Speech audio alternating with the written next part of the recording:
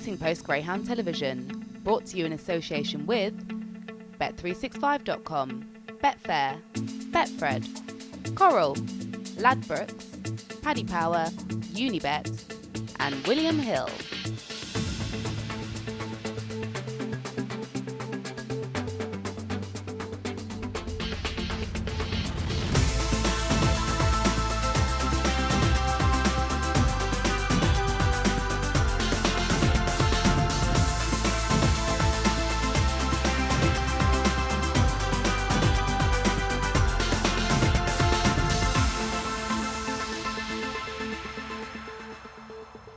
Well, a very good evening. Welcome to Racing Post Greyhound TV. It's the night we've been waiting for. It is the Star Sports TRC Greyhound Derby final of 2023 here at a packed Towcester. A beautiful evening as well. Kevin Boothby, promoter, alongside me. The day has finally arrived, Kevin. Yeah, I can't wait, Dale. We're excited. I think it's 15 cracking races and we'll put a good show on. Absolutely. Now, we know you've got runners tonight, which we'll get to in a second. We also know that the Animal Rising group have been in action earlier today. Tell me what happened here around the lunchtime period. Yeah, they got in there at 12:30. I've had loads of meetings with the police. All the police and security was coming at 1 o'clock. We've always said that if you get in early, we've got hours to get rid of them. We had the special police units here who deal with protesters, so they wasn't phased. And when we rang them at 12:30 and said, look, they've got on the track, they've changed themselves, included themselves to the screen at the back, and I think there's only one left up there now. So I think it's, look, end of the day, everybody has a right to protest, but I think this group's nonsense. I mean, I was talking to one of them, and their intention was, I asked him clearly, what's your intention? He says, when racing starts, we're going to put a banner in front of the big screen, and when the racing actually starts, they're going to throw flares on the track. Seriously. I mean, hold your head in shame, you're a joke, Animal Rising. But look, we was one step ahead of them. We made sure there's enough police here, security here. Let's have a great day. And look, we've still got our eyes wide open for the rest of the evening, but I like to think with all the police presence here and the security we put in place, it'll be a great derby. Caution in the watchword, but let's focus on what's going to go on the track tonight in terms of the race. So we've got ourselves a fantastic Derby final. We've got a final where we could see a greyhound go unbeaten through the competition for the first time since Westmead Hall. Yeah, look, the Swords Rex pings out, he'll win the Derby final. And look, in derbies, you want fantastic derbies. I think we've had a fantastic Derby this year. And to be fair to Swords Rex, if he wins it, who can argue? A dog to win 6 rounds of the Derby is staggering. I mean, watching it here and watching it off the balcony, the dog's breathtaking. He's got serious pace. He's a class act. But look, there's 5 other finalists in there who's got a fighting chance. So if it's easy as that, we'd already paid out, give the trophy away. But look, good luck to all connections. Look, there's a great atmosphere already here midway through the afternoon. We've got music to get everybody ready for the first race. The first race, of course, a very unique match. Yes, I think it's a fantastic idea. I mean, look, originally the pups was entered for the race. Andy, which I totally agree with, won't put on 6 riders in a puppy race. I think it's a great move what Andy did. Unfortunately, it's turned out really nicely. We've got a match race. Both connections fancy their dogs. Both connections put £5,000 up each. Good luck to them. You know, I think it's a great spectacle.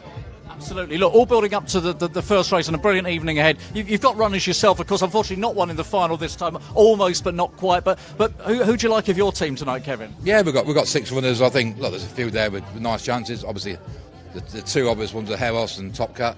Running in tremendous form. I think Heros is going to be a sensation over 6 bends. Did 42.94 trial last week. Top Cat's getting stronger and stronger. 29.06 last week. So they're the 2 obvious ones. Marathon, I think it's a fantastic race. And my bitch in there, Queen, catch me if you can. I mean, she'll do a rattle around here tonight. So if Space Jet or Aaron Smasher gets held up, you know, I think she's a live contender tonight, Queen. But look, I think to have a winner tonight will be over the moon. Hopefully we'll get a few more. But look, just to have 6 winners on the night, I'm chuffed to bits. I know obviously Damien, they're bringing Hero over, so hopefully Hero goes well for us. But it's just lovely to be part of the Derby. Isn't it just? Look, we wish you all the very best because it's a big effort to put everything on, given all that's happening as well away from the racing. So let's have a great Derby night, and I'm sure we'll catch up later on this evening. Definitely, mate. Okay, all the best. Thanks very much to Kevin. Let's go to Jason, who's by the kennels. Thanks, Darrell, and here I am at Kennelling, where you can tell the anticipation is building. Obviously the biggest night of the year, and we're starting off in a peculiar but fun and sporting way. We've got the puppy £10,000 match race, winner takes all. Which way do I go first? In the blue corner, it's going to be New Destiny, trained by Mark Wallace. Yes, well, it is something that seems to have gripped the public and the racegoers' attention, and I'm glad we've put it on now. I'm glad we've managed to sort it out. Thanks go to quite a few people for that. Billy Brennan in particular. He was quick off the mark once I tweeted something up there. And fair play to Seamus and his owners, and I think it's a fantastic race. It's going to be awesome. There's hardly anything to choose from. I'll probably be regretting actually at the end of this saying that we do this match race, because I think Marie Champion is a brilliant dog, but she's a good bitch, and I think it'll be close no matter what. And Nature of Puppies, but untapped potential, New Destiny, 3 from 3, 3 different tracks. Yeah, she started her career really well. She won well in Ireland. She's come over and she's done nothing wrong. Great times at Monmore, Hove, and then here. She's definitely going to be a stayer in the making. Her breeding tells you that. Half sisters, Connoff Crows, who's been brilliant for us this year, and hopefully will go well tonight. So her future lies in the staying department, but she's typical sort of stayer. She's got a lovely burst of early, probably lacks a yard of middle, and then she'll be flying at the finish. I think you could see how the race could go here. I think we might just lead out the traps. I expect Seamus is Marie's champion to perhaps take it up down the back straight, and it's whether we could catch him or not, which is going to be a tall order. Thanks, Mark. Now in the red corner, although I didn't think this through because it's in trap 2, Marie champion Seamus. Yeah, he's a lovely pup, and as Mark has said it all there, really, it's a lovely occasion that it's proper night, proper racing, and it's a brilliant way to start the night, I think, with 2 brilliant puppies. I have not any admiration for Mark's pitch. In what I've seen of her, she's a champion in the making, there's no doubt about that. Her Irish form was of the very highest calibre, and she has continued to do it since she come over here. And our own dog, he's done nothing, only improve all the way, really, and that we probably thrown him in at the deep end when he went into the Derby, but he acquitted himself very well, and that you might say he was a shade unlucky maybe to go out, but he's a puppy, and that was it. So look, this is a lovely event to have, and that's it. It's a little pressure. I feel more pressure tonight, I think, for this race than I have had any other night in my career. Well, oh, thanks, Seamus. We want a good, clean race, over 500 metres. I'm just going to step to the side here, and it's up to you two if you want to do a handshake. We've got our handshake. We're kicking off with the match race. Now back to the studio with Anna and Donna. Oh, you can feel the tension between them, can't you? What is going to be an absolute... Donna, do it properly. That's how you do a fist bump, guys. Come on. Well, we have an absolutely brilliant night ahead of us. Obviously, the Derby final, but what a card we've got. Obviously, I am joined in the studio by Donna. And Donna, what a night for us to have our first show together. What racing? Yeah, fantastic night. Obviously, the biggest night of the year, the Greyhound Derby final. They've all got there in their own ways. Obviously, Swordswick's been unbelievable throughout. Say 2006 Westmead Hawk, the last dog to go unbeaten throughout the competition. But they've all got there, been big price winners over the years as well. So this is the race that counts. Oh, isn't it just? Isn't it just? So let's have a quick look at what we're going to be bringing you tonight. Obviously, we've got a stunning card at Towcester, kicking us off a little bit early with that match race at 5:47. And then finishing with the Durando Marathon at 9:55. And we've got a few graded races at Crayford to bring you in between, just so we can have a bit of a breather. The Trap Challenge tonight, it is Trap 2, that's your 11-8 favourite. Trap 4 close behind though at 2, bigger prices elsewhere. Show you some stats at Crayford for the last couple of months. The hot traps is Trap 4 at 22%, 2 at 20%, and Trap 5 at 18%. Your hot dogs, in the 7:17, we've got Borough Minstrel, who's 5 from 11, and also Ascot Jan in the same race, 3 from 9. And in the 8:45, Memphis King is 4 from 10, and a rather healthy 39% for favourites. Hot trainers, we've got Lee, Lyles and Levers. And on the cold list, we've got Jack, Dornan and Daly, all looking to improve. Towcester stats for you, the hot traps. Trap 4 again at 22%. Trap 1 close behind at 21 though.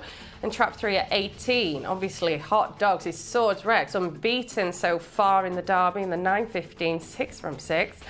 Kennelmate Clona Duke, though, in the same race, 4 from 6. And in the 7.10, Faye Point Susie, 4 from 6. And another healthy 40% for the favourites. Now, do get in touch with us tonight. Donna will be on the email at rpgtv@racingpost.com. And I'm on the Twitter at rpgreyhound. And make sure you check out our YouTube channel for when we go off air later. Now, what you all really want to know is what Donna's selections are for the night. So, Donna, where are you heading for your nap and next best? My nap, I'm going for a Jack Tavernbella in the 8.21 at Towcester. Obviously, knocked out the semi-final last week in the Derby, taken to the track really well. Stepping up in distance tonight at Towcester, 712 is going to suit it down to the ground. Got phenomenal form back in Ireland as well, so I think that is going to be her course for tonight. My next best is Brinkley's Magic in the 9.40 at Towcester as well. Trap 3, I thought it would run really well 2 runs ago against Clona Duke, cracked out a little way, 4.09 sectional, phenomenal. A fairly tough race, obviously Berger Khalifa is on the outside, but I really like Brinkley's Magic. And my lay, I'm going to Crayford with Daisy in the 7.39. Just a puppy and just the 1 win from 10 starts so far. And a little bit of early pace on the inside and some pace on the outside, so thought I'd take her on. My trap challenge is 4. Brilliant, that's what we love to hear. I am at Towcester for all my selections. My nap is going to be Savannah Topcat in the Greyhound Traders Stakes final. He's been brilliant so far, expecting another good performance for the final. My next best is earlier on in the 6.52, Trap 3, Savannah Heros. Now, Kevin did mention how much this is an exciting dog to follow, so really looking forward to what he can pull out the bag tonight. And my lay is in the 7.48 at Towcester. I am taking on Burnchurch Mick in Trap 3. Just not got his ideal draw, and obviously he's taking on Warzone Tom, and I am with Trap 2 for the challenge. Now at Towcester tonight, you don't know who we're going to be bumping into, so let's arrow back to Darrell. Well, welcome back to Towcester in the Executive Suite with Gerwin Price. Look, great to see you at Towcester in the the most important night as far as greyhound racing is concerned of the whole year. Yeah, I've been here the last 2, 3, 4 years. I'm lucky enough to get invited by Kevin and being up in his box, so I appreciate that. And it's a great night and great entertainment, and some really good races as well. Absolutely, 15 to get stuck into. Have you got fancies through the night? Do you like anything in the final? Well, I think I'm going to go for the second favourite just because of the price. I mean, Sword Rex, I think, is going to take a lot of beating. Maybe if Clona Duke was on the inside, I have a bit more of a chance. But I think he's going to take some beating in his Rex. But I'm on the second favourite. Yeah, try and cheat that Trap 5 draw. Have you been following it round by round, going? To be honest with you, I've been that busy this year, and I've sort of missed the first early couple of rounds. So I've only really seen the last couple, and what a great final it is a good setup. So and I'm looking forward to the match race as well, the first race of the night. Yeah, absolutely. Tell me about your darts at the moment. What's happening? How's the form? Yeah, fair play. Me and Johnny won the World Cup last week, beat Scotland. Nice 10-2 win, breeze in the final. But personally, my darts are going really well. It's a busy part of the year coming up, so the match play in 2 weeks, which is in Blackpool, and then like I said, the World Championship right at the end of the year. But my form is in a good place, and hopefully a good few wins for me coming up at the end of the year. It's a bit like greyhound race. It's a roller coaster ride that never stops. And in terms of the greyhounds, are you involved at the moment? The Valley track actually is going licensed over the next couple of weeks, so it's been a long time in making. But fingers crossed things are going to start to move a little bit quicker. I've bred a little bitch with Pastana, so I've got a couple of little pups which are starting running out of him and her as well. So some exciting times coming up, especially with the track coming licensed, and so I think that's the first one in Wales now, so it's going to be good. Absolutely, big time for everybody who loves greyhound racing. Well, look, have a fantastic night. It's lovely to talk to you, and do enjoy the evening. Thank you very much. Thanks, Gerwin. Thank you. Brilliant work so far from Darrell and Jason. Don't forget, we've got plenty more of these to be bringing you throughout the course of the night. But as Gerwin just mentioned, that we have this puppy 10k match race where the winner takes all to kick us off with. And what a race this is to start. Obviously, Marie champion in the blue jacket for Seamus Carhill and all the connections, and new destiny for Mark Wallace in Trap 4, as you would expect. Not really much between them. And Donna, where are you going to be kicking us off for this opening? I'm going to go with Trap 2, Marie Champion. Obviously, it's exciting to get the match race, especially on Derby final night as well. Unfortunate for connections with the puppy race, and obviously the reasons why that wasn't run.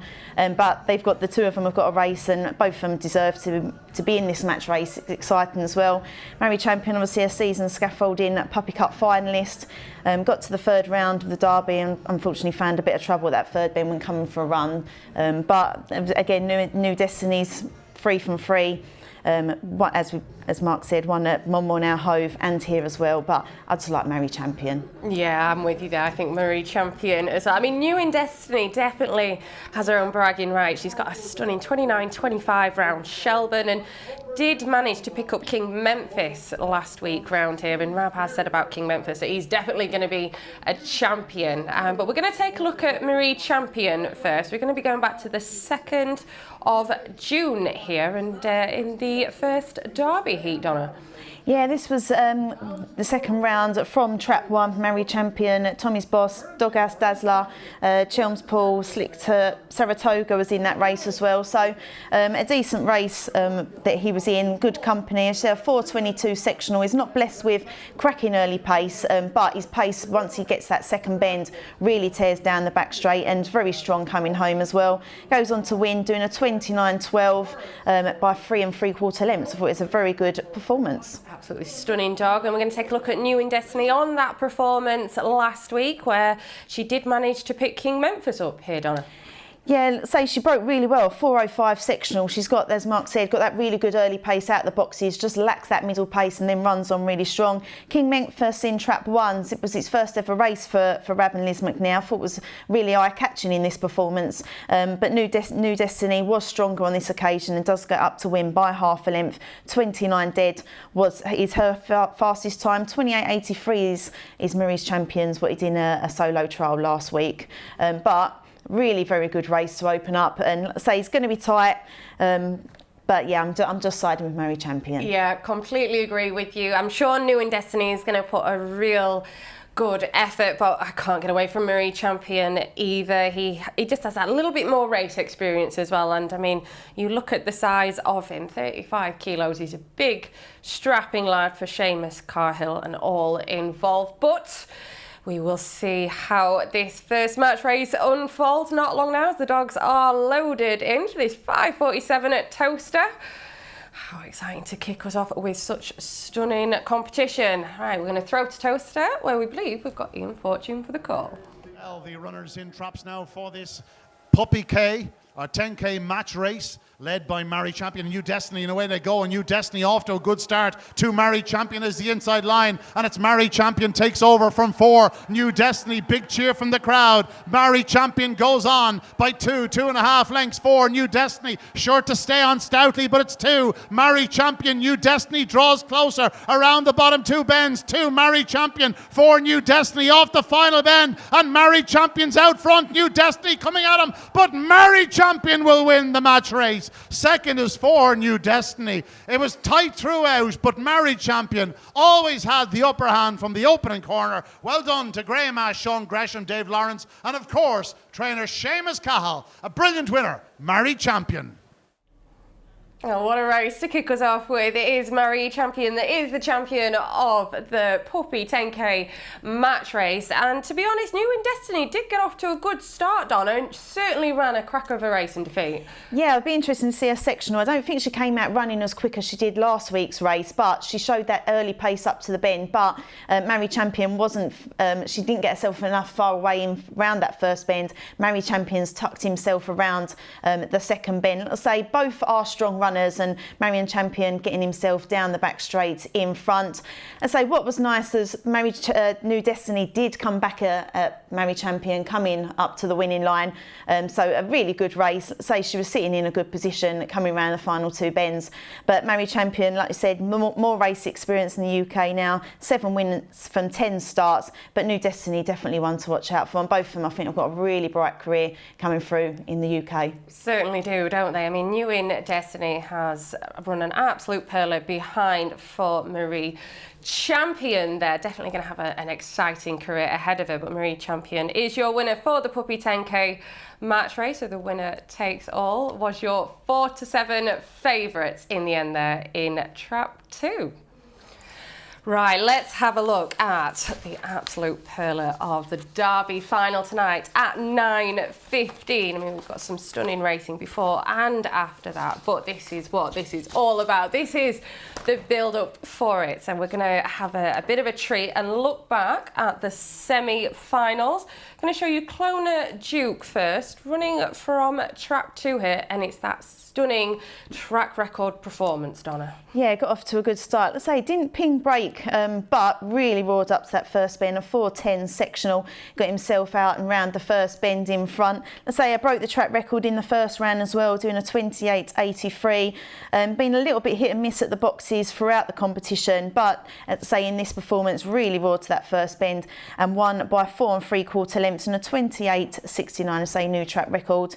And then but I thought it was a really good performance from the dog. Certainly was track 2 there, obviously drawn in 5 for the final, making things a little bit more difficult for him. And obviously the other dog that we're going to have to show is Swords Rex in track 4 for the final, running from trap 5 here for the semi-finals last week. And this dog you just can't, it never puts a bad race in, does he, Donna? He's superb. Yeah, it's been phenomenal throughout the competition. So he broke the track record in the trial stakes on the 7th of May, at 28.76, before then Clona Duke broke it in the first round. Been foot perfect from the start, 406, 406, 408 sectionals, 410, and just been amazing throughout the competition. 28.67 was his time on here, but yeah, really classy performer. So I'm going to put you on the spot now. Who's going to win the final? I mean, I'd love to see Swords Rex. He's been, as we said, foot perfect from the start. So, I mean, I think he's the one to beat. He was drawn with Romeo Command on his inside in that semi-final and beat him to the first bend. I mean, I'd love to see Cachise. I think he's got a good draw on the inside there, runs on strong, but I'm going to go with Swords Rex. A little bit of support as well for Cachise on the inside, nibbled into 25s from 33s. I mean, all the dogs in this final are definitely worthy of getting here. They've all ran on merit. Ninja Kerry, the huge outsider at 50-1, but I think has been doing well from this draw as well, and could play a bit of a blind if there's any trouble on the inside. Now we're going to throw back to Darrell, who has managed to collar the owners of Swords Rex. Well, we're relaxing here with Barbara and with Leonard Lowndes, who of course own Swords Rex. And relaxing, Barbara, is the key word, because you seem so laid back. Looks can be deceptive. I am, yeah, I actually am, yeah.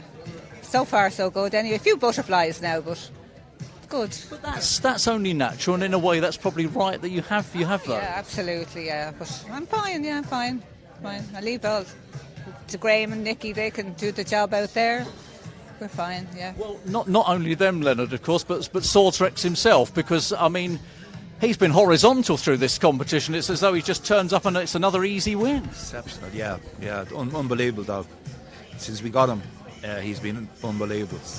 The day we bought him, Graham said, see, I had a sick brother, and Graham sent me a video of the pup being trialled, and I was talking to him and I said, so this is the video I'm after getting on a WhatsApp from Graham. And Graham was standing back talking to somebody, and he says, see, this is some pup. New in sessions beat him a half a length in the sprint in Clonmel. And he just said to me, Leonard, you have something special. You most certainly do. I mean, can you believe, but Barbara, can you believe the greyhound that you've got? Can't believe it, no. Phenomenal. It's mad to believe it. It's hard to describe, because we reckon we've been buying dogs and breeding dogs for years, and the last good dog we had was probably Swords Prince, who won the Towcester Trophy in Shelburne Park, and Richard had him a stud, and he bred about 3,000 winners. But to have a dog like this, he's just exceptional. It's just, and the trainer there. That's the problem we have tonight, is that the trainer has three dogs in the final, and we know each dog is done the same way. So it's who gets the bend in front between the three. I guess it is, but it's a nice situation for Graham and Nicky to be in. As far as you're concerned, tell me about Swords, because obviously the greyhound is named after the town you live. I know very little, if anything, about Swords. So enlighten me. Tell me more. Swords. Well, Leonard is born and bred in Swords. So he's lived there all his life. It was a little village, but it's a big town now. Okay. Big town now, so we just called all our dogs Swords. And the Rex part is, we got Rex from a TV programme, a Canadian dog that was in the police force, so we took a fancy to the name, so that's how we... And this dog, I mean, not that Swords needs to be put on the map, Leonard, but it's probably helping a bit, isn't it? Well, that's where we went to Marbella last week. Well, to get away from it. It's everywhere. I said to Graham, I said, I don't need to be there cheering on the stands. I know you're there with the dog. The dog will do us bit, and I'm going on holidays. Because what we did was, before the Derby, we had a holiday booked. We didn't realise the Derby had been put back to September, to the day it was. And so we were sitting at home and said, look, it'll be better, because we thought we had a very good chance of winning the Derby last year. And Graham said to me, I think I have him right. So what did I do? I cancelled the thing, and he got hurt. Well, however it's worked out, you're here tonight. Listen, we wish you the very best of luck. One more run, and he's a champion in our eyes anyway. He's a hero, and he's a hero in Ireland, I suppose, and he's a hero around our place, and he loves to be a hero with us. And maybe he might throw a hero. You never know. Best of luck to you both. Thank you for the chat. You have the name now for his first pup, Swords Hero. It's the next generation already sorted. Good luck. Thank you both. Thank you. Well, I definitely don't think that was water on the table there. They were far too calm to have a runner in the final and be sitting there acting so chilled out, Donna. I don't know about you, but I would have just been an absolute bag of nerves. Yeah, I feel nervous for them Yeah. sitting here. Like, for all of them, it's such a big night, and all week you would kennel hand connections. Yeah, you'd be nervous all week. Oh, too right, you would. Letting you all know that they are all go at Towcester, which is great news, and we've also got a little bit of a post-race piece to bring you from obviously the winners of the first match, puppy match race at Towcester.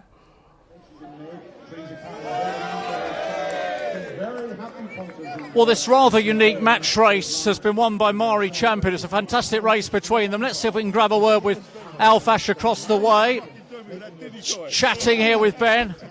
Look at this. This is the embrace. Let me interject if I can very briefly. I'll chat Ben in a second with you, but a great start to the night. Not for me. We laid a 6,504 on. Not a great start to the night for you. This chap, I've been going to Hove Dogs since I was 13, and he said to me he remembered me then, and I owned a dog with my dad, Didikoy, that was got to a few finals and stuff, and he said that Didikoy kept beating his dog Shoreham Beach, so I apologise, but all those we all come back around in Greyhound racing, and it's nice to see you again. Thank you, Ben. Thank you. Let me have a quick word with you, Alf, because this was a great idea. What a concept this was, and what a race. It lived up to all expectations. Yeah, I thought so. I mean, they're both very, very good dogs. The first one that made the bend, we thought we might take it up between the first and second bend, but we were lucky enough to get inside it at the first bend, and very, very strong dog. But look at the crowd and everything. It's really nice that match races, when I was growing up, was a very popular thing, and it seems to have disappeared, but hopefully they can resurrect it, and it's lovely. Well, let's hope there's a few more. Maybe we can just bring Mike in as well here. Look, you're a game sport. You're all game sports here. Absolutely. Let's have another one and swap the traps around. I'll tell you what, we'll have another one, swap the traps around, then we'll see what happens. I've heard the idea of a 5-1-5 rematch at Hove. I mean, could this happen? Could this happen for you? Anytime. We're up front now, so it's up to Mike if he wants another one. We're up for nothing. Should we be seeing more of these? It's a spectacle, isn't it? It gets us going. We're willing to put it up. Everyone wants to see it. It'll all go up down the back. Absolutely. Come on, we loved it. We love it all. This is for the dogs. The dogs are the stars here. You've got to see two dogs go against each other. You can see no better spectacle. What more can you ask? Listen, brilliant stuff. Well done both. Cheers, guys. Congratulations. Thank you. Always brilliant to see there, and it's something that I think they should bring back a little bit more, Donna. The match races, we don't see that many of them anymore, do we? Especially the longer distance ones. I used to love seeing that. Yeah, especially at the marathon races as well. I mean, from a kennel point of view, we actually was involved in one back in 2005, Trojan Flight, Scissors, Bosman, and Seamus said before the interview how nervous he was because you're either the winner or you're not. There's the two, and unfortunately we wasn't the winner on that night. But yeah, they need to, like say, just the two dogs, match race. all the room to run. Yeah, and they've they've done it well, I think, doing that at the beginning of the meeting. It just sort of gets everybody fired up and excited, and gets the crowds in a little bit earlier as well. Yeah. Right, looking forward to the second at Towcester. Well, it's going to be a bit non-stop. It is the Jack Murrell Memorial Trophy. So we have a stunning lineup here, some brilliant classy sorts over the 500-metre trips, and we're going to show you a little bit of VT footage early on. We're going to show you Savannah Hero, who is running in Trap 6 in this at 11-4 currently, and was also running from Trap 6 on this occasion, Donna. Yeah, this was the second round of the Derby from Trap 6. As I say, Cachise was in Trap 3, cracked out and led all the way. It was obviously a good performance for Cachise, and as we see, he's gone through now into the final. But Savannah Hero put in a really good performance in behind. Trap 4 was Stevie No, Savannah Bailout as well in this race. So it was really good form in and company it was holding. But went on to get beat 5 lengths by Cachise, who we know is a very strong runner, and doing a 29.46, which is his fastest time so far. I thought it was a good performance. It then went on next round, got knocked out even against Romeo Command. I am going to be, though, with Trap 2, Fay Point Jet for John Mullins, May 21, having its second race today. He's had the D1 so far in the UK at Towcester. It totally missed its break, but really powered and showed some really good pace, just getting beat 1 1/4 lengths, stepping up, as you said, to the 500 metres today. It's got some really good form back in Ireland. Enniscoffey, a decent time over the 480 metres as well. A 28.41 win there by 7 lengths, a really top class performance there, and I think this distance will suit it down to the ground. Yeah, I am in complete agreement with you. I really like the look of Fay Point Jet as well. I mean, if you look at his mum, who did throw Kildare, he's got some stunning breeding. Obviously made the final of that €5,000 Michael Fortune Memorial and Race competition in Ireland, and is just been unstoppable around there. Won 4 of the rounds on the bounce. I thought he's clocked a few classy sprint trials around here as well, doing some open race sort of times.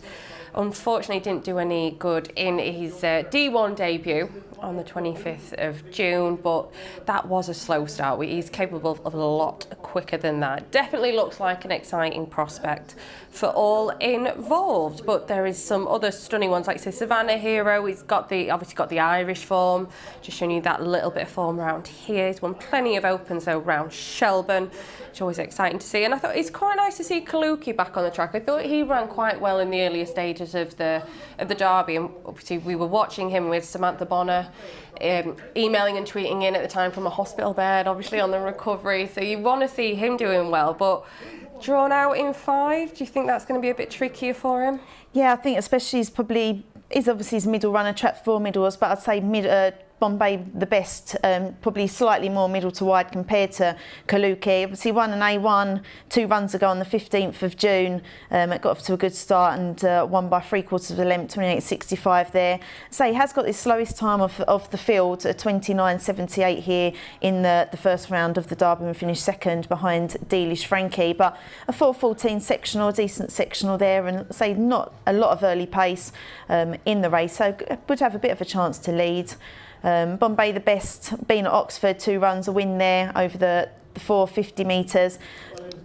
Has got the fastest 29.16, but it did it in a solo trial. So sometimes when you're looking at the solo trials compared to race conditions, you want to see a few more dogs in there, don't you, really? Then repeat that time. Yeah, completely agree there.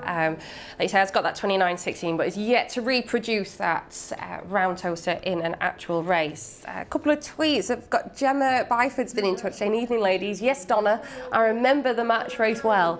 Same as tonight, all in good spirits and really caught everyone's attention. Good luck to everyone involved with a runner on the Derby card tonight." And also Paul Wing says, "I've been championing in match races for ages. Most people won't be interested in them. Tonight proof people are.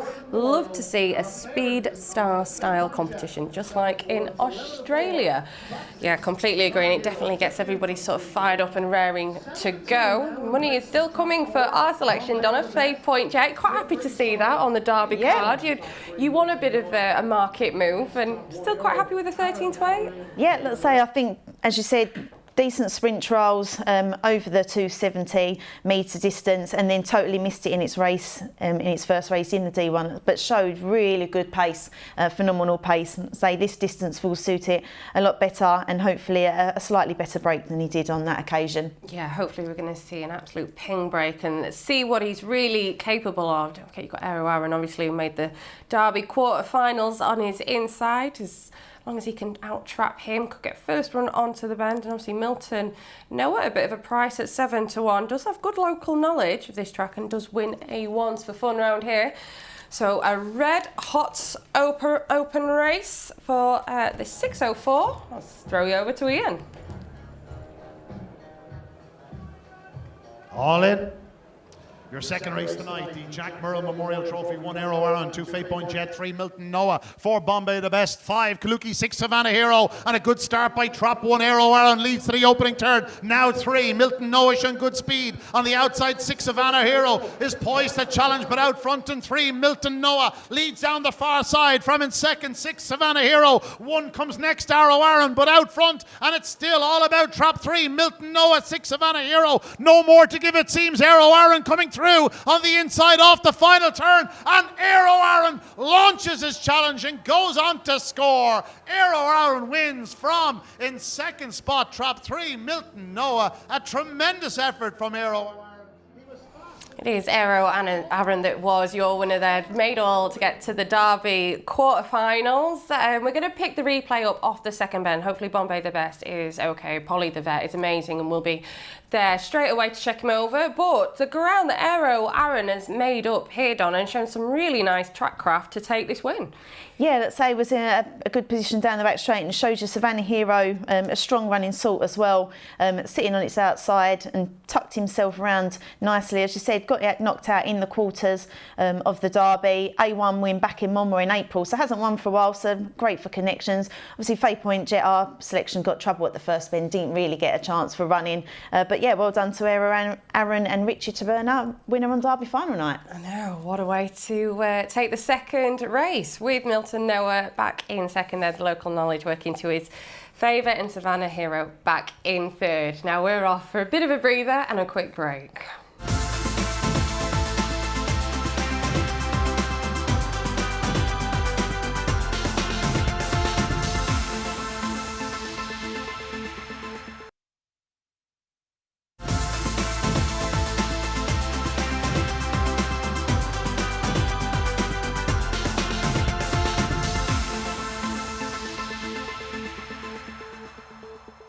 Well, welcome back. We're in the restaurant with the Clonard team. Kevin's with me now, because you've almost been there before, haven't you, with a third in the Irish Derby, was it a few years ago? We did. We had Clonard Blaze. So, like, this is our second time round with Clonard Duke. So, fingers crossed, who knows? Does it get easier second time round, I guess is the question. No. In fact, it's worse. Look, it's all on the day now. Whoever produces the goods today will be the worthy champion. They can, we can do no more. So, look, we're very happy with him. So. Are you happy enough with your draw? I mean, I know you can't pick it. You've got 5, but can he produce the goods from 5? Yes. I mean, if you'd asked me before the semi-final, I'm getting trap 6, I'd have taken it. So, look, he can run from trap 5. He won the select stakes from trap 5. He's won the juvenile derby from trap 4. So that won't be a problem to him. Okay, that's good to hear for his Legion supporters. Now, your loving wife Gillian, how has he been over the last few days? Has he been different to the normal Kevin? Well, I suppose this is a very important event for everybody, and to be in the final is amazing. I suppose something that everybody's so excited. We have huge support from our Clonakilty. From the trainer, and I suppose Sherry-Ann and Jim as well. They've been helping us. We haven't been here before, so it's really exciting, and I suppose it's great that it's such a family event as well. Our children are here, our family are here. So absolutely, it's a real family affair, as you said. You mentioned Sherry-Ann, of course, is the breeder, but you've also got an interest in Swords-Rex, so you did have an interest in Swords-Rex. Yeah, well, we had Swords-Rex as a young sapling, so yeah. What can I say? They're two very, very good dogs, and maybe a dead heat would be nice. A dead heat for you would be the absolute perfect result, Jimmy, wouldn't it, I guess, for Sherry Ann? Yeah, well, it would help. Any result with either one of the two of them would be nice. So we'd obviously be more in favour of bias for Clonard-Duke, but Rex, if he could beat Rex a short head, we'd be thrilled. We've been trying to watch both of them, of course, but you know, to breed a Greyhound finalist and potentially a Greyhound Derby winner is fantastic, isn't it? It is. It's amazing. Sure, look, we're super excited. We're delighted to be here and wish Kevin and Gillian and the family the very best of luck. And look, it's probably the luckiest dog because there's 6 very, very fast dogs out there, and you know, luck will play a part, won't it? Play a part, big time. Yeah. It's lovely to talk to you all, and we do wish you the very best of luck for later this evening. Thank you very much. Thank you. Brilliant to hear from the connections of Clonard-Duke there, another one of our amazing finalists in Trap 5 tonight, so good luck to all involved. Now we've got a lovely little presentation to bring you from obviously the Jack Murrell Memorial Trophy race we've just seen at Towcester, where Aero Aaron was the winner. Well, the Jack Murrell Memorial Trophy, remembering Jack, of course, so popular with so many of us in greyhound racing. Let's have a quick word, if we can, here with Steve. I mean, it's lovely that we're able to remember Jack, and so many people here will have great memories of him, of course. Yeah, it was his favourite night of the year. Thoroughly enjoyed it. You know, it's just great to be here and see his friends and exchange old stories, and you know, just have a good night and remember him, you know, as best we can, like, you know. Kerry, come and join us. You were just saying that this was one of Jack's favourite nights. It was, yeah. He loved the Derby. He loved greyhound racing, full stop. So, yeah, no, it's just nice to have it in his memory. Absolutely. Well, let's hope we can keep this race running, because yeah, it'd be great, and it's great the Star Spot putting the money in and keeping the race, you know, as the number one race. So, you know, we're grateful to everyone and the way we get looked after when we're here. So, you know, and you know, we all remember his old friends and that. So, absolutely. Well, we're thinking of Jack. Yeah. Absolutely. Good to see you both. Thank you very much. Thank you. Oh, absolutely great to see there, and quite an emotional race, to be honest, Donna, and it'd be lovely to see that happen every year for the Derby. Keep that memorial race going, because like you said, Jack absolutely lived and breathed greyhounds, and that's kind of what the Derby's about, isn't it? All these little stories and it's a real family sport. It is, yeah, and it's nice for the family to be able to go there and celebrate and with Jack's friends and where he would have been, and supporting the dogs as well. So yeah, it's a lovely touch. Definitely is. Now, looking forward to our third race at Towcester. We are not letting up. It's the Rpgtv Champion Bitch Stake. It is a duplicated race. It's going to be £2,000 to the winner plus a trophy. We're going to give you a little bit of a hint with Crossfield Cora running from Trap 4 in this today, but we're going to show you when she was running actually from Trap 6 on this occasion, back on the 24th of June. Yeah, this was her last run. Trap 3 was Faye Point Susie, who came out running. Who's running later on in the other bitches race, later on the card. And as I said, Crossfield Cora from Trap 6 here, runs on very strong, going down the back straight. Finishes second, but pulls back the leader for 1.5 length in the end. 29.35 was her time. 29.34 was her fastest time, which she did back on the 9th of April. But she likes it at the track, and I thought it was a strong run. Yeah, certainly was. I mean, was runner-up in the 3 steps as well. So you know she's got the stamina. Now we're going to quickly head back to Towcester. Now, yeah, you can see there's lots of food available here, but I wonder if they sell noodle, sprout, chicken, pumpkin. Almost. Pumpkin, chicken. That's right. You're a very researched man, aren't you, Jason? How did you know that? It's absolutely incredible. Those are the runners you've had Derby final night. Yes, last 5 years I've had a runner on the card, which, as you know, is remarkable for a trainer like me. I mean, it's a fluke, isn't it? It's an absolute fluke. I don't want you to blush. How many of those have been winners? None. But that might change today. No, I don't think so. No, I think we'll trail in behind them. No, actually, if we lead, we might win. But if we don't, we won't. We talk about leading. We're talking about the Rpgtv Champion Bitch Stake, Arthur Chicken in Trap 6. 16 to 1 at Romford in the dual distance. Thanks for the call. Didn't I call you? Oh, I'm sure I had you on speed dial. It must have been Hobbsy. I must have Hobbsy. I got a bunch of flowers from someone. I thought it was you. No? Not from me. It wouldn't be flowers. No, it would have been Rotten fruit. Oh, yeah, I remember those, yeah. But seriously, you have got a leader's chance to... I mean, that's obviously what would have to happen. Yeah, she has to break. I mean, she's got plenty of early. She's quick away, but sometimes she misses it, and if she misses it, she's not the same dog, I'm afraid. She'll just potter in behind them. Pat, you're a superstar. No one embodies greyhound racing more than you. You love the game. You enthrall us all with your runners. We wish you the best of luck. Well, thank you very much, Jason. I hope you get a winner tonight. 07983 274 4432. That's my number if you ever have a 16-1 winner. Oh, yeah. See, it's cheaper than Tinder, that, isn't it? And by the way, it's not. Don't call it. Brilliant, Pat. Cheers, all the best. Just writing down that number to prank call him at 2 o'clock in the morning, so that's scribbled out.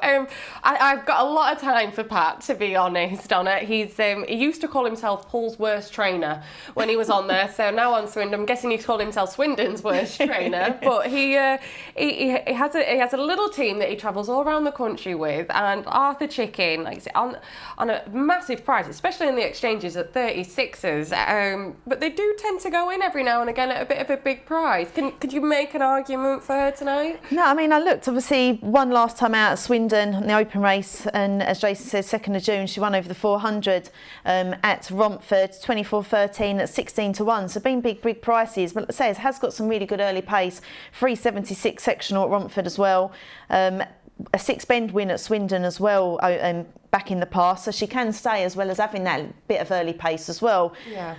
I'm not with her today, but let's say we've had big prices in the past in Derby final night. Certainly have, and I think that the trainer's name plays a lot into it as well. Obviously, the bigger trainers, they do go off shorter prices. Yeah. Obviously, Pat's a bit smaller, not as well known, but definitely one to be keeping on side of. As you say, got all these big price winners going in every now and again, but I am drawn to the 11-10 favourite. No surprises there. Crossfield Cora, the bit of footage. Are you with me on that one? I am, yes. Like I say, runner-up in the 3-step to victory. She was 3rd in the KEB Maiden Derby final here as well, earlier in the year. My only concern was obviously 7 seconds and only 3 wins from 13 starts, but she's more than capable of winning. She's decent times as well.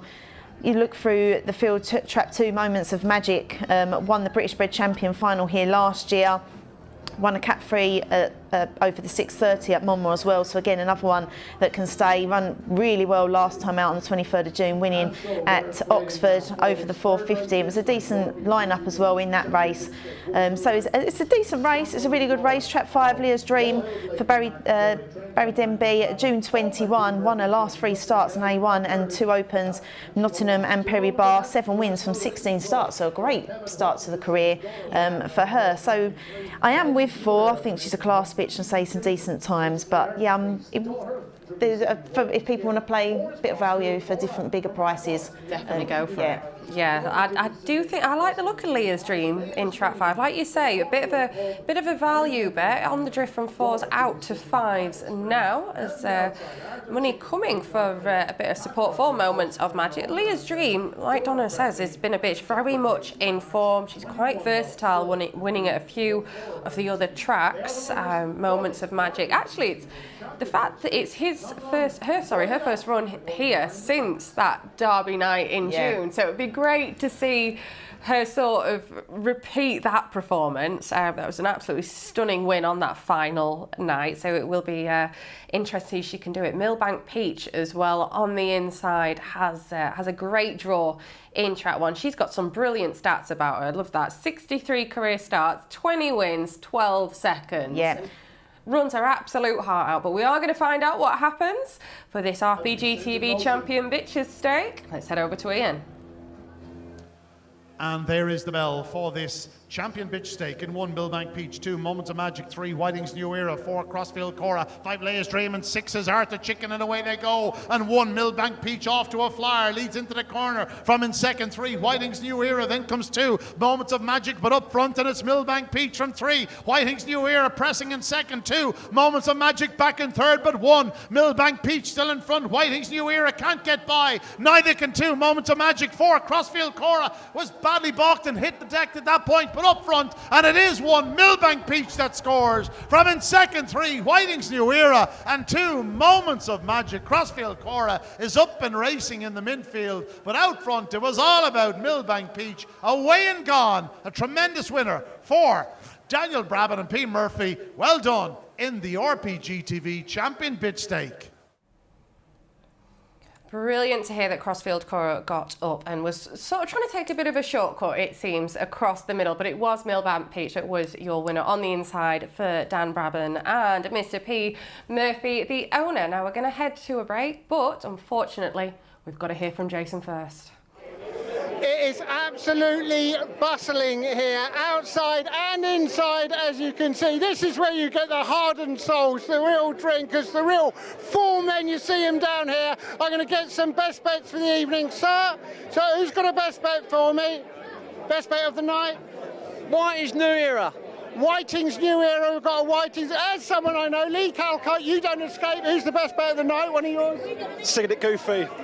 Sign it, Goofy. Yeah. Sign it, Goofy. There you are. Lee's taking the odds on. We're going Shawfield style here into the scrum. Into a pretty lady. Who do you fancy? Oh, half a chicken. I thought she was going to say me for a second. Oh, yeah, I did. Thank you very much. And we're going on. Here's a guy who knows what he's talking about. Come on, who's the best bet of the night? Jack Hammer and Bella. Back Born Warrior. Born Warrior. Oh, just come through it. Oh, he's a friend. This is a Bogner boy. He's like me, the Bogner boy. Who's going to win? Come on. Come on. It's a fantastic atmosphere. It really is. If you're not here this year, come next year. And let's just remind us, who's that winner? Romeo, come on. Romeo, come on. The nap from the Bogner boy.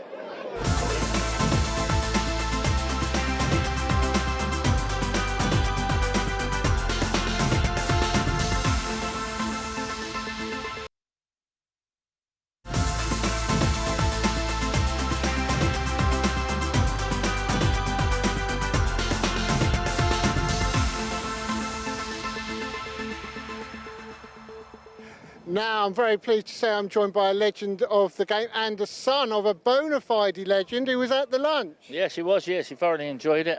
Great reception, and the lunch was very good, actually. I think Kim needs to be very proud of herself. But it was a very good day. Yeah, and it was excellent to see you all there. Now, BGBF True Frame British Bred Champion Stakes final. You've obviously got the favourite, the brilliant Sign It Goofy. Yeah, I mean, he really loves this place, doesn't he? I mean, he's still got a break. It's still a good final. I think if he can break and lead, he'll have a good shout. I mean, his win-to-run ratio, when you consider the races that he runs, it's just incredible. Yeah, he's look, all his siblings, they're the same, all winners. He's done phenomenally well. You know, can't fault him in any way. And he'll be a banker for many today, that's for sure. Moving on to the champion bitch at 7:10, Faye Pointer Susie. Yeah, I mean, she's doing it all right. She's breaking and flying out, and she's got to do the same tonight because it really is a spectacular bitches race. One of the best you've seen for years. So whoever wins that will win it on merit, and I think they've got to do it, you know, from the front. And obviously that's something that she managed to do for 2 rounds of the Derby. Yeah, she did 2 rounds of the Derby, but the later round she didn't, and she broke last time fresh. So, look, we're hoping for the same today. Another one who took their chance in the Derby, 7:48, Chelm Switch. Chelm Switch took his chance in the Derby. He won the plate last year, and this will be his last race tonight. He's in the seniors race, and it's a swan song for him, so that'll be him done tonight. Oh, right. Well, I mean, winning that plate, though, that was special. Oh, that was very special because it's a big deal. The way he won it, you know, it was very good. It's a good competition to win. And finally, the sprint Merlin's mate in 6th. Yeah, hey, I mean, he's got to do well. He's got to really come away. It's a hot race. He ran well the other night. There's no reason why he can't win. John, your mum's a legend. You're a legend as well. Cheers for talking much. to us. Thank you, Jason. Thank you. Brilliant. Now, David Afu is with me from Star Sports. I'm told by your colleagues, David, you're a bit of a greyhound guru, a bit of a keen eye for these things. I wouldn't say guru, but yeah, I do follow the dogs and looking forward to it tonight very much. So yeah. You are flicking through the page. We've got lovely profiles, by the way, of all the finalists in the race card. So how do we play this Derby final? Well, it depends on the prices really. Swords Rex looks a very, very good thing, but it's whether or not you want to take 4 to 6 or 8 to 11. Okay, I'm really telling you can't have him tonight. You have to pick an fine. alternative. If I was doing an alternative, I think overpriced is the Trap 1 dog, Cochise for Mr. Evans, trained by Richard Rees in Hove. I think it's overpriced. I actually got involved with it when it was a lot bigger than it is now. So you're holding an anti-post ticket? I am indeed, each way anti-post. So if it comes in the top 2, I'll be very, very pleased. But yeah, I wouldn't be surprised if it runs well. It will definitely be staying on. You are a shrewd. You see, I said you were a shrewd man, and you've got a ticket on Cochise. Listen, we're going to wish you the best of luck tonight. I hope Cochise runs a big race for you. Yeah, but thank you very much. Good to talk. Anyway. Yeah, and you, Darrell. Yeah, thank you. Thank you. Cheers.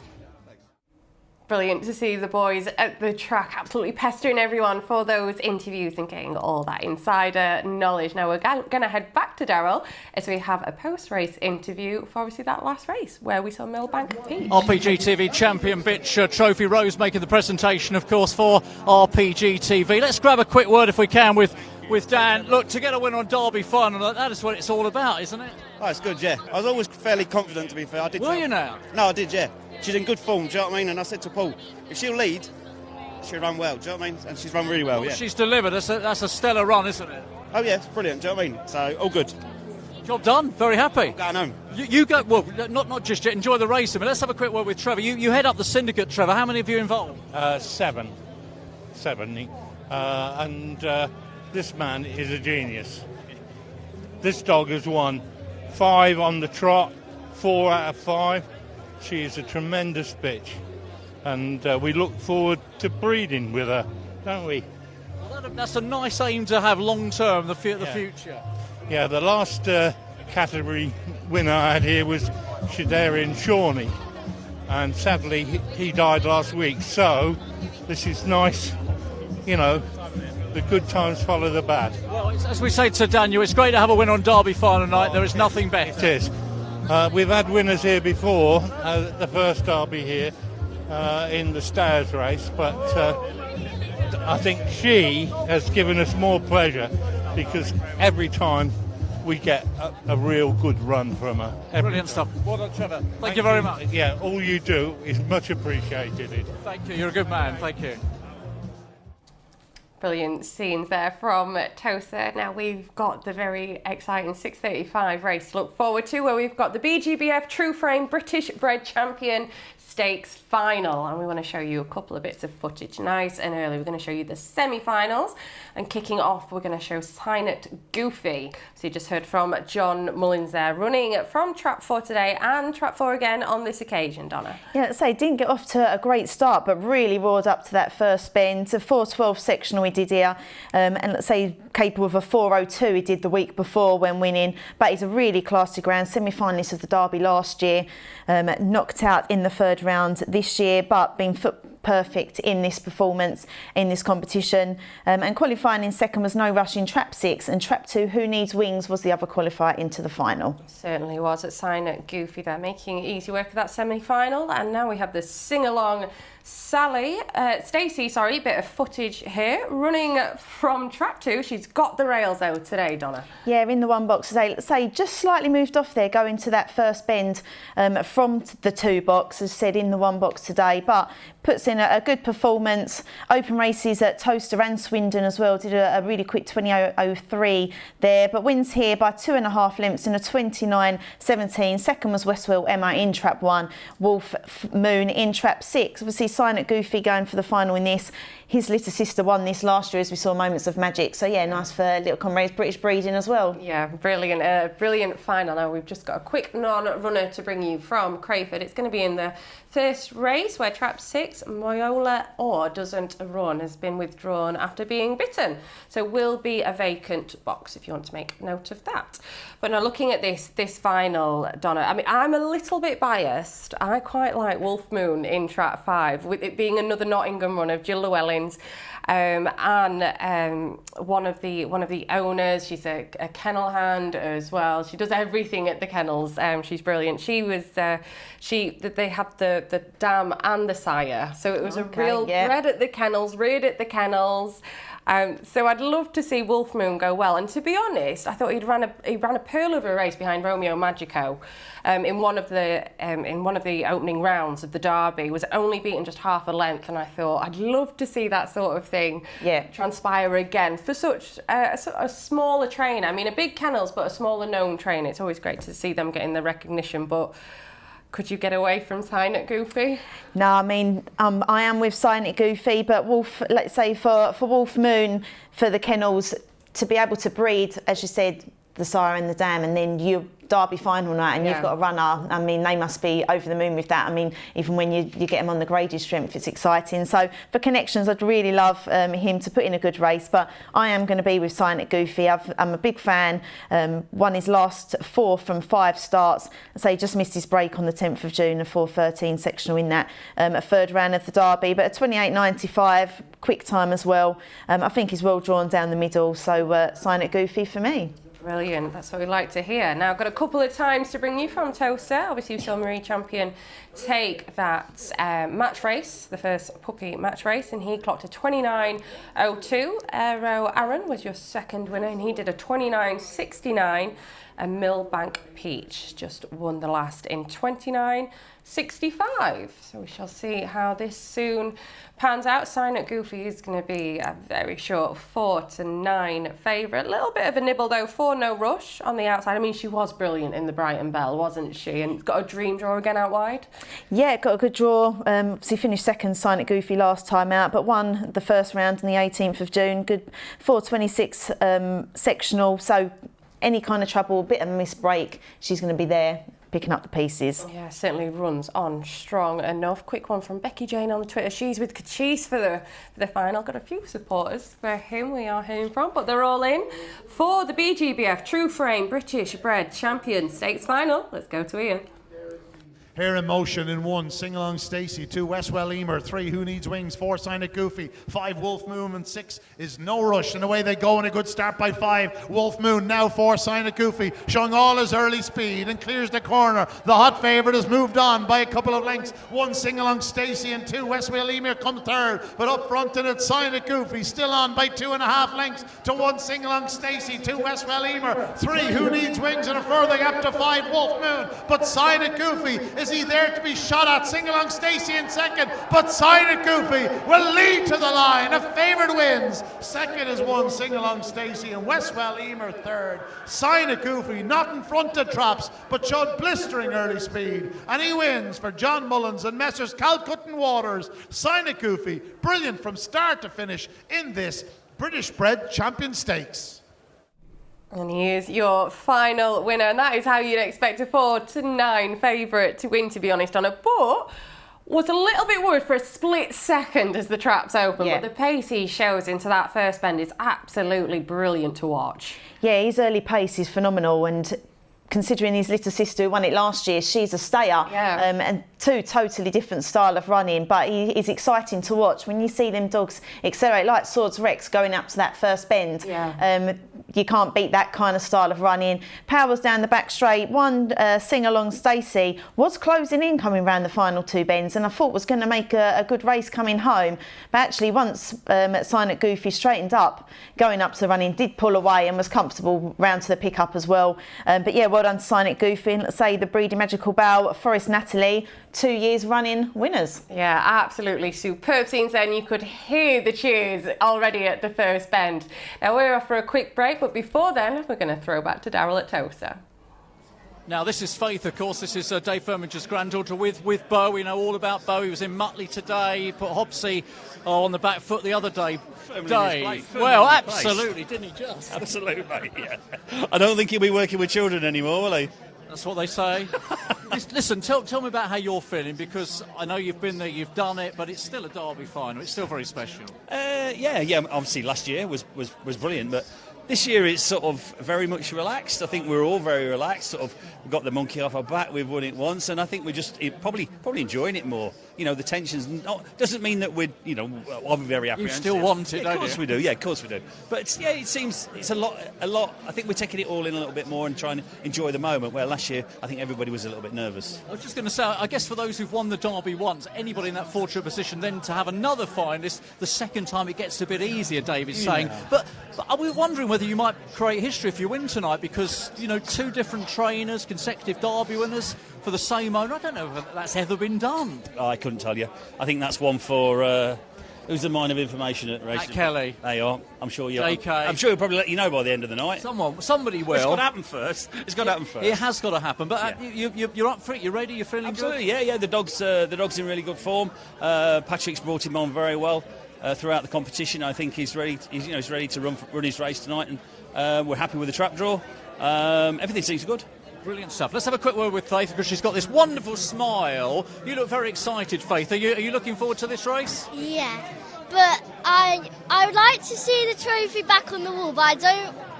I still want him to win, but I just don't want to say it so many times because I really don't want to jinx it. Okay, no, that's fair enough. Just wish in your mind, but don't wish out loud too much. We love your shirts, by the way. We love your shirt, Bo, as well. They're fantastic.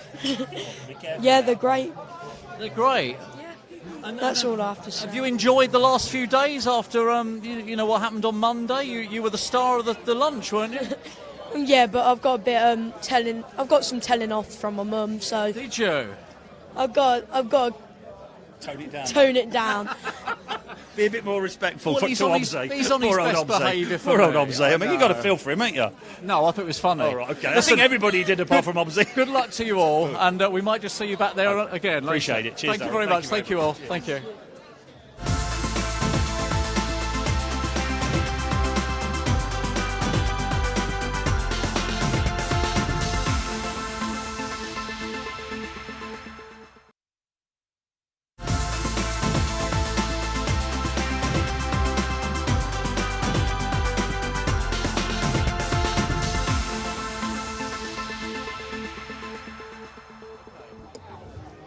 This is Louisa Strawn, that's Strahan. Now, Louisa is with me. Louisa, you've been on this programme before, I fancy. I might have done, yes.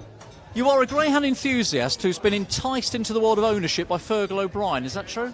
Yes, and his dog Steve, Goldie's Perryman.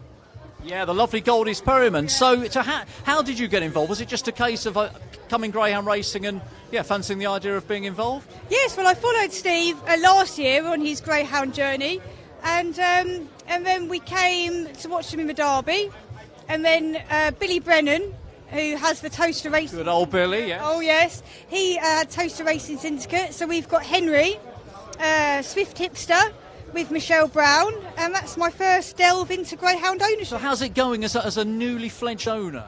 Yes, it's going very well. Henry's been off the track for a little while, but he's back on Tuesday, so yes, it's been going very well. Who wins the Greyhound Derby, Louisa? Swords Rex. So it's got to be the answer, hasn't it? Oh, if he pings the lids, he's got it. Listen, have a brilliant evening. It's lovely to talk to you, and I'm glad you're into ownership. Brilliant, thank you very much. Thank you, thanks a lot. I'm very pleased to say I'm joined by Nathan Hunt. Nathan, I found you all on your lonesome in the car. Yeah, all on my own, yeah, keeping quiet, keeping out of the way. You'll be all right later. Now, Star Sports congratulates James Maloney as the Betting Stock Manager of the Year winner stakes. Ted Dexter, who went so close in the Mo Newman Memorial. He did, yeah, he ran a burster really, lead all the way, go a long way clear. Obviously, he picked up just on the run-in, just a little bit too far for him, but, he run his heart out, really, as he always does. He's improving, really, with every run, so dropping back down to 6 bends, this trip should suit him a little bit more. Just hope he can get off the front again like he did in the Mo Newman final. Are the owners confident? I think they're always confident, yeah. But yeah, it's nice to have a runner for them on Derby final night who's got decent enough chance anyway. Obviously, you need to bring his A game to have a chance, but yeah, he's really well in himself, so fingers crossed he can. Excellent. And in the Derby Plate final, Droopy's Google, who of course had success in the Derby. He did, yeah. He won the first round, yeah. He was in trap 3 that night, which he's got tonight. Probably his best box, really. Certainly, normally traps a little bit better from 3, which he'll need to tonight. Is very competitive plate, probably one of the best we've seen recently. So yeah, just great for the Nathan Hunt Racing Club to have a runner on the final night. Got people from all over the country, really, and a couple from Brazil involved with him that have come tonight. They were at Romford last night, so yeah, it's a real good buzz for the syndicate. And you know, he's a fast dog when he gets it right, so I'm sure he'll give us a good run for himself anyway. From Brazil to Romford, that is the very definition of culture shock. It was a bit, yeah. I think they had a bit of sticker when the boys found out where they were staying, yeah, so yeah, bit of a culture shock for them, but they're loving it. Obviously, they're reasonably new to greyhound racing, and yeah, they're having a good time of it so far anyway. Well, they've got to go. And the thing about Droopy's Google, however well it goes tonight, and has every chance, you just know is a good competition dog. He is, yeah. He's a strong runner. You know, his lack of early sometimes can get himself in trouble, but he's a strong dog. If he can get it right like he did in the first round of the Derby, then he's got a live chance. He's a big price, but you know, as I say, that's just because of the quality of the race when a dog like him is going off that sort of price. So yeah, it's just nice to be part of it, and hopefully he can run a big race for us. Brilliant, Nathan. Thanks very much and best of luck. Lovely, thank you very much. Cheers. Great to hear from Nathan. He's got a brilliant, strong team representing him tonight at Towcester. Now we're going to head over back to Towcester, where we've got the presentation for Sign It Goofy for the BGBF True Frame British Bred Final. A brilliant winner of the BGBF True Frame British Bred Champion Stakes Final. I'm here with the main man, John Mullins. Done it again. Yeah, he did it well. He didn't break, showed terrific pace to the bend, and that's what won it for him. You can't fault him, can you? And he loves it round here. He is just an absolute phenomenon. I've got to go to one of the owners here. This is Lee. Lee, you tipped up. Well done. He did. He ran well, didn't he? Yeah, I think he missed a break, but he powered to the front and just he left them for dead, really. 5 run well in defeat, but it was a good race, yeah. Brilliant advertisement for British Bred Racing, as is, of course, Liz Mort. Hello, evening. Wasn't that a great final? It's been a great competition all the way through. Very worthy winner. Fantastic. Well, to have such a classy sort winning it, it does say a lot for British. We're all here supporting the British Bred dog in the actual Derby final. Absolutely, and just a quick word with Chris as well. Chris, you're here again. Here again. Yeah, he's been a fantastic dog for us, and so proud to own him. Yeah, brilliant. Anyone would be. Superstar indeed. That is, of course, Sign It Goofy. Brilliant scenes there, and great to see Liz Mort really flying the flag for all the British breeding going on. As you could see, that was Sign It Goofy, your 4-9 favourite, and how they should really win. Now, looking forward to the 6:52, where we do have the Star Sports congratulates James Maloney as the Betting Shop Manager of the Year winner stakes over the 712 metres, and we're going to show you Untold Rupee, who does run in this from Trap 2, but on this occasion was donning the red jacket, and this was only last week, Donna, and has been running over the 695 round Hove, but still did go well here. But sorry, the 750 round Romford, now back up to the 712 round Towcester. Yeah, got off to, it was a really good race. Trap 6, Salaka's Smasher. Trap 2's Nighttime Danny. Trap 3, Bubbly Scorcher, who's in this race, who's got Trap 1 as well. So a really good field. You can see Salaka's Smasher got off to a really good start, but Untold Rupee does pull back and only gets beat half a length in a 43.15. 2 wins in Ireland before coming over, 3 wins now from 13 starts, and you can see it's really strong over this 712 metre distance. Was a finalist of the Maurice Newman Memorial as well. Nighttime Danny won that back on the 9th of June. It won a heat, beating Roll on Sydney there. That was its last win on the 2nd of June. I think this is a really good race. Bubbly Scorcher, we said, was 4th in that race that we just saw. Won an open over the 695 at Hove the week before. Trap 5 Snooty Rose for Craig Williams, a handicap win back in May at Swindon was its last race. Been running over various distances over the 6 bends as well, but been a while since it's won. Trap 5, Luna Jezebel, won its last 2 races at Crayford, a little final. Been in some good Cat 1 finals as well. Won a dual distance race. Kents and Ledger finalist at Crayford. Arcs Azarowicz finalist behind Cochise as well. So made some really good finals, in with low pressure as well there. And Ted Dexter on the outside, wins at Sheffield and Monmore. Never raced here, but had the decent trial with 16.60 on the sprint traps. But I'm going to be with your bet, Trap 3, wins at Nottingham and Sheffield. Won the first round of the 3 steps victories, 0 from 2 here. But 1 race over the 500 and 1 over the 712, but decent trials. Oh, that's what I like to hear. I like to hear you with me in Savannah Heroes that did drift out to 13.28 is back into 6-4 though. Untold Rupee also drifting out slightly now from 9-4 out to 11-4 as there's a little bit of a nibble on Bubbly Scorcher going from 4s into 7-2. Yeah, my next best is Trap 3, Savannah Heroes. Now, we saw an interview with Kevin Boothby on Monday from the Derby lunch, and he put up Savannah Heroes as his most exciting dog to follow.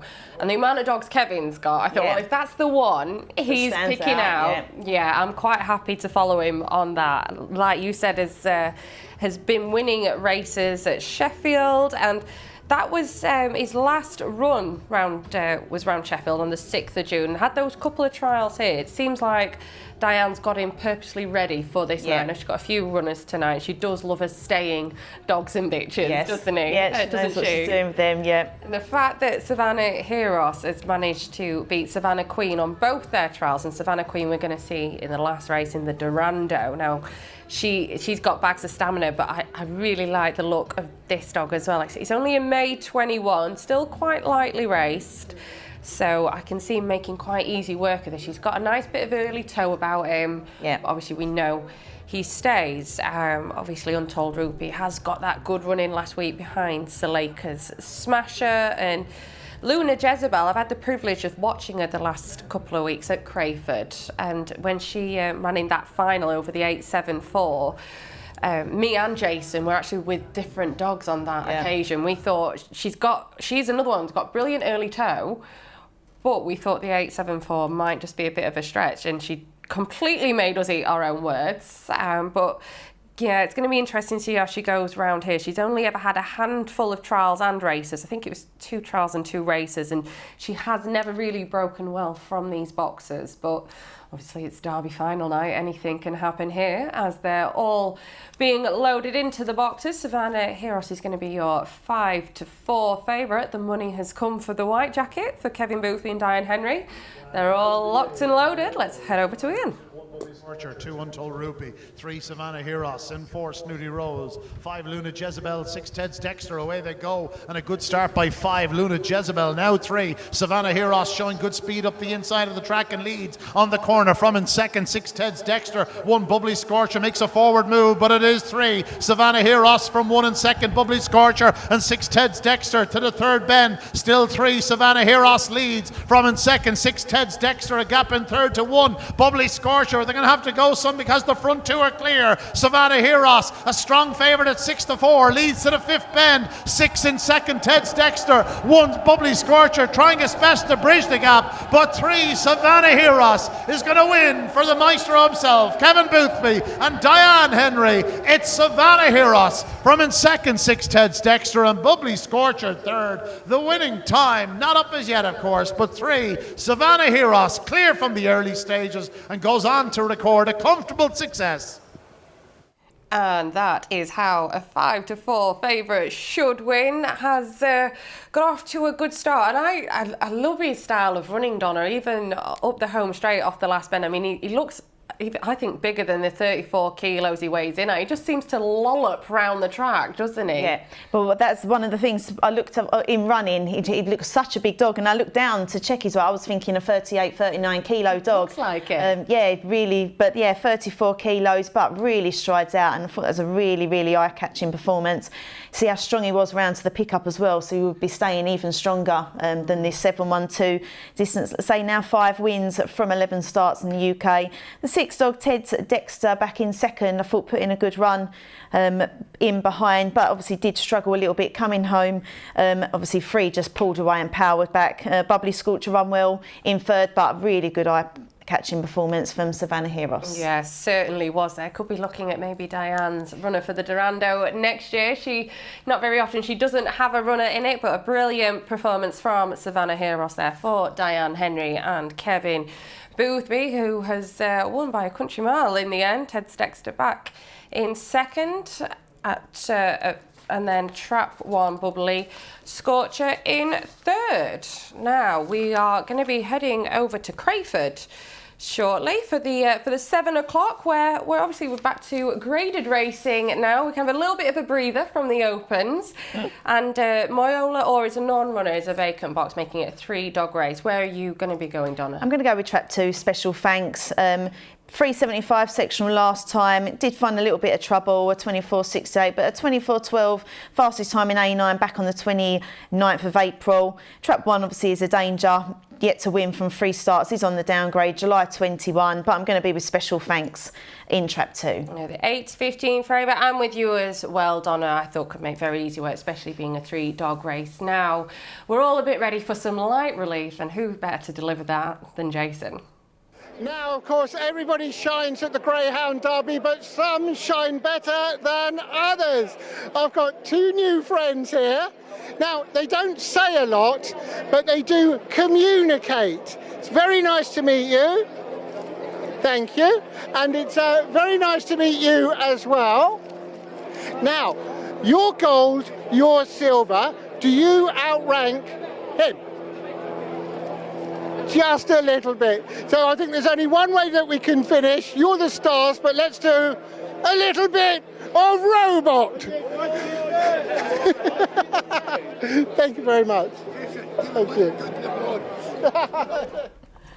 I can't apologise enough for you guys having to view that at home.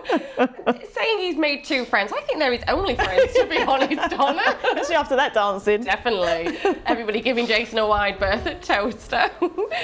Great scenes from there. Looks to be a great night. A lot going off. Like I said, we've got Crayford now for this A10, and we can dig a little bit deeper into this. Like I said, Trap 6 was withdrawn after being bitten, and Traps 3 and 5 were already vacant. So Special Thanks, what would have been the favourite otherwise anyway, and now especially with 6 coming out, Special Thanks should be able to make easy work of this. The only thing is, Donna, I'd like to see is the fact that Special Thanks has been off lame. Normally when dogs have had a little bit of time off, you like to just see that initial run back, but just looking at the trial times, that you're quite happy enough with those? Yeah, I think especially in a 3-dog race as well. 24:12, as long as he gets a clear run. See, to me, the danger is Trap 1, and it's a shame that the 2 of them are next to each other. But missed its break last time, Ragtime Fancy in and into track, and beaten 6-5 favourite, 10 limps in the end, but say missed its break and found trouble as well. At previous had 2 A9s before being off with a cough, and is on the downgrade to A10. So it's a bit of a danger. July 21, so it's a youngster that's going to be working its way up and improving with every look, but Special Thanks, 12 wins from 36 starts, A9 win back on the 29th of April, and so 24:12, 24:62 trial, and I think it will come on from them trials. Yeah, certainly looks that sort. Ragtime Fancy, like you say, I nearly actually made, I wanted to try and make it my life. I thought if it had been selected, because it did go off the 6-5 favourite last time out, and obviously had the kennel cough. You'll obviously be involved with the kennels at home. The cough can really take it out of some greyhounds, can't it? And even that first run back, they could need another 2 or 3. Yeah, especially the youngsters as well. It tends to hit them the hardest. I think they're still needing to build that immune up, and that the resistance up against that.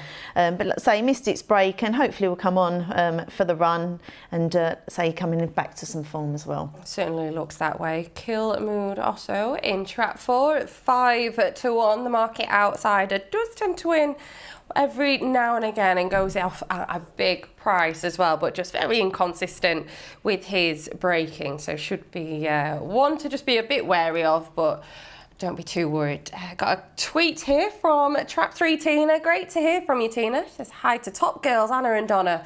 We are here at last, the Greyhound Derby Final 2023. Good luck and best wishes to all in the final. Please all come home safe and sound. Romeo Command to Trap. Oh, she's got to say that being with Trap 3, hasn't she? Yeah, no, it's great. Please keep getting in touch. Let us know who you're with tonight, any selections. She's also tweeted a little video of a greyhound of Romeo Command there, so good scenes to hear. Any emails? Got Anne's been on. Just like to wish everyone down at Towcester tonight trouble-free racing. Good luck to the Freehounds flying the flag for Nottingham. We hope to see the Wolf at Moon shining brightly over the track tonight. Obviously, unfortunately, wasn't his night, but did put in a good race, so good luck to the rest of the runners. Michael Roberts has been on. Good evening, Anna and Donna. Great night's racing. His nap is in the 12:21 Toaster. Ballyhim Kin Mel. That's against my one. So good luck, Donna. Good luck. No, looks an exciting finish to the car, but they're all in for this first race at Crayford, which is an A10 over the 380 metres. They're all locked in and loaded. I'll head over there and imagine it might be Robin.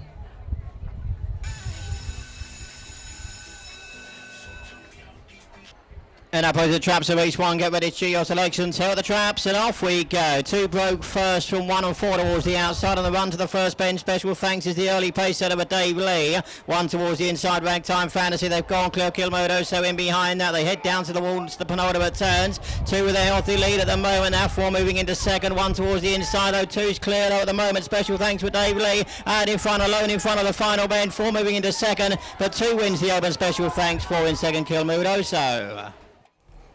It is special thanks. It has made very easy work of that from start to finish for David Lee, who is the trainer and owns. Done it pretty much straight out the boxes, Donna. Yeah, got off to a really good start. Let's say fairly consistent breaker as well. 375, 366, 369. Once it got out in front, was going to be hard to pull back. Trap 4 showed some pace up the bend. Say just slightly got a touch round from the inside of 1. Going into that third bend, obviously the 2 of them just, I think 1 just drove the bend better than the 4 going around that bend, but trap 2, Special Thanks was well clear and worthy winner. Certainly was. Special thanks in trap 2 there, has won it nicely with Kilmood also, back in second in trap 4, and third was Ragtime Fancy in trap 1. Now we're heading back to Towcester, where we've got the presentation for Savannah Heroes. Sorry, we're not. We're going back to talk to Darrell at Towcester.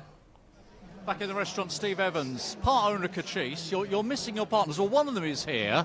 Darrell he's a little bit cagey about chatting before a big race. I understand that. He thinks it's bad karma, so he's left it to me. So then he can blame me. And of course, your son Billy is on his horse. Yeah, he's in Spain. Phoned me about 6 times today. And if just the 6. Yeah, and if the dog runs well, you'll hear him shout from where he is. Trust me. Listen, just that first response, Steve, tells me that you're calm, you're prepared for all of this. Yeah, like it's after the dinner on Monday, everything's good. We're here, so you can't ask no more than that. And may the best dog win. They come off all safe and sound. But there's no nerves. That's brilliant. And I guess you've looked through that race a million times. And I'll be out of sleep when I go to bed tonight after the race is finished with. You do, no matter what you say, it's human nature. Every owner in this final would have run that race a million times in their brain. What does it mean to you to, forgetting about the idea of winning, which we've got to consider, but just to have a Derby finalist, what does that mean? Well, it's every owner who buys a good dog buys it for the Derby, and to get to the final, it's a fantastic achievement because you've got injuries on the way and you've got so much goes against you. So to get them in the Derby final is an achievement. And as you say, you've thought it all through. I mean, if he gets the breaks, it could just happen. Well, he's not a 25-1 chance, that's for sure. He'll give it his all and he'll run well. Listen, we wish you the best of luck. Thank you very much. Cheers, Steve. Thanks very much.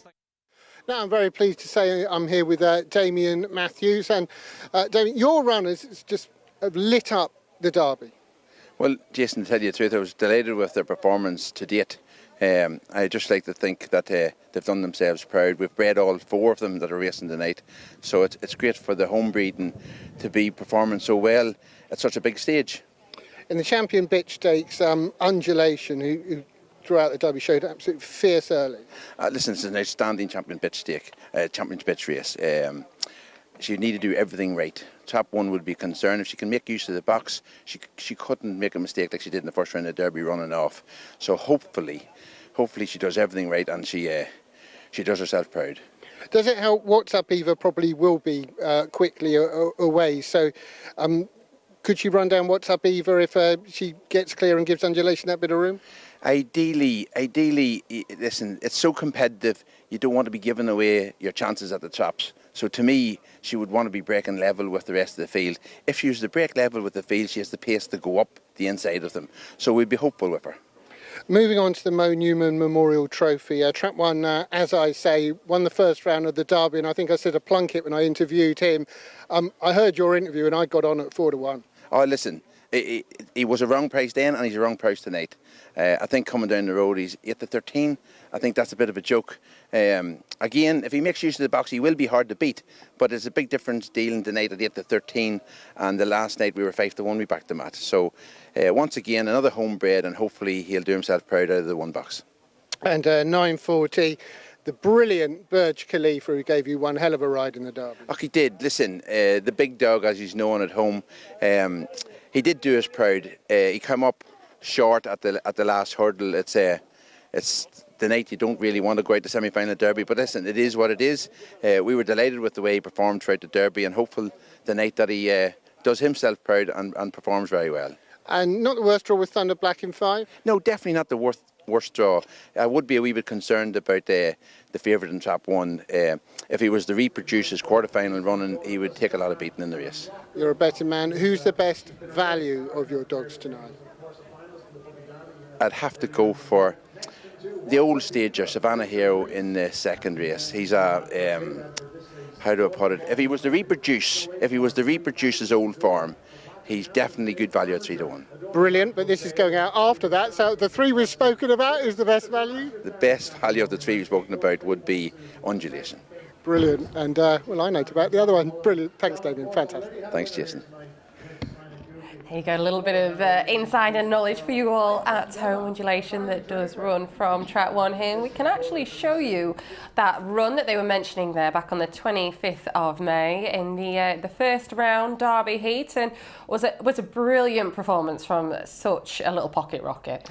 Yeah, got off to a really good start. It's a 4:05 sectional, but as he said in the interview, my concern is being in 1, see how wide she runs going round that first bend. So it was a really good performance, went on to win by 4 1/4 lengths. Trap 1 was Drive on Lad, Trap 5 Mustang Sam. So a decent company, a 29 at 12 was her winning time. So was beaten favourite the next time out for Romeo Magico, but just second in there and knocked out on the next round. So he came over for the Rpgtv English Puppy Derby, won back here in December. In a heat of that as well, so likes the track. So I found this a really tough race. What's Up Eva's running out of her skin for Richard Rees, loves it round Hove, hasn't run here since last year. Brighton Bell runner-up recently and then won the competition last year. Fabulous Azura. Not very often you see her at such a big price. I mean, a fantastic bitch she is. 23 wins from 38 starts, a fantastic strike rate. Trap 5 Distant Emma. Recently just won the 3 steps to victory as well. Oaks finalist, Eclipse finalist as well. Decent enough trials here, and Havana Bailout as well on the outside. 29.02 Olympic finalist behind Kennel Mate from Post to Pillar, Sussex Cup finalist, and Arc Northern Puppy finalist as well. So really class field. But I'm going to be with Trap 4 Fay Point Susie. March 21, 5 wins from 13 starts. We did see her on the the VT earlier with the Crossfield Cora, came out running 4:09 sectional. I think she got fantastic early pace and 4 wins from her last 5 starts. So I'm going to be with trap 4. Yeah, I'd literally written down where do you even start with this race, but you've just summed it up beautifully there. I'm with you. I like Faye Point. Susie, she was brilliant to watch, wasn't she, throughout the Derby? Yeah. That blistering early pace.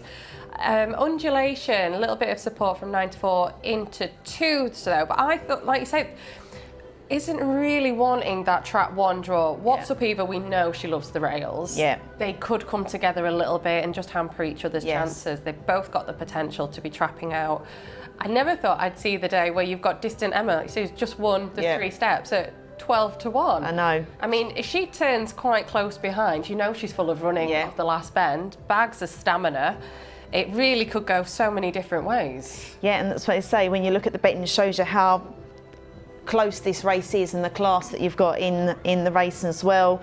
But let's say she's strong as well, Distant Emma, so if any of them slightly miss their break, she'll be there to pick up the pieces. Yeah, certainly will be. And Fabulous Azura, like you say, you wouldn't expect to really be seeing her at 5 to 1. She's a very classy sort. She's got 23 wins from a 38 career starts. That's just here. Obviously, David Firminger and Pat Janssen, we know what a smashing team they'd make. A little bit of a nibble for her though, from 5s into 9 to 2. Faye Point Susie, though, quite happy at the 11 to 4. I was expecting a little bit shorter, but I guess when you're taking on bitches like Havana Bailouts, they are the danger, aren't they? Yeah, and say Havana Bailout in good form, won last time out, beating trap 2 What's Up Eva at Hove over the 5, 1-5. Coming from behind as well, What's Up Eva led all the way, and Havana Bailout just was a bit too strong for her on that occasion. That's the thing, she got a draw. Out wide, or seeded middles, but could avoid a bit of trouble. But they're all in now for the Rpgtv Champion Bitches stake. Let's head over to Ian. 2 What's Up Eva, 3 Fabulous Azura, 4 Faye Point Susie, 5 Distant Emma, and 6 Havana Bailout. They're up behind traps, racing. Good start by 3 in the middle, leads to the curve. Now 1 Undulation going up fast. It's Undulation on the inside of 3 Fabulous Azura, but Azura skips around in front and moves on by 3 lengths. 2 in second, Fabulous, or Faye Point Susie. Then comes 1 Undulation, but out front and Fabulous Azura remains clear by 3.5 lengths. 4 in second, Faye Point Susie. Undulation making up ground in third, but Fabulous Azura will lead off the final turn, and Fabulous Azura wins for David Firminger and Patrick Janssens second. It looked like 4 Faye Point Susie with Undulation third, but Fabulous Azura got to the corner, and that really was the key to success. A tremendous winner. Certainly was. Fabulous Azura, fabulous from start to finish there. Close from Faye Point Susie and Undulation for those second place honours. But like Ian said, Donna, to be honest, once she trapped out, and she's a very confident bitch in the running, big bitch as well, 32.5 kilos. She's held her own there. She thought, no, I'm having first run on this bend. And that has been the key to her winning this. Yeah, say the power of wanting to win, getting herself around that first bend, say 32 kilos as well. She's such a class bitch to watch, and see Patrick went over last year to Ireland as well and took on the Irish, and she won, say, competitions. She's won plenty of British bred finals, the Empress winner as well, the Oaks Cup final at Henlow. So fantastic bitch, now 24 wins from 39 starts, but yeah, really good performance. Faye Point Susie missed her break and actually ran on very well to get second. Certainly did. Closing in, but they couldn't reach. Fabulous Azura flying the flag for British breeding there. And David Firminger is your winner. Now we're going to head back to Jason. The Star Sports and TRC English Greyhound Derby final. Trap 1, Cachise. First of all, Charlie, got to say, congratulations, mate. Yeah, thank you. Obviously, it's great to be here. We wanted to be a part of a big night like tonight, so yeah, we're delighted. Now, I'm not going to ask you about your musical knowledge, don't worry about that, but the Beautiful South often said they were everyone's second favourite band. You ask people who they're tipping, most people would say something else, but Cachise is a danger. Yeah, he's value. I think there was about 40 to 1 on him in the week. I don't know if that's still about. That was too big. He's got a nice draw, I think. He's definitely fast enough. Listen, we all know what would happen if Swords Rex come out of the boxes. It would be race over, but he's a runner. He's too big at the price he was, so yeah. I mean, that's the thing. He is compared to some of they're obviously all brilliant, but multifaceted, can pop out, has shown that particularly first 2 rounds, and we know how strong he is. Yeah, definitely. I think last week as well he popped out. He just found that going into the first bend there was a couple inside of him with a bit too much pace. But this week he's inside of him, and I thought if he was inside of him last week, then he might have been closer than he was. So, listen, he's inside of the runners that have got early. There could be a bit of tangling outside, and we might go around if we're lucky.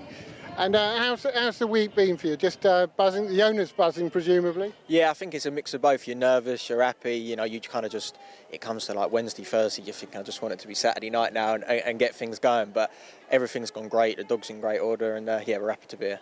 And let's be honest, you aren't Mr. Cool. Have even you had the slight butterflies? Yeah, big time. I think it's sometimes you think about the race and you think, oh, if this happened, if that happened, we could win it. But I think that's the whole point of being in the Derby. You can always dream about it, and we're lucky enough to be in the final. So yeah, we're really happy. And I know everyone always says it, but the history of your family, your dad said he'd love to win it, but if not, sometime in the future, you'll win it. I mean, obviously the main focus is my dad winning it. I mean, we had the favourite a couple of years ago, got beat. We got another one tonight. So, listen, just to get 2 finals in 3 years, I think is a massive achievement for us, and it gives us a lot of promise going forward that we can make plenty more. So, yeah, really happy. Whoever wins, Pete, will be happy, but there really couldn't be a more popular winner. Best of luck, Charlie. Thank you. Brilliant, mate. The pressure will be on for Charlie, won't it? If the Kachis does the business tonight.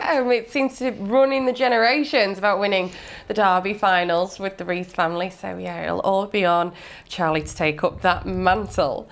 Right, we've got an A6 for you now at Crayford, the 7:17, where Trap 5 was always vacant, and there's been a lot of support for Trap 1 here, Donna. Ruth, be good. Yeah, for Jean Lyles, see, just recently dual attached now for Crayford and Romford. Had the 4 starts here now. Was A11 back at Romford, won on its last occasion there on the 18th of May. It's come here, had 4 starts, 2 intertracks and then 2 A7s, and one last time out, 23.75. Fastest off the field. I thought it was a good performance, a 3.64 sectional. Slippy Molly has got a bit of early pace, tends to lead but does struggle coming home. 3 races here now, A5 back in Romford, so it shows you A5 at Romford compared to an A11 at Romford, and they're both in the same grades at Crayford. Ruth Be Good, let's say, has held on. Slippy Molly obviously just struggling a little bit with the 380 leading and getting picked up.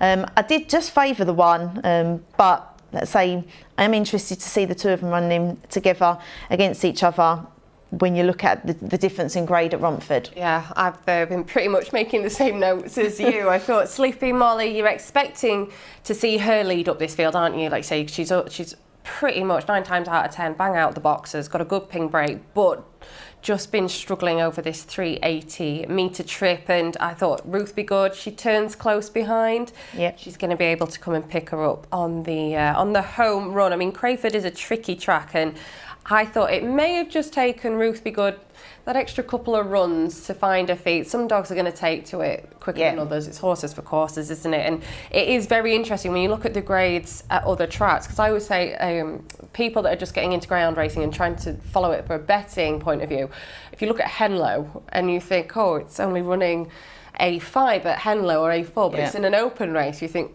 that is open class pretty much, isn't it, at Henlow? So it can be a bit of a tricky minefield at times, but there's a bit of support coming for Slippy Molly. I mean, the tighter tracks like Crayford, I guess sometimes if you're looking for that early pace, all it takes is a little bit of bumping at the first bend. Get that good clear run round. Yeah, get the clear run round the first bend. Say hopefully, she did win the Intertrack on the 3rd of June, but obviously hasn't improved on the time then, 24.27, 24.09, but her quickest time was in a trial. 24.06, so we'll see what happens, but eyes are definitely drawn to the inside pair for Jean Lyles. Last one's going in as Ruth Be Good is going to go for your 15-8 favourite bet in from 5-2. Let's hand you over to Robin.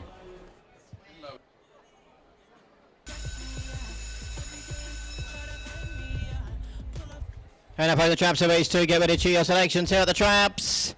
Breakaway from the trap, 6 first to break from 4. It's 3, 1 and 2 on the run to the first bend. Burrow Mitchell is out in front with 1 in chase and second. Ruth Be Good, 3 in behind that. Oliver Kid. 4's gone into third now. Ascot Jan the bank marker. Slippy Molly. They're down towards the penultimate turns. Ruth Be Good is the one to catch up front though. Burrow Mitchell is trying to close 4, making a bit of progress. The inside Ascot Jan. They're off the final bend already. Ruth Be Good is clear and going on to win for Jean Lyles. 4 grabbed second. Ascot Jan.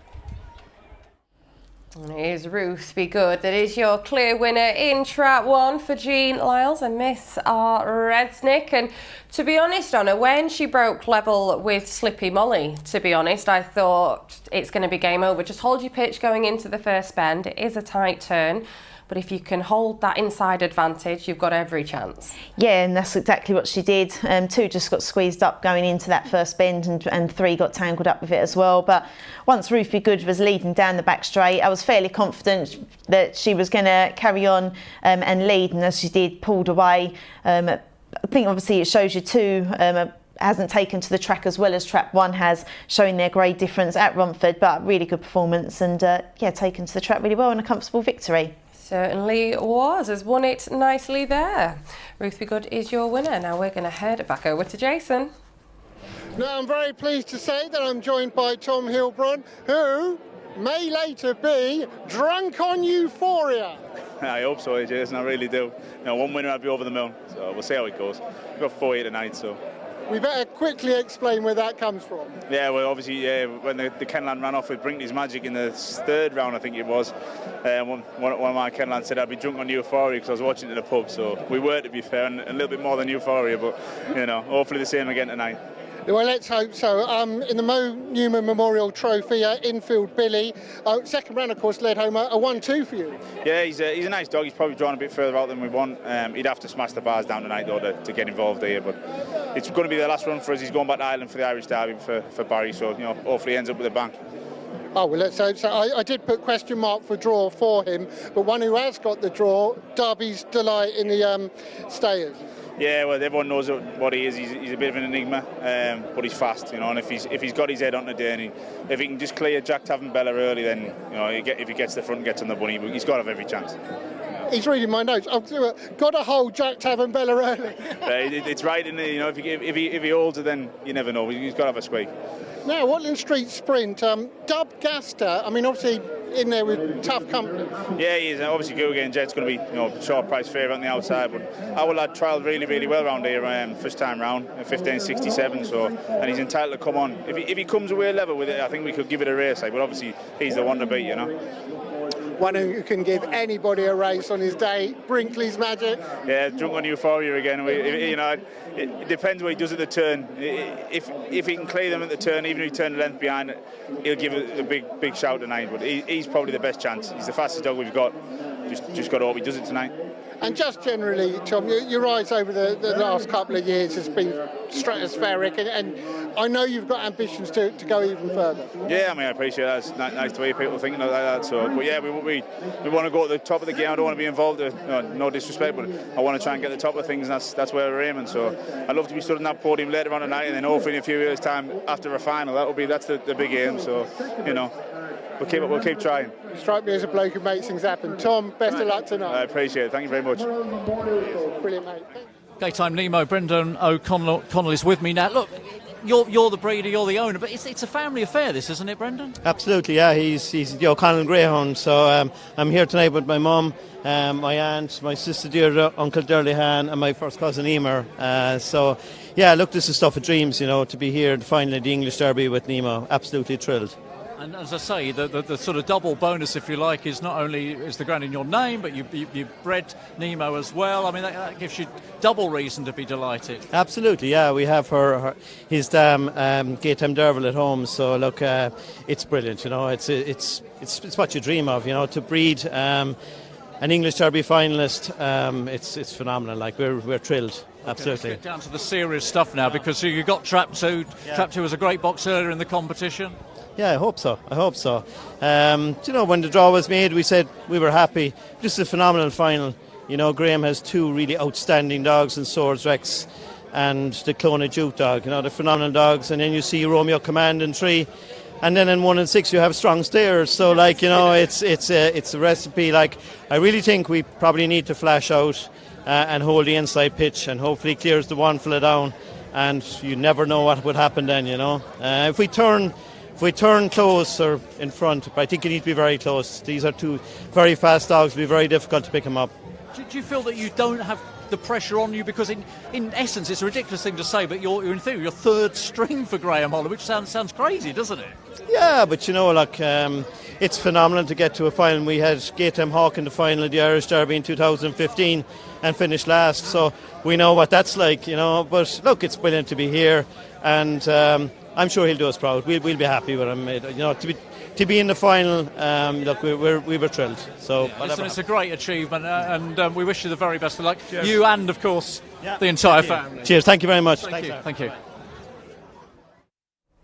Great to see all the family coming over and getting involved with such an amazing final. Just a couple of times to bring you. We've got Savannah Heros that did a 43.54 and Silent Goofy did 29.26. He's also recorded the quickest split so far tonight of 4.13, and that was off a bit of a miss break. So brilliant going from him.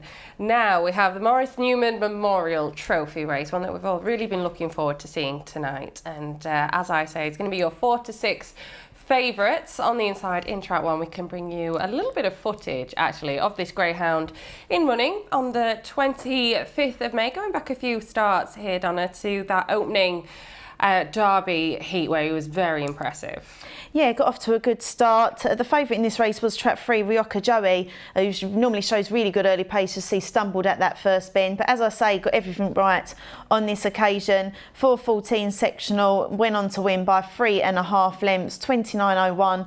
Which is his quickest time so far, and it's the quickest time of the field. I thought it was a really good performance. 11 races in Ireland. And 1 win from 3 starts here. So, yeah, really good performance I'm going to be with, as I say. Yeah, same here.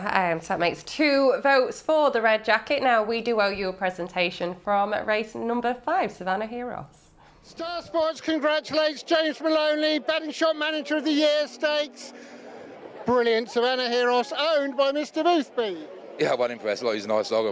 I mean, look, I think it's one of the best 6'10" dogs in the country. We rate him very highly. Diane's done an amazing job with him, and he's just progressed lovely with age.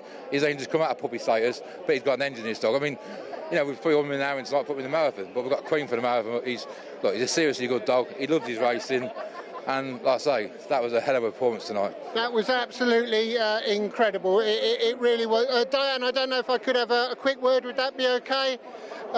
Diane, I mean, you're great with any dog, but these staying times, fantastic. Yeah, he's just come to hand, this dog. You know, when I first got him, probably his first 4 or 5 races, I didn't think much to him, you know, and I didn't know where to place him. Whether does he want the 6 bends? Does he want further? But I dropped him back because I thought he's not staying the 6 bends. But he's just getting stronger and stronger with every run now, and I think he'll stay further. He'll stay the marathon. I love, whenever I talk to you, the passion in your voice is absolutely incredible. I'm really proud of him, really proud of him. And quite rightly so. I've got to find the man himself, James Maloney, Betting Shop Manager of the Year. Congratulations, you work for Star Sport, Curzon Street. Yes, I do indeed, and thank you. And obviously a Greyhound fan. Yes, yeah, Greyhound racing all my life, like throughout the 80s when I was a young kid with my parents, and followed it at Wimbledon most nights, because I'm a South London boy. Yeah, I love the industry, love the game. And he's within earshot. What's Ben like to work for? Yeah, I know he's very, very good boss, very good boss. Honestly, the best boss I've ever had to work for. He's very compassionate, always got time to listen to you, and very ambitious, and I'm just glad to be part of the project. Well, it really is a prestigious award. It takes a lot of winning, so to get it is fantastic. Next thing you'll be telling me, you attended the launch for the Greyhound Derby and it got a bit of 9-1 Swords Wreck. I did indeed, yeah. Bit annoyed I didn't get double figures, but I'm on at 9, so let's see what happens. Typical bookmaker, greedy, but James, congratulations. Fantastic. Thanks very much. Cheers, Jason. Thank you. Thanks, James. Brilliant scenes there, and congratulations to all involved with Savannah Heroes that put a sterling performance in over the 712 metres there.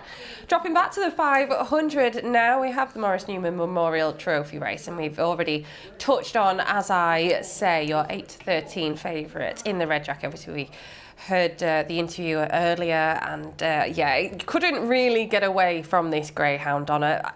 I don't think, obviously, the draw is well suited in track 1. He's going to be edging out, but obviously we saw him in that bit of footage. You're hoping for that sort of repeat performance, aren't you, really?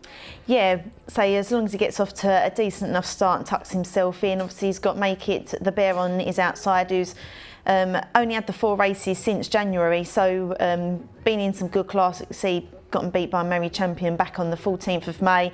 Was the juvenile third back here in April, which was won by Arcady, and obviously was in the Rpgtv English Puppy Derby finalist as well. But is lightly raced at the moment, so I don't think it's going to be much of a danger in the 2 box. Savannah Titans, just the 1 win from 17 starts, which was here back in March over the 500, but got through 3 rounds of the Derby, but massive prices, 33 to 1, 28 to 1, 25 to 1, and then been to a switch at Nottingham, so maybe may change it around. That's had that switch.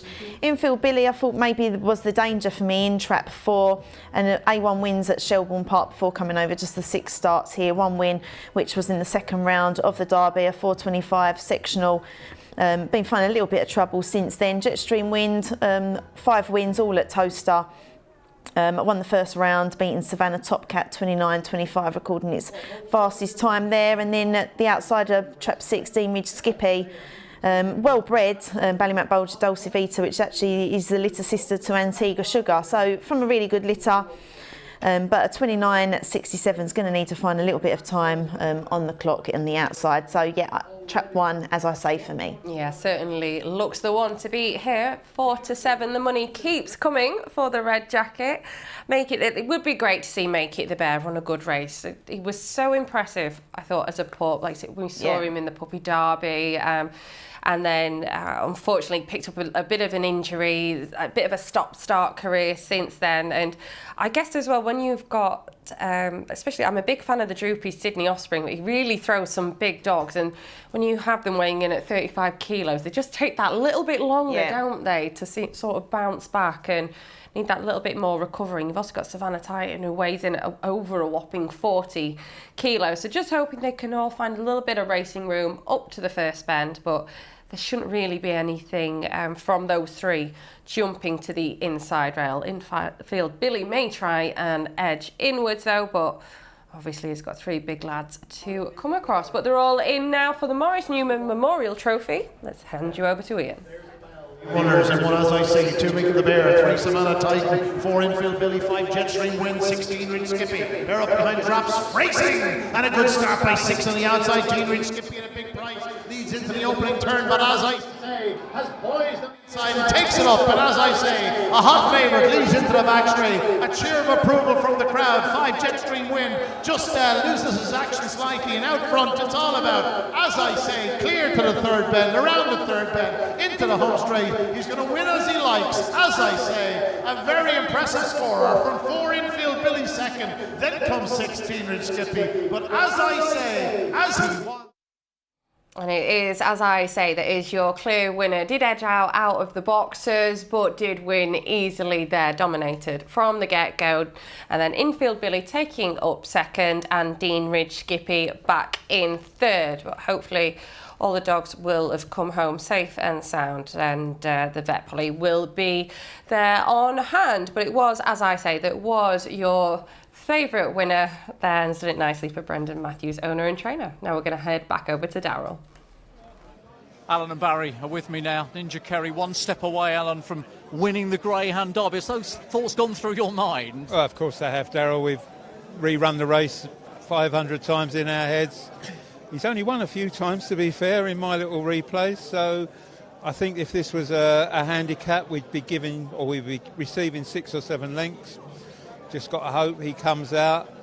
What I'm really putting all my hopes on is Belinda and Gary have had 3 finalists and all this year, and all 3 finalists have popped out. Wow. And they've all been big prices. So I don't know what they do in the week leading up to finals, but let's hope they can do it again. You're listening with interest to what Alan's saying there, Barry. How are you seeing this? Are you a realist? Are you a pessimist? What sort of player are you? How I'm looking at it is he's a massive outsider, long odds, and something that's totally different to greyhound racing. My father's had a bad cancer for the last 2 years. He's come through it. He's beat all the odds. He looked in a terrible state at one time, and I'm hoping that I'm going to have the double up. My dad survived. He's got clear from cancer. Well, that's lovely to hear about your dad. It is exceptional. That means miles more than any of this. So I'm really hoping that I've told me dad I want to get the double, and as I said, he's clear, and Kerry could win at 50 to 1. I think our chances. I think 5 is overpriced. He's a sensational dog, 5. If 5 could ping out, get to the bend and cut across and make the race, that's our chance to say. I tell you what, Ninja Kerry is a bit like your dad then, because Ninja Kerry is a fighter. He gives all every time, doesn't he? Exactly the same. My dad's really fought this at 80 years of age. He's come through it, and as I said, if Kerry could win for him as much as anything, I'd be crying like a baby in the middle. But it won't be for the dog; it'll be for me dad. Final word to you, Alan. Look, you're there. You've got a chance. Can it happen? Yeah, of course it can happen. Of course it can happen. I mean, it's greyhound racing, isn't it? And as I said to you earlier, he's 5 or 6 lengths out the handicap, really. I mean, these guys make dogs run. I don't know what they do, but they're very good. I'm pleased to be with them. We're all beginning to realise they're very, very good. Good luck to both of you tonight. Thank you very much. Thank you. Now, this is a first for me. I'm very pleased to say I'm joined by a star of a viral video. Not you, Mark, but I think it's best if you explain. Yeah, that's Sandy down there. I was just having a bit of fun in reaction to Animal Rising's postings that greyhounds should be living in a forest and running loose. Didn't seem a good idea to me. Didn't seem a good idea to Sandy after I told her what she'd be missing out on. I think she's very happy at home. And there was chicken, belly rubs, a whole manner of things. Exactly, and she wasn't giving those up, and this one's exactly the same. And what I've been trying to explain to people from Animal Rising who think dogs should do that, they are 1,000 times more likely to get injured running around in a forest than if they were on a track. And it's just trying to get that message out there, and also everybody knows we love our dogs. And that's Wolfie? That's Wolfie, and that's Sandy. And this is Sandy over here with Scott? Yep, Scott, yeah. And she's a beauty? She's absolutely gorgeous, yeah. And she's usual, she's gorgeous, yeah. She most certainly is. And what you did, Mark, was a fantastic thing. Now, it's an obvious question I've got to ask, though. Could I have a belly rub and some chicken? How much money you got on you? 50p? You get one. Brilliant, excellent. Always great to hear from the guys, and brilliant to see the retired greyhounds part of the night as well. Right, we've got an A4 for you now at Crayford, the 7:39, where Donna, your lady's going in here. Yeah, I've gone with Trap 2 Daisy, June 21, puppy, but just out of puppy, sorry, but really well bred. Ballymat Sulin is the dam. Obviously, she is the little sister to Pastana and our kennel dog Ballymat Miko, so really well bred. From her, she had some fantastic early pace at Crayford for Tom before obviously going into the breeding paddocks, but did a good time, 23:40 in a solo trial back on the 6th of June, and then won in A5 company, but missed her break last time out. The reason why Leda was obviously was going to be short, but only the 1 win from 10 starts. Obviously she did start in a couple of open races, but she's 1 from 7 at Crayford, so I just thought the strike weight wasn't fantastic. And then I looked at Jean Lyle's newcomer on the inside, again switched from Romford, and I find when them dogs come over from different tracks, sometimes it takes them a little while, and some of them to find their grade, so some of them come in and then we'll be moving through the grades for a while, and I thought it's done a 24:02, but obviously as you can see, won by a head in its first trial and then got beat by a head by the same dog, but did have a bit of early pace, a 363, 367 sectional. Ragtime Blake, I think, is a big danger in Trap 3, consistent 360 sectionals as well, 23:77, so just thought there's a bit of early pace around it. Fair enough, and is even money certainly short enough? Like you say, from a Greyhound, that is 1 from 10. I thought we in track 1. You'll know obviously a lot more than I will about Crayford. I thought it was a little bit harshly graded for doing the sort of times, the 24:02, the best time, but. Could it be, like you say, they're expecting the ground to keep finding a bit of time? Yeah, I think sometimes maybe that is that, say you've led first time and a clear run on and beat ahead to Kudamara, and the next time they come together slightly and got picked up by a head and say come into the track needing to find that grade, maybe just being a bit on the cautious side. But yeah, let's say 24:02 compared to the 23:40, technically shouldn't really be in that grade, but again, that's done that in a solo trial and not in the race conditions. Is like say sometimes you can get trial dogs that don't reproduce that in race. Of course, we see it time and time again. I like the look of Borna Damsel on the outside, and obviously a lot of support coming for Borna Damsel from 6s into 100 to 30 now. I just, if you look back at the run on the 6th of June where she was marked awkward, if you watch it, it just looks like she might have been feeling a little something. She did go a second slower than what she normally does, and it was in the latter stages of the race. She'd never done anything like that before. She had then had that bit of time off. So I thought maybe could just come on from that. It's done her the world of good. She did have that nice win in an A6, then again in an Intertrack. Just seems a bit of a different bitch to me. Yeah, and that's why sometimes when they get marked awkward, it's not necessarily always. Sometimes it is because they may be feeling something. It's not because they've intentionally But yeah, I mean, I know it's a thing that a while back they've said, let vets check them over first, and if the vet finds something, then they don't get that awkward comment, which I think is a fair way, because sometimes it is a case of feeling something while they're running. It can be. So we shall see how she fares today. Is the Gamble Dog in trap 6. A lot of money for Borna Damsel. They're all ready to go. So let's hand you over to Robin.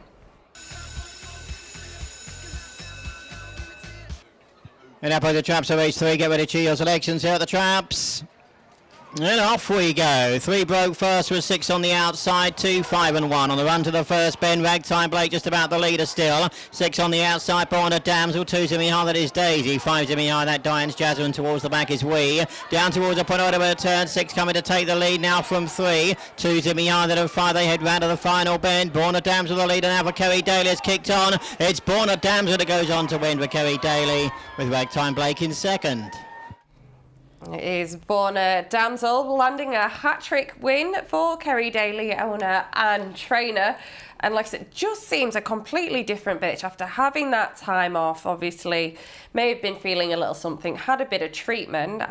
Daisy, her race, unfortunately, was put to bed at that first bend, but ran on well for third, Donna. Yeah, it didn't break well, let's say, compared to her 3:52, 50:5 sectionals that she is capable of doing. Trouble with that first bend, but definitely one to watch out for. Say she's still very young and improving, and hopefully will be winning again for Connection soon. Ragtime Blake got off to a good start, but when 6 turned behind, let's say, been over the 5:40, Ragtime Blake does struggle a little bit over the 3:80, so was a big danger sitting close so early on. So yeah, well done to Borna Damsel. Yes, well done indeed. It's a good winner there for the A4 at Crayford. Ended up returning 3-1 in the finish, and second was Trap 3, Ragtime Blake at 11-4. Forecast paid £14.14. Now we're heading back to Towcester, where we've got Jason. Now a brilliant winner of the Rpgtv Champion Bitch State, fabulous Azura, and I'm very happy to say I'm here with Faith and Bo and David and one who won't speak to me. All right, are you going to speak tonight, Nicola? No, Nicola. She is absolutely phenomenal. Yeah, she's been fantastic, bitch. Her race card's phenomenal. The wins she's done, she goes everywhere she wins. I mean, she's 4-year-old next month, and she's still putting her form together. Fantastic, bitch. And just absolutely adores it here. Yeah, she does. Yeah, she won the Empress Stakes last year. I thought she was a bit unlucky to get eliminated from the Derby as well, but she's come back tonight and proved how good she is. And I tell you what, I do like your T-shirts. Now, Bo, I've got to be careful with you. I understand Mr. Hobbs had a hard time with you. Yeah. It was absolutely fantastic. I'll give you some money, but all on Romeo Command tonight? Yeah, definitely. I reckon he's going to win. Not certain, but I reckon he will. Well, that's good enough for me. And Faith, do I need to ask you? Well, I do think he will win, but I still don't want to jinx it. Do you know, my wife for some reason watches me back, and last time I interviewed you, she said that girl has got the most gorgeous smile I've ever seen. Take that from Grandad. You never smile. Nico, you certainly do. Another big night. Oh yes, it's been amazing so far. It's great. She's a phenomenal bitch. Her form's amazing. And she's nearly 4 years old. Yeah. British bred. And Just waiting for her to come in season. Well, she won't come in season just yet, but we're definitely looking forward to breeding from her. yeah, that'd be nice. That would be scary for everyone else. Brilliant, fantastic again, and best of luck. Cheers, thank you. Thank you. Simon Knott's with me now from Star Sports. We're just by the board. You've got a million jobs tonight, one of which is keeping an eye on what's happening on the board. Yeah, I'm writing a blog for the website like I have done from the heats. But tonight I'm also working as floor man, keeping them out with the prices, making sure they're tip-top with the other bookmakers. So it's a blast from the past. It's what I used to do when I first started in the game. So it's good fun. It's lovely to read what you've done and to follow it all, and it gives us a great insight into the Derby. Yeah, it's great fun. I absolutely love being in the betting ring, so this is heaven to me because it's really lively. Ben takes all the big bets, or a lot of the big bets, so it's real good fun. Yeah, really enjoying it. Tell us about Ben the man, if you can. I can't blow smoke up him too much, but he's a lovely bloke. He gave me a start when I was made redundant. Been with him now, self-employed for 7 years. He's he's a great chap, but he does like to keep you under the cosh, so he makes sure he gets his money's worth out of you.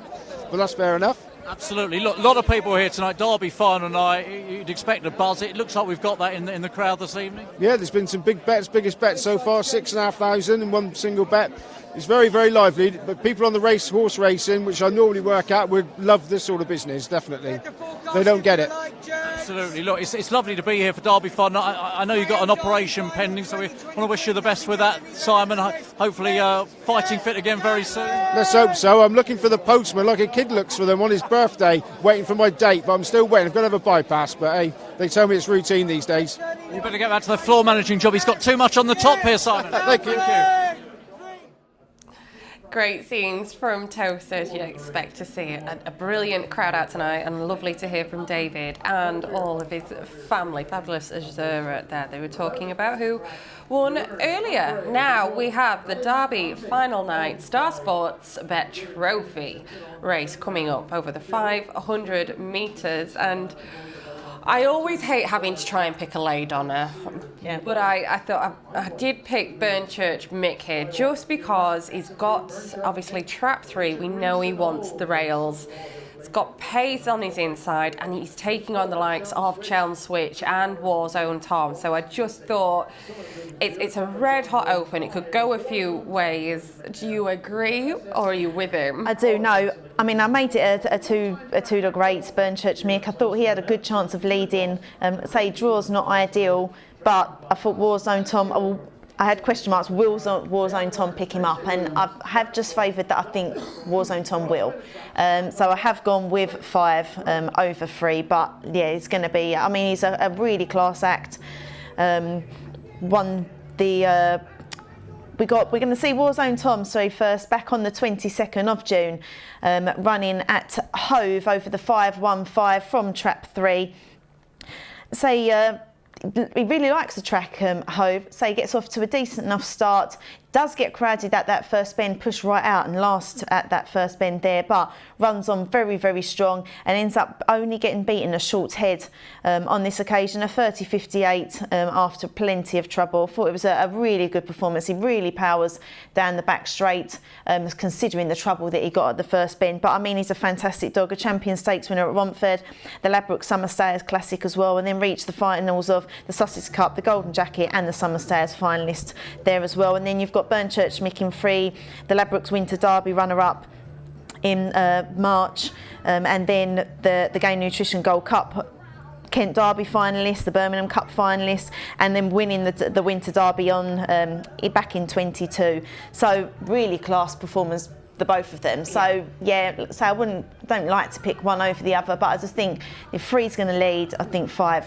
We saw from that performance how strong he is. I think 5 just may pick him up. Yeah, and it does look like the betting does agree with you there. Warzone Tom just edging in his favourite at 6-5 is Burnchurch Mick at 5-4. We have got Crayford betting for you at the bottom of the screen there.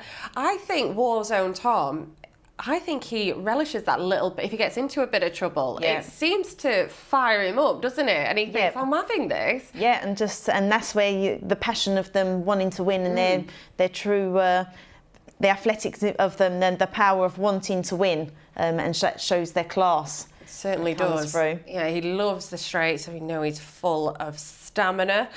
Donna's reeled off everything that Warzone Tom and Burnchurch Mick have had successes in. Could be a race between the pair, bigger prices elsewhere. We'll see what happens. Let's head over to Ian. The runners won Ballymac County, 2 is Consort Jack, Burnchurch Mick, 4 Chelmsford, 5 Warzone Tom, 16 Racing, and a flyer by Warzone Tom leads into the opening turn. 4 Chelmsford trying to get up his inside, and it's Chelmsford going to take over from 5. Warzone Tom in 1 and 3rd, Ballymac County. A gap in 3rd to 2 Consort Jack, but out in front in 4 Chelmsford by a length, but 5 Warzone Tom is poised to challenge. 1 comes next, Ballymac County, and on the final 2 men. And it's still 4 Chelmsford, but here comes Warzone Tom on the outside to the line. Warzone Tom will get there. From second, 4 Chelmsford and Ballymac County. He was always too close, too strong. A winner for Liz McNair and the KSS Syndicate. Warzone Tom, a former track record holder here at Towcester, and he wins in style. Well, what a dog is Warzone Tom, and great run in defeat for Chelmsford, Donna, to be honest, but Warzone Tom just toying with him really around those last couple of bends. Yeah, I mean, how often do you see Warzone Tom out in front over a 4-bend race going out of the boxes? Absolutely flew out of the boxes, and 4 Chelmsford just showed that little bit more early pace to get himself around the first bend in front. Unfortunately for Burnchurch Mick, missed the kick, and then all sorts of trouble at the first bend. But Chelmsford powering down that back straight. A Sussex Cup finalist back in 22 as well. Won last time out A2 here as well. And I thought was really making Warzone Tom work really hard around these final 2 bends. But like I say, we know how strong Warzone Tom is. Did come together slightly at the 4th bend, but really powered home once he hit that straight. Certainly did. It'd be interesting to see what Warzone Tom's sectional is on that performance, and as soon as it lands we will deliver it to you. Now we're off to talk to Jason. This derby and every derby, Gail and a whole horde of people do such fantastic work. But Gail, before we get onto that, introduce the star of the show. Yeah, we've got Pablo joined us for an hour tonight. He's literally taking everyone out. He's so excited. He's cuddling everyone. He now wants to cuddle you, Jason. But he's still racing, and Heather allows us to bring him occasionally for little short time to meet people. I don't know how many people before he arrived tonight asked me, where's Pablo? So it's lovely that he's included tonight. And he is so adorable. We've got to say, we might have pictures of it later. There's a lovely police lady here, and he was all over her. Yeah, he's been sucking up to the police. He's doing such a great job for the sport. So yeah, he's brilliant. And so have you. And how much have you raised? Well, before tonight, we'd raised just about £6,000, and tonight seems to be going incredibly well. Obviously, I can't say what we've got, but the Just Giving page, we've hit the target, which is just amazing. Thank you, everybody. But we're hoping that people at home watching tonight's programme, particularly if you have a few winners, maybe you can add to it for us. Gail, I always say it, you're a superstar. Thank you. Thank you.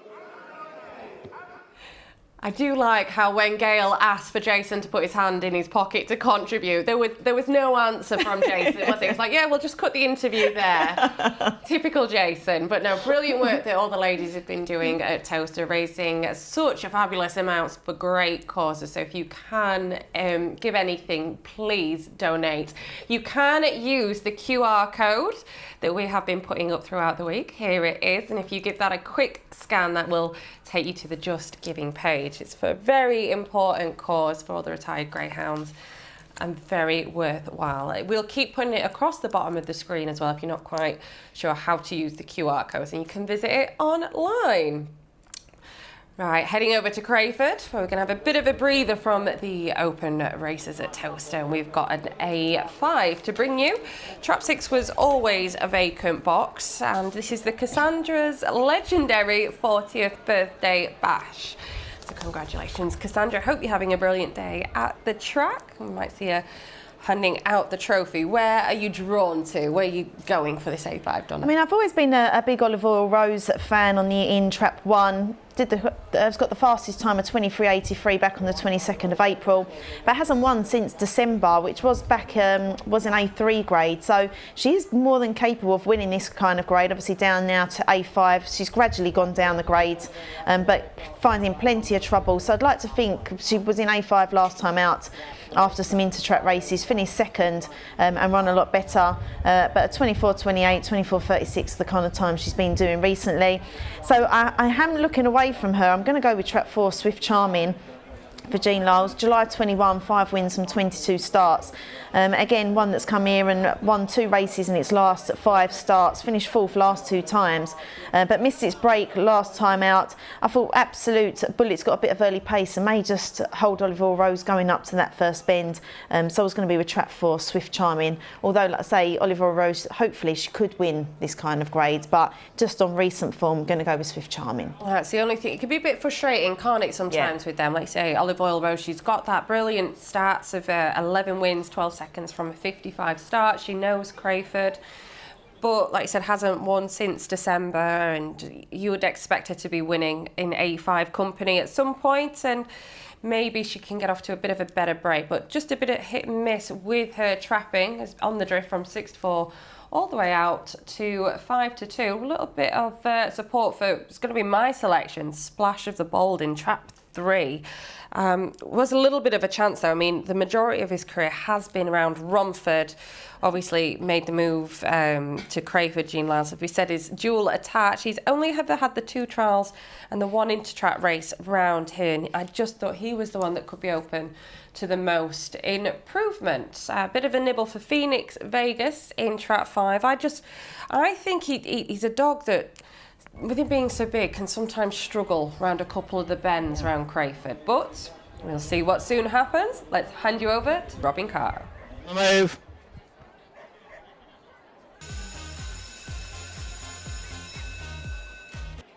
And up over the traps for Cassandra's legendary 40th birthday bash, and off we go. 5 broke first from 2. It's 1, 4 and 3 on the run to the first bend. No Phoenix Vegas, the early pace setter. 4 towards the outside is Swift Charming. 1 towards the inside, Olive Oil Rose. In behind them is Splash of the Bold, and the back marker is Absolute Bullet. They're down towards the penultimate turns. 5 the leader, Phoenix Vegas for Dave Lee, the one to catch though. 3 and 4 are making steady progress in behind off the final bend. 5 holding them off at the moment. 4 down the outside. 4 and 5 a tight finish to race 4. Very close between Phoenix Vegas and Swift Charming. Looked like Phoenix Vegas was sort of almost leading on Swift Charming off the last bend, and he's a big lad at 34 kilos.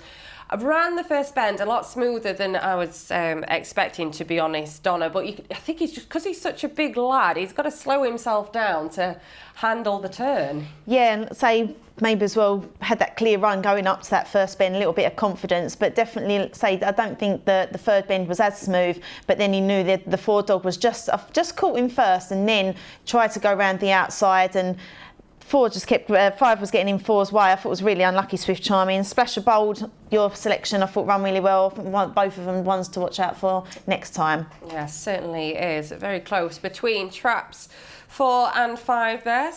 But it is Trap 5. Phoenix Vegas has managed to hold on for the win at 4-1, and second was Swift Charming at 3-1. Right, we're going to head back to Towcester where we've got Jason. Star Sports and TRC English Greyhound Derby final, Trap 6, Ninja Kerry, trained by Belinda Green. Belinda? Hello. Now, I've been watching some of your interviews throughout the week and hearing what you've said. For someone who doesn't claim to be that devout, you've done a lot of praying. Yes, to be fair, we have. Well, look, what can you do when you're the outsider of the field in the English Derby? You have to pray. We are very much living in the land of hope. So, you know, we cross our fingers, we pray to whoever's listening, and we see what happens. happens. I remember talking to you on the third round, and you were just looking to go that next rung up the ladder. Well, you've gone to the top of the ladder now. We have, and that's certainly something I didn't see happening. But look, we're here, we made it. He may not have been overly flashy as the others, but he's here, and hopefully he can just give a good account of himself. I mean, just one thing I wanted to mention, you may have said that you didn't envisage it this year with Ninja Kerry, but other people have. Everybody talks about you, and they know the heights you're going to reach. You've done so this year, 3 Cat 1s, it's been exceptional. It's no surprise to anybody else, I really don't think so. Well, that's good. But look, it's for me, as long as we're always progressing and we're always moving forward, then, you know, no target's too high. So that's all we're going to do year on year, is we're just going to keep punching, and hopefully, you never know, we might hit the target. And as far as the race is concerned tonight, having Tony Duke in 5, not the worst. No, not at all. Obviously, we knew that we were going to be in 6, and it was just going to be a matter of kind of which way round they were going to go. But look, I think realistically, we know what's obviously, I think we all know our fate after a couple of strides, to be fair. But look, if there is a little bit of scrimmaging on the inside, obviously, same as every other week, our game plan is high, wide and handsome, and we'll just see what happens.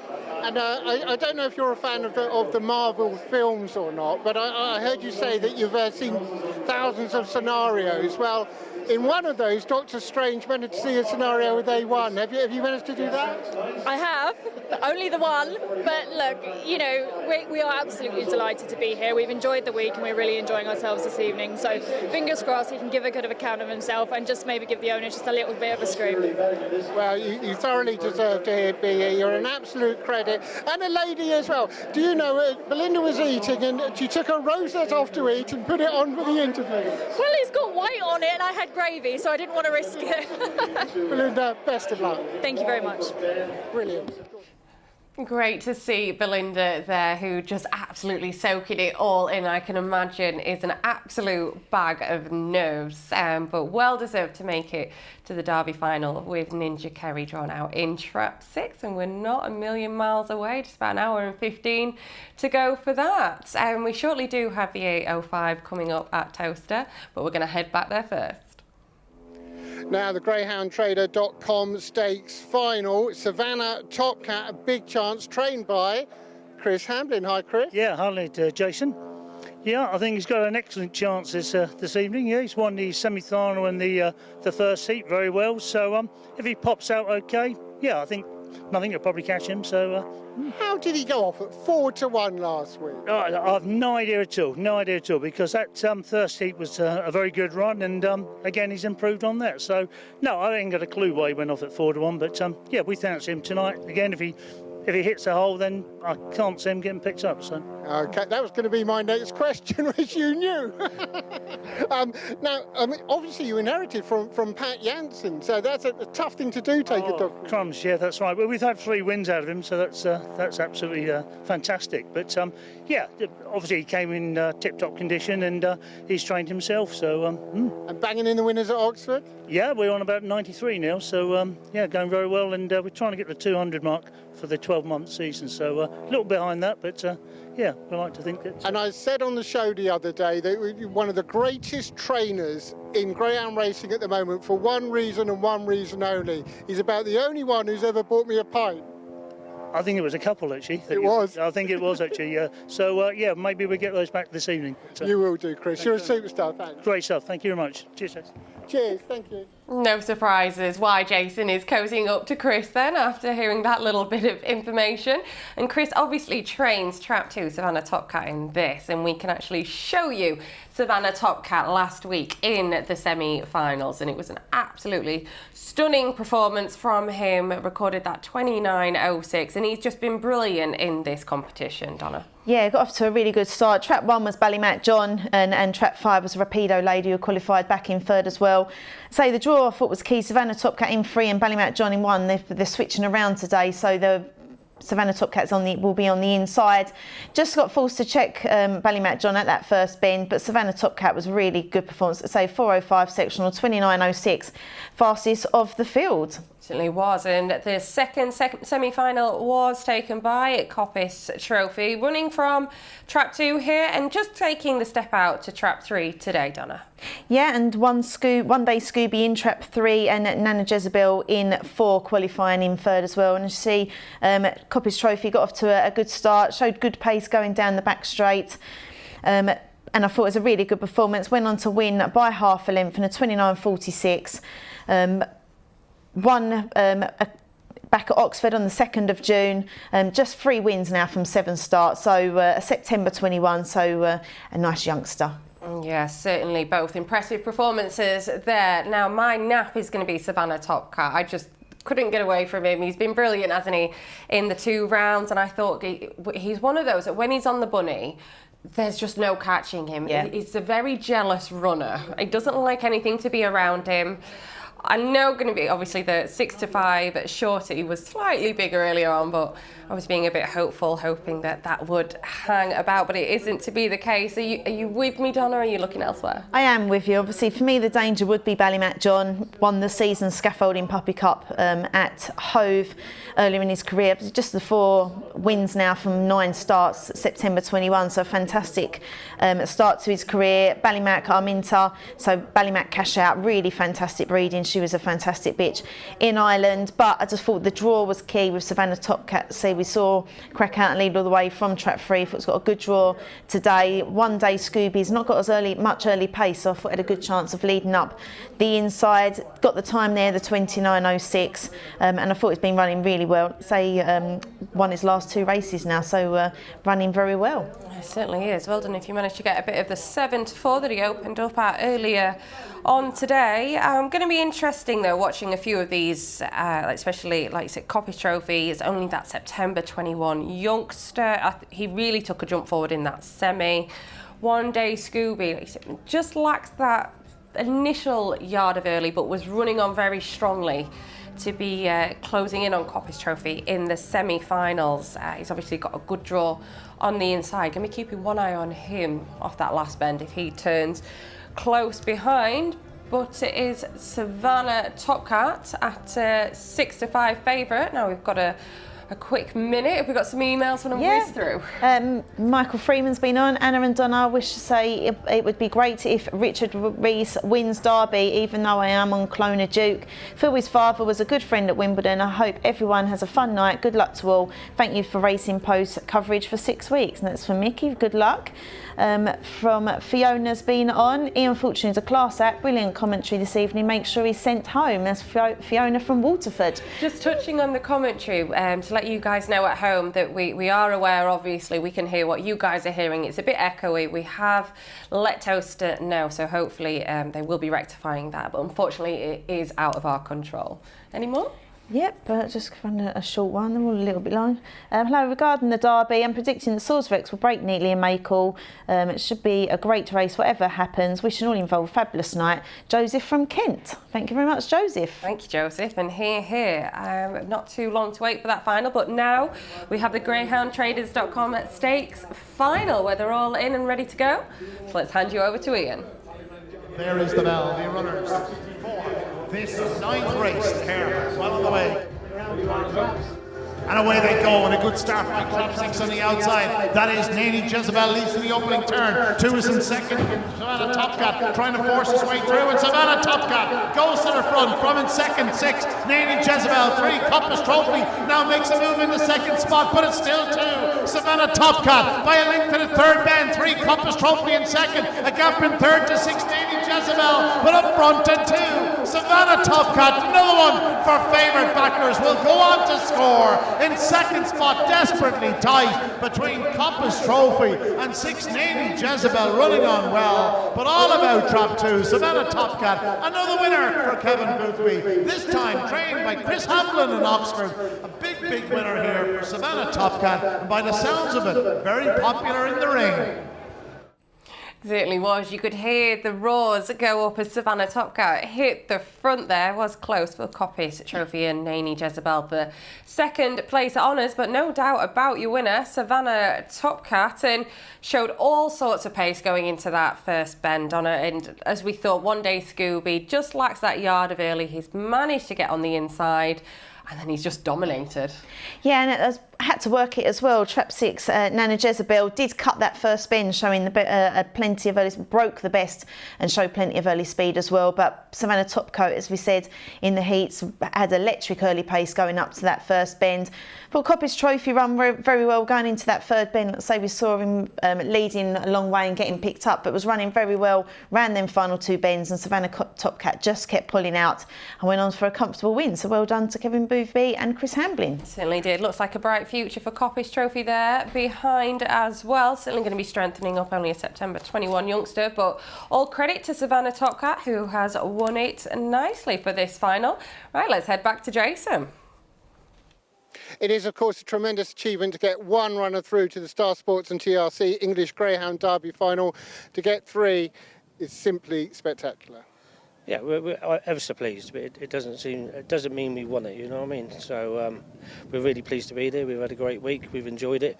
The owners have really enjoyed it. So we'll see what happens. Well, you've got 3 through. Before we start, I've just got to say that it is always a joy seeing you. Whenever you're at the races, both of you so very, very meticulous. Everyone cares about their dogs, that we know that, but you seem to leave absolutely nothing to chance. Oh, look, we just like to be prepared. They're, at the end of the day, they're the important ones, so you've got to have everything ready for them, look after them. When it's been hot, make sure they're cooled down, they've got their water afterwards, because, you know, you want them to run again next week, and they are the stars of the show at the end of the day. We'll go down the card, as it were, kicking off with a Gaytime Nemo. Now, I've got a theory on Gaytime Nemo. If you didn't train Swords Rex or Clona Duke, Gaytime Nemo wouldn't be the price he is. Why? Because from what he's achieved thus far, he's too big a price. And I think people see him as your third string. I know you don't, but see him as your third string. Look, he's a nice dog, and really, if you knew the history, I mean, you know that he'd be running himself right in the final. He was lame before the competition, and it was a massive rush to get him in the competition. So he's done really, really well to maintain his form, and he's a dog coming to form. So.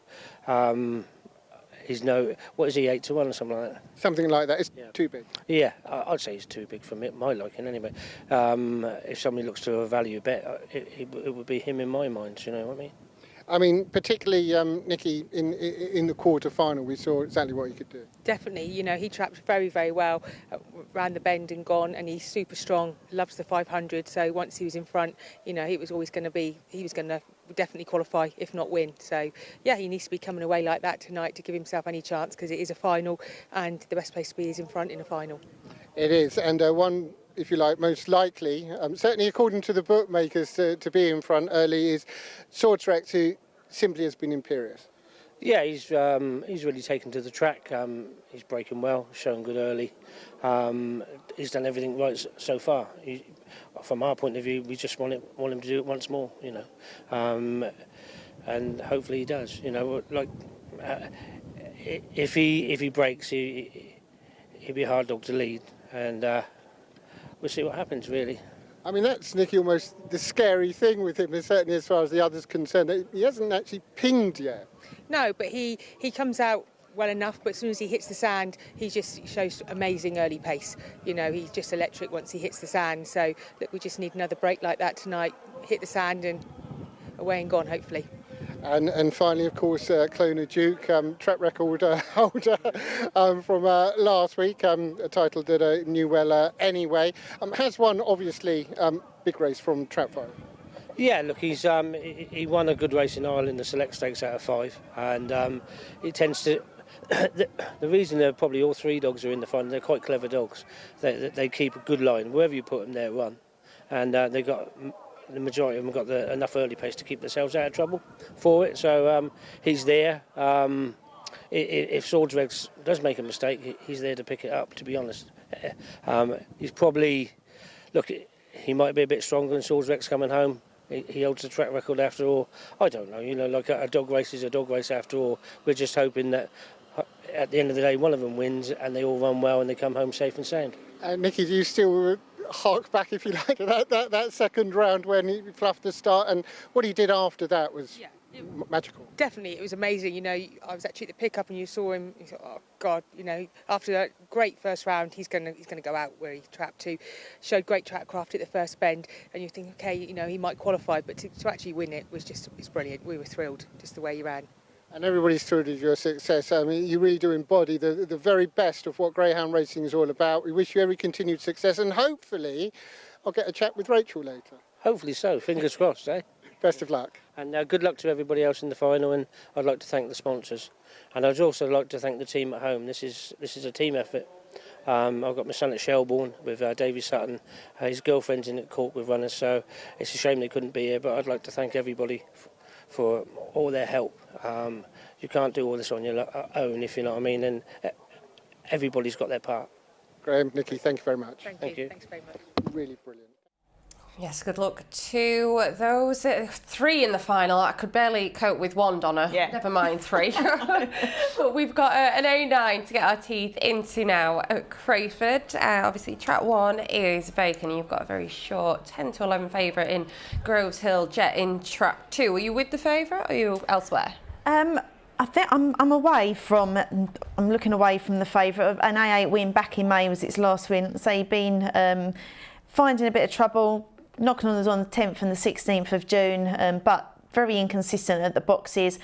I thought trap 6, Slaney Marabella on the outside. I thought a 3-1. I'd take a chance on that. One last time out in A10, 24.08. Doesn't need to find much on the clock either.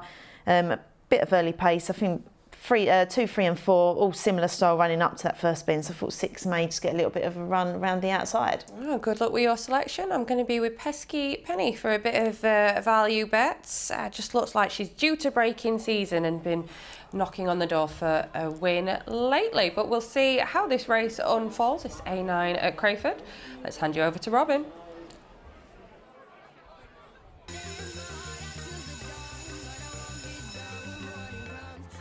And up over the traps, so race 5, get ready to your selections. Here are the traps.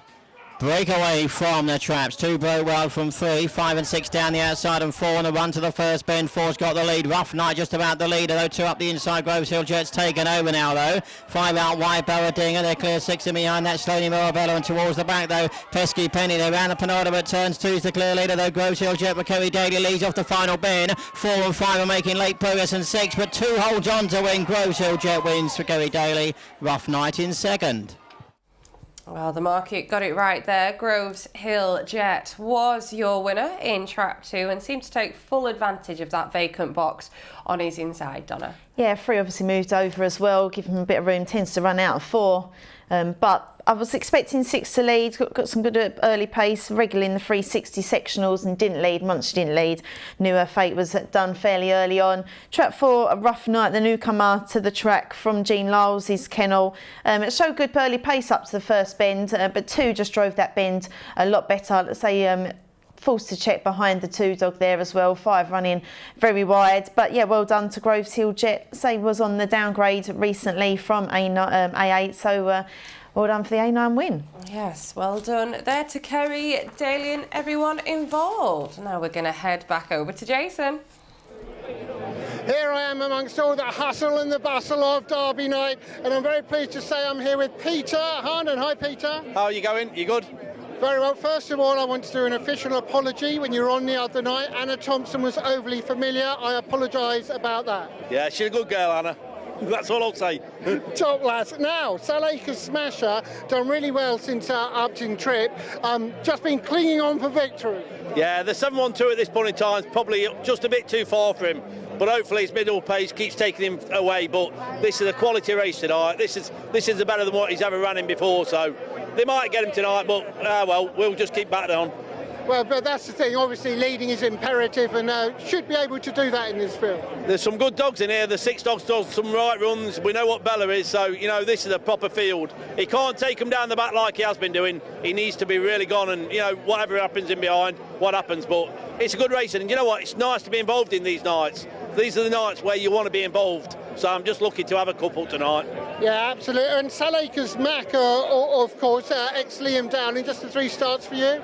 Yeah, this is our first one tonight, Ballymac Joey. So we've changed his name now. We call him Mac after the Ballymac. So Liam let him have this one, and he's he's a nice dog. 29.10 round here, no rubbish. And anything you get off Liam, you're lucky to have. So it's a bit of fun. So let's hope we go well. Oh, sorry, I didn't. So two of them over here, obviously for Liam. Yeah. So first for you. Yeah, he ran in the Derby for Liam and he left him with us and that. So you keep your fingers crossed, don't you? That's what you have to do and stuff. I hope he left him with you on purpose. You didn't go and ride him, did you? Yeah, he's not noticed he's gone yet. Right, just in general, Peter, this is what greyhound racing is all about, isn't it? Yeah, no, this is the pride of greyhound racing. This is what we want, and it's just an absolute awesome night tonight. There's faces what don't come out all year, but come to the Derby, they come out and stuff, and it's just what we all love, isn't it? That's what we do it for, and to have a winner on this night, it's like, that's special.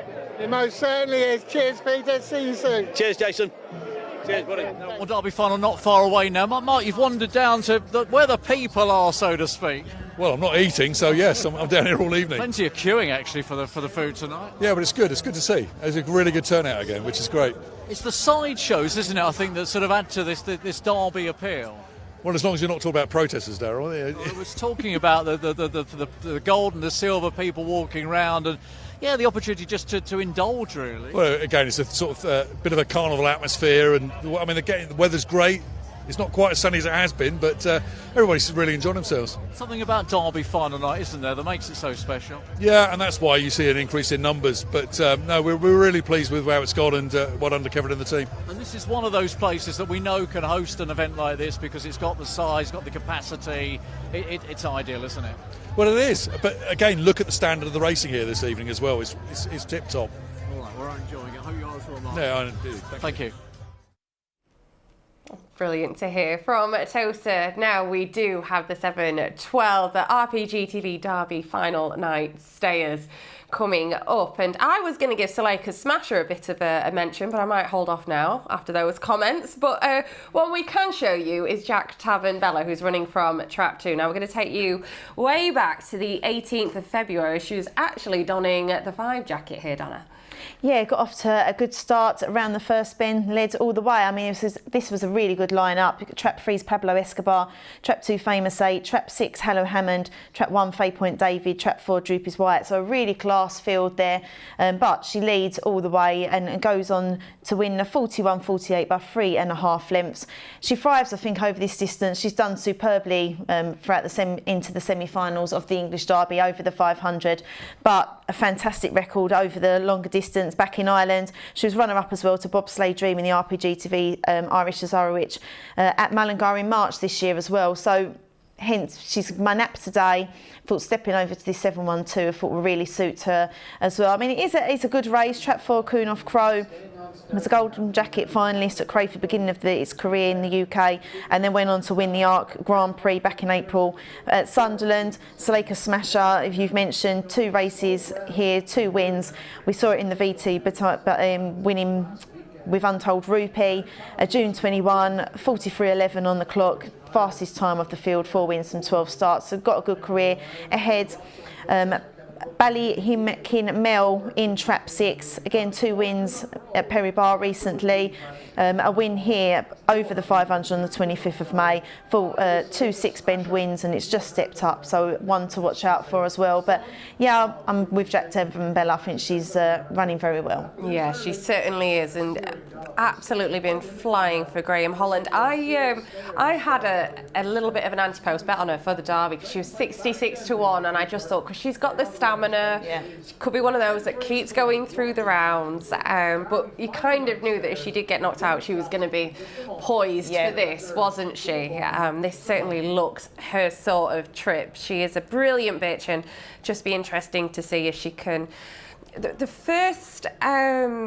When she first came to Towcester, she trapped out of the 500 boxers a lot better than I was expecting.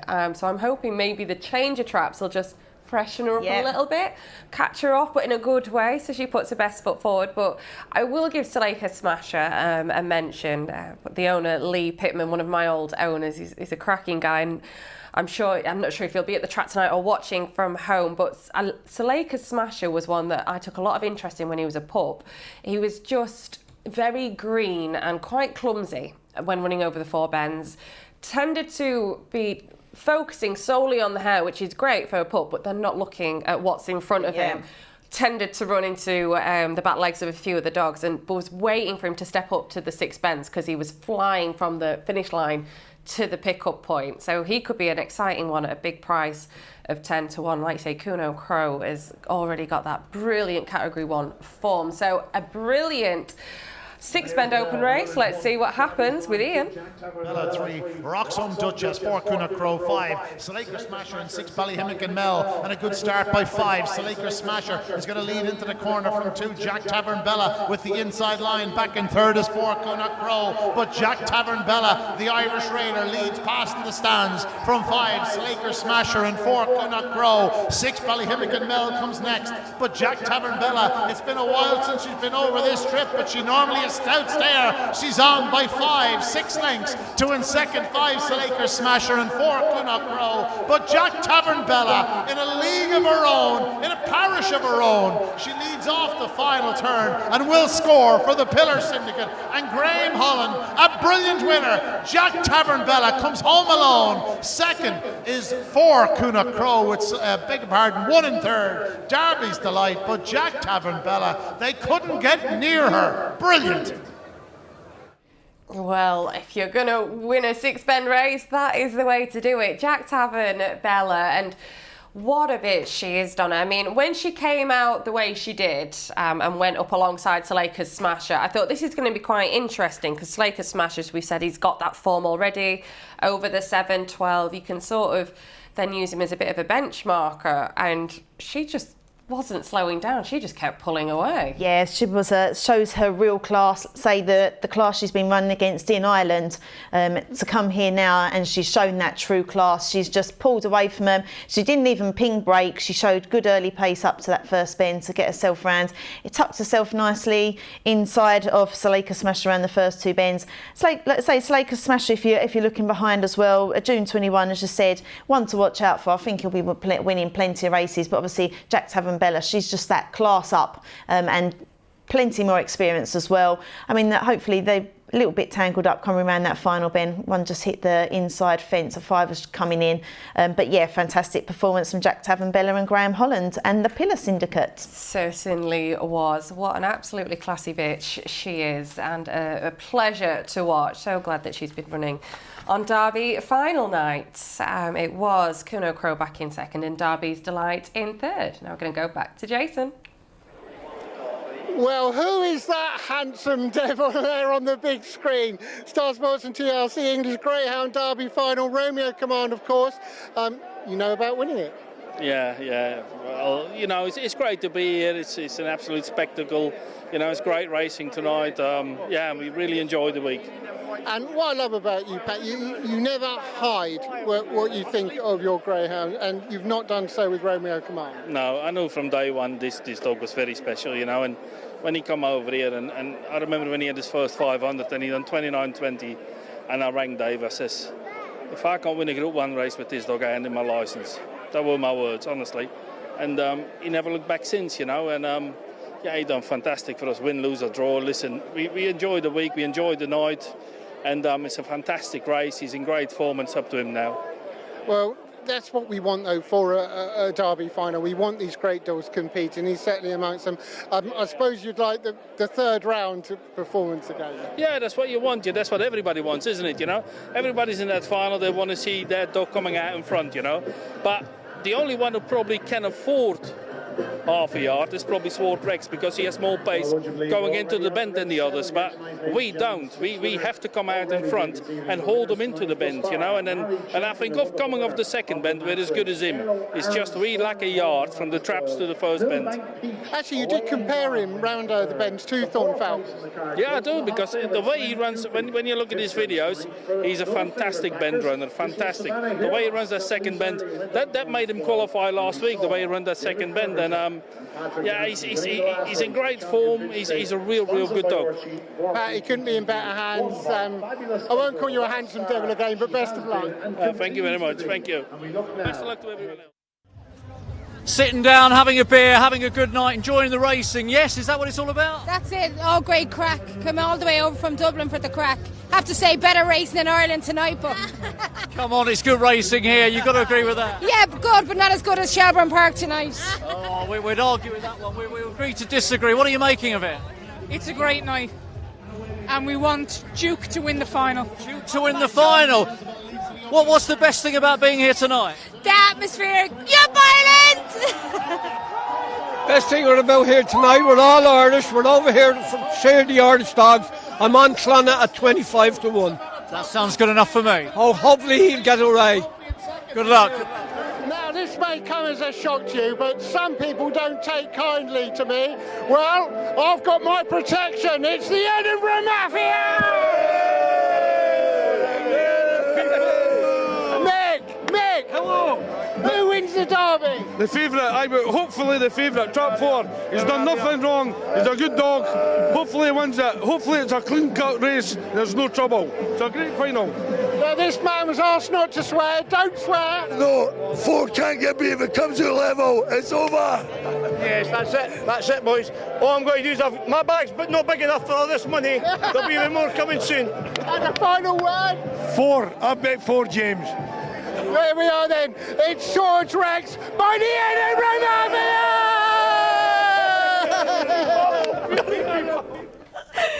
Well, if I was that gent with that bag full of money, I'd be moving away from Jason pretty pronto, to be honest.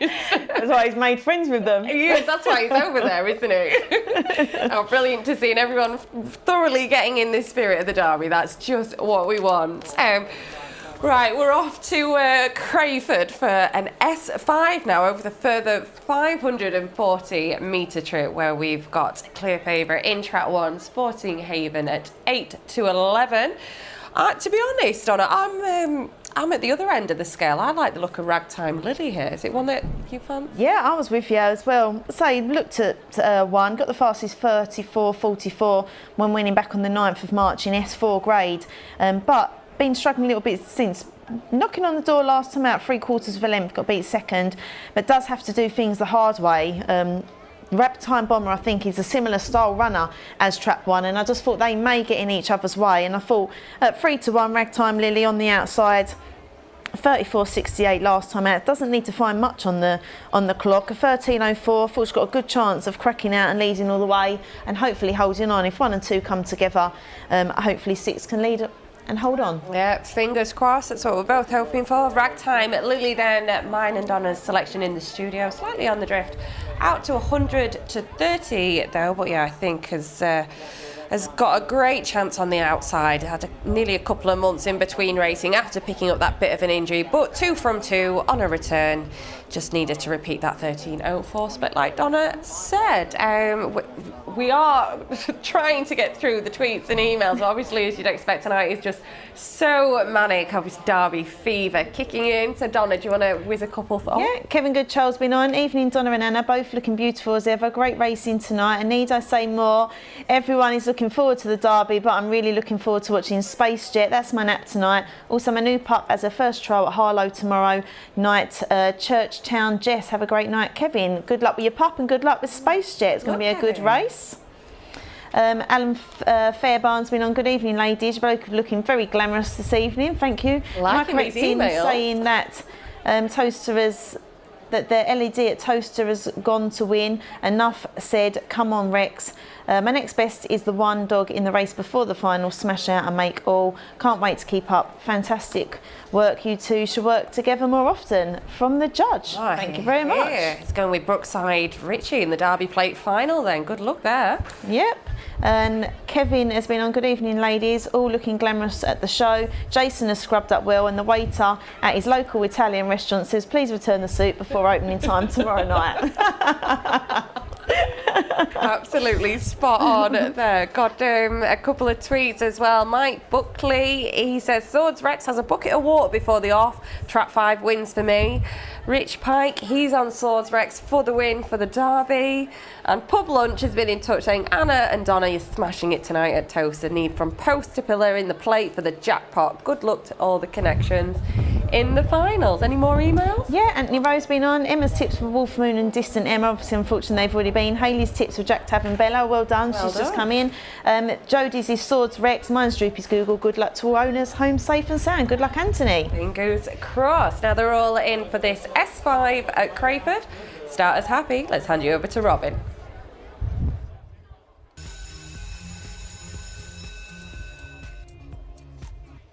And up on the traps of race 6, get ready to your selections. Hail the traps, and away we go. A pretty level break, 6 just about leads on the outside from 2. It's 1 and 4 in behind that round the first couple of turns though.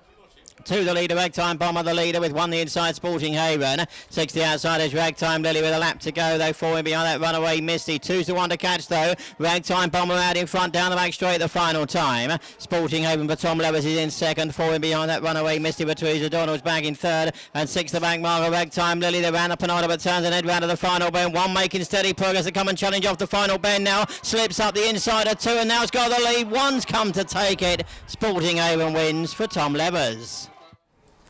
And it is Sporting Haven for Tom Levers and Mr. K. Brazier that has taken race number 6. This S5 at Crayford obviously allowed a little bit more racing room with it being a 4-dog race. I thought Ragtime Lily got off to a good start, Donna, but just lacked so much middle pace in that, but was coming with a good finish at the end. Yeah, it was really running on strong in the end. So I was expecting her to lead after did a 13.04 sectional last time out compared to Ragtime Bomber's 13.35. But Ragtime Bomber got that lead. So Lily did need to be leading around the first 2 bends. Sporting Haven was setting a good pitch going down the back straight, and let's say knew it was strong. It's been over the 7.14 as well, and let's say didn't have that many dogs to pass. Running on very, very strong. Let's say 6 was running on very well, considering needing normally to lead. Ragtime Bomber just struggled a little bit coming home over the 5.40, but Sporting Haven said strong runner. So well done to Tom Levers and Mr. K. Brazier. Well done indeed. They're all finishing pretty close together within a few lengths. Good grading there. Now we're going to head you back over to Jason. The Rpgtv Watling Street Sprint is at 8:40. I'm here with the champ, who has got the champ running, Gougain Jet. Yes, you know, we debated whether to enter him here on Derby final night, but you know, last time he was here, which was just over a year ago, he got beat in both his races. Obviously went on a great runner winning after that. And does he handle Towcester or not? Well, how could you have a Derby final card without the best sprinter in the country on the card? So he's on tonight, and but he's only fingers crossed. Okay, that's Gougain Jet. Now the Rpgtv Derby plate at 8:56. YI Man popped out brilliantly last time. Yes, he's running really well. Obviously, was really disappointed that he never went further in the Derby. And but we've put him in this plate, and it's the Derby final part. I think is one of the great races on the card tonight. It's fantastic. I think any one of the 6 dogs in the Derby plate final can feel themselves to be a bit unlucky not to actually make the final. So I like the makeup in the race. I mean, he's not going to be one of the fancied ones, but I think if he could follow Brookside Richie round and then hopefully he can get a run, and he looks like a kind of dog that might turn into a stayer himself, sort of thing. So if he could get close enough, come off the last bend, then hopefully he'll have a chance. And that's that you need Brookside Richie Reed to stick to the rail. Yeah, I think that's got good enough pace up to lead off the first bend. I think it's what happens with the chasing pack, including ours, that will be coming after him. But that's a great dog, and it's a fabulous race, and it's one to savour. We're pleased we're in it, and hopefully, win, lose or draw, he'll run a good race tonight. And finally at 9:40, New Inn Ranger has it experience here, won a trial stake here and won at Hove latest. Yes, again a young dog that we entered in the Derby, and but he didn't get to the latter stages. He's gone to Hove with the the Sussex Cup in mind, but obviously they don't start for a couple of weeks, so we've come here for Derby final night. I think he'll be a big price, but he's more than capable. He's a nice dog, and he's a real try. He's got a big heart, this dog is, so he's certainly one for the value seekers. Right, we're a superstar. Thanks very much. No problem, Jason. Thank you. Cheers. Brilliant winner of the Rpgtv Derby final night stayers, Jack Tavern Balla. Just finishing off having the photographs taken there. I've got to come through. Okay.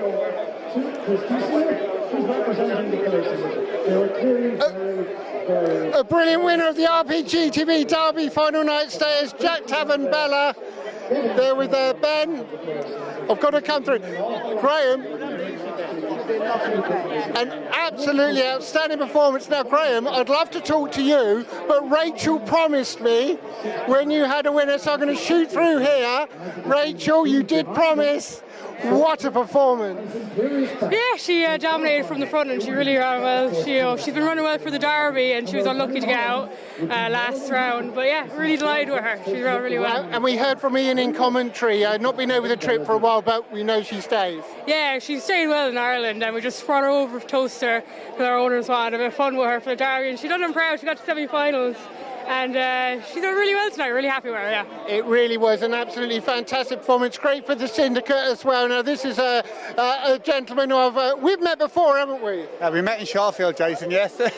We met in Shawfield and you're friends of the syndicate, and what a performance. Oh yeah, Noel and Larry, Jack and David own the bitch. She's a brilliant bitch, yeah. Real good bitch, yeah. She is absolutely exceptional. And what I love about the Greyhound Derby, just quickly, is the pomp and grandeur, the way that people dress up for the occasion, and making the presentation, Joe Scruffback Keneally. I was told, don't go mad. I said to the bosses, I said, look, I'll dress up. They said, no, don't go mad, just dress how you want to dress. This is how I dress every year. T-shirt, polo shorts. We're here for a casual night out. It's a fantastic night. She was an unbelievable winner as well. Honestly, that was a fantastic performance from her. She really was, and I don't know if you backed any winners tonight, but I can tell you you've won the Knobbly Knees contest. I put up Millbank Peach when I'd done the preview with Dave the other day, 4-1. Millbank Peach was my nap of the night. She was 4-1. Not a bad nap, Jason, 4-1 for that nap. So hopefully Gaetan Nemo can do the business in the final as well. Top man, Joe. Thank you, Jason. 100% Joe has been raiding Jason's wardrobe with those shorts. We've all seen them, unfortunately, in the studio. He's let the team down. He really has. On a happier note, we can show you a clip of footage here of Gougain Jets back on the 29th of April and running round Hove here, Donna. Yeah, this was a really impressive performance from Trap 1. Got off to a really good start and powered on and wins by 4 1/4 lengths. Trap 6 was Old Fort BT that finished second. Pocket Elvis was back in third in Trap 2, but a really good performance. A 16:13 time. Is a fantastic job. 25 wins from 34 seconds.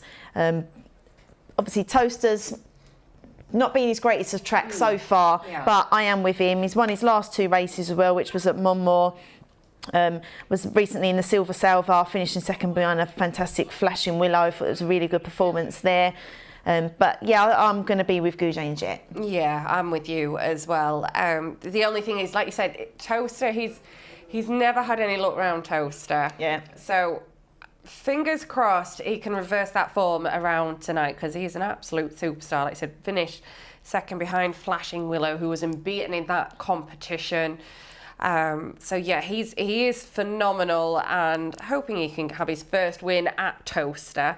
But there is so much pace, as you would expect, in this sprint. Newtown Sydney, I thought, was an interesting one. I thought we could take full advantage of getting a good inside pitch if Savannah Flying does miss the break, has missed it on his last couple of outings. And Merlin's Mate did finish second behind Farney's Trend recently around Yarmouth when a new track record was set. So let's see who ping breaks. Let's head over to Ian.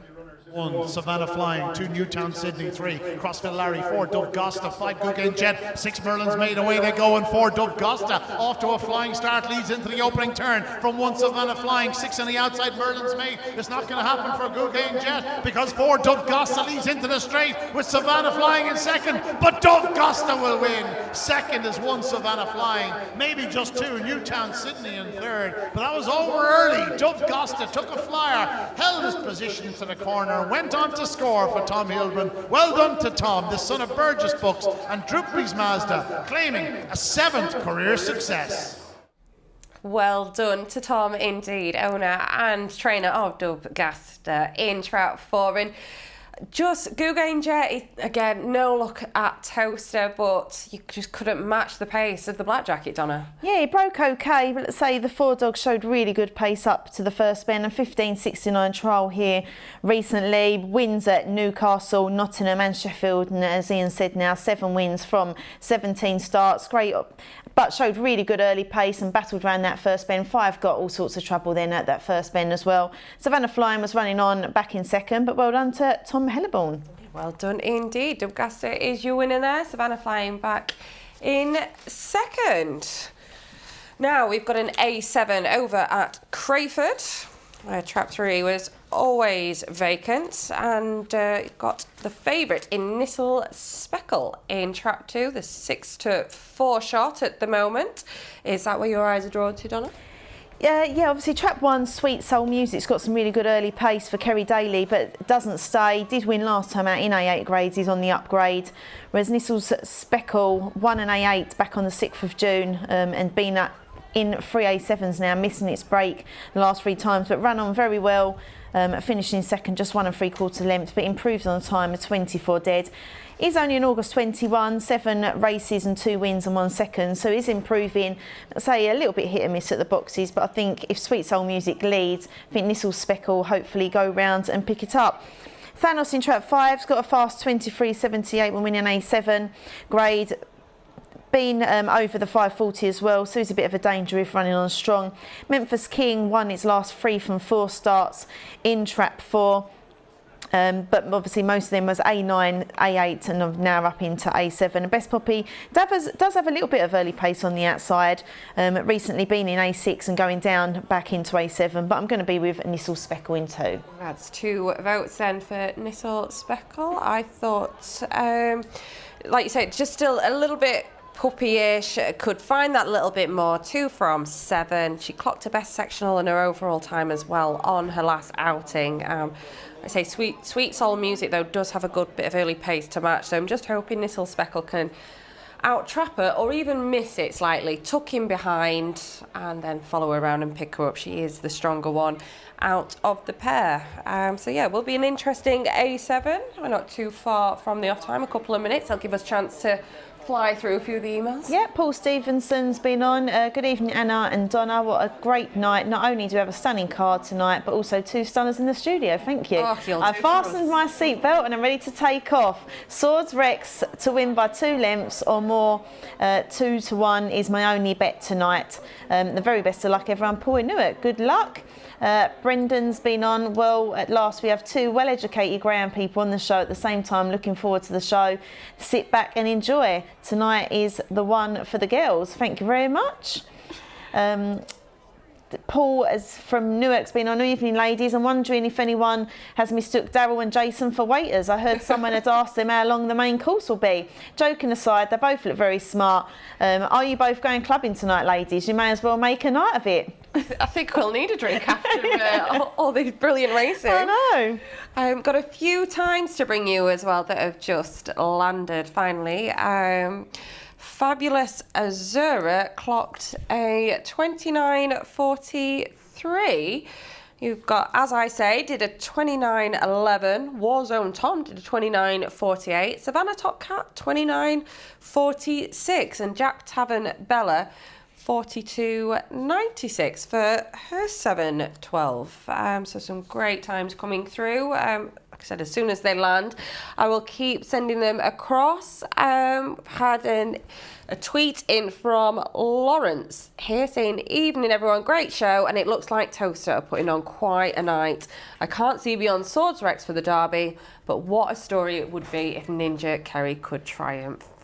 Completely agree with you there, Lawrence. Real story behind the Greyhound in trap 6. So let's see what happens for this A7 with Robin.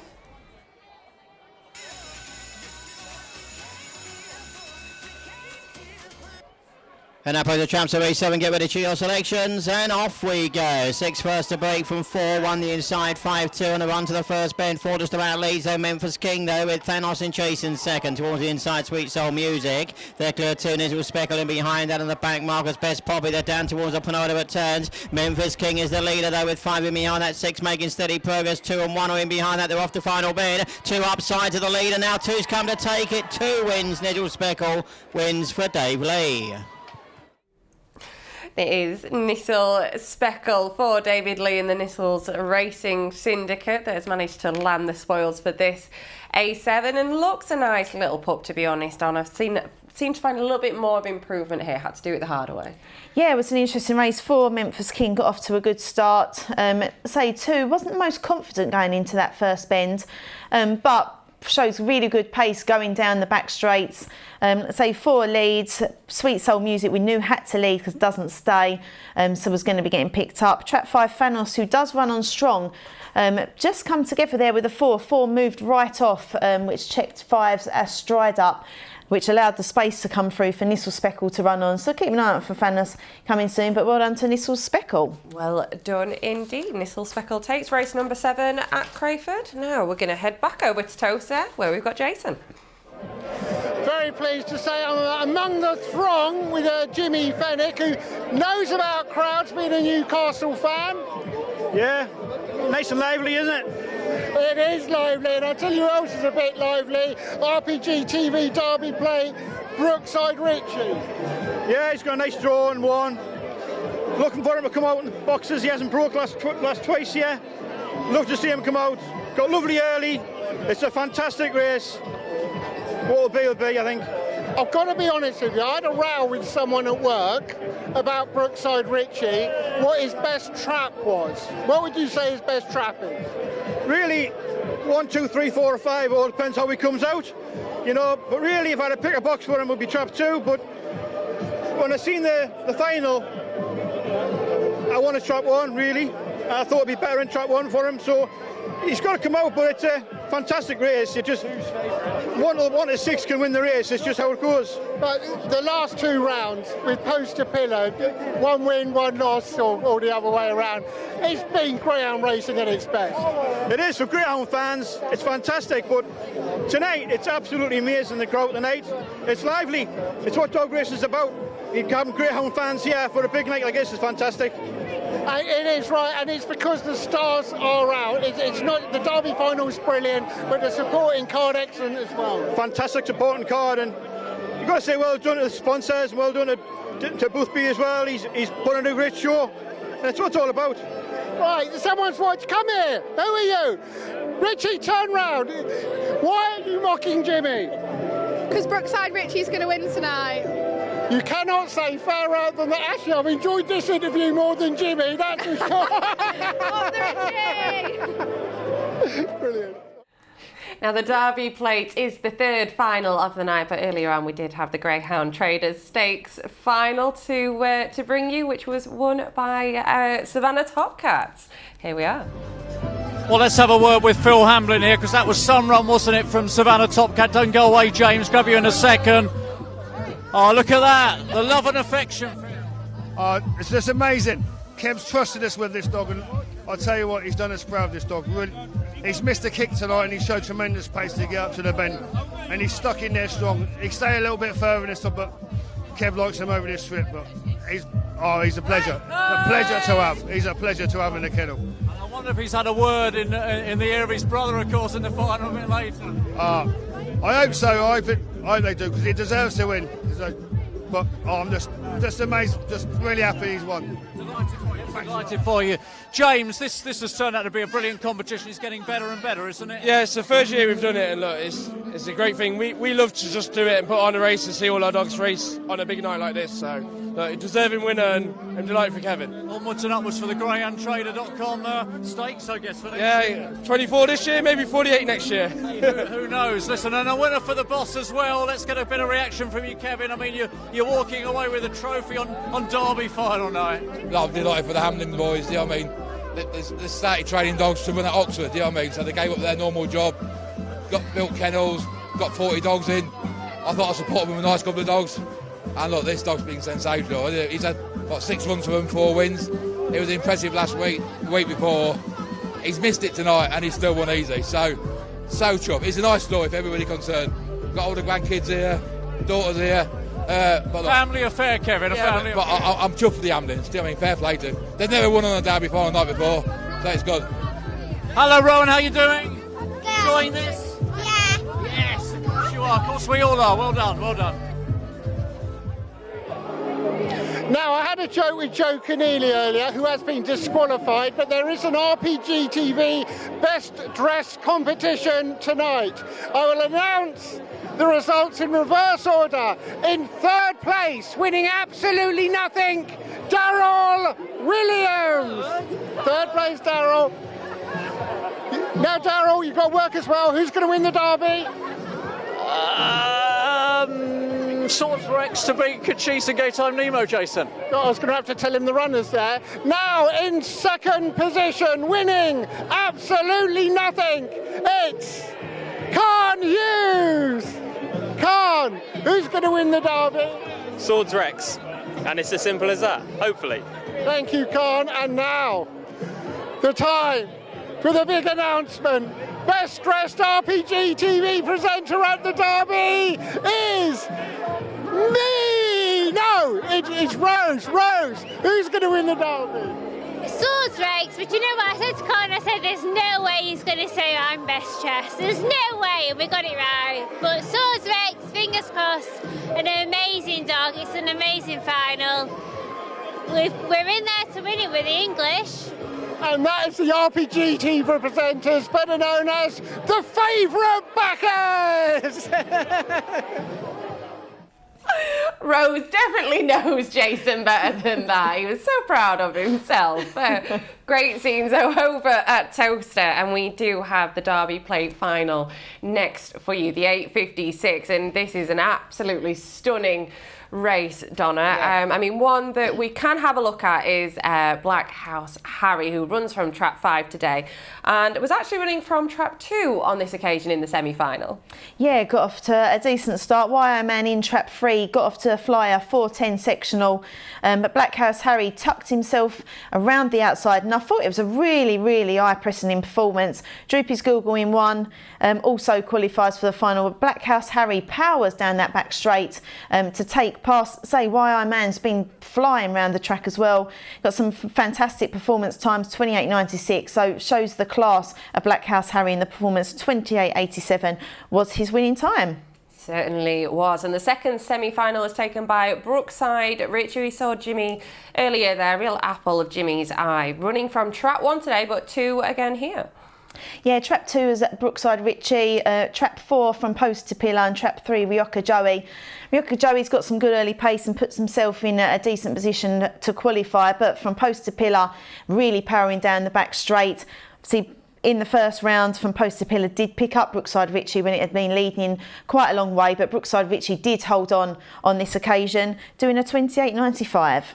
Oh, obviously you've got the 1 to 5 all seeded rails. There could be a bit of trouble, and obviously from Post to Pillar out in Trap 6. I mean, it's the short 6 to 5 favourite, but I was quite surprised to see him open up even at 13 to 8. Yeah, I'm a big from Post to Pillar fan. I think he's a fascinating dog to watch. Say, he does get a little bit of trouble around it at the first bend, just lacks that little bit of early pace, but once he strides down the back straight, it just opens up.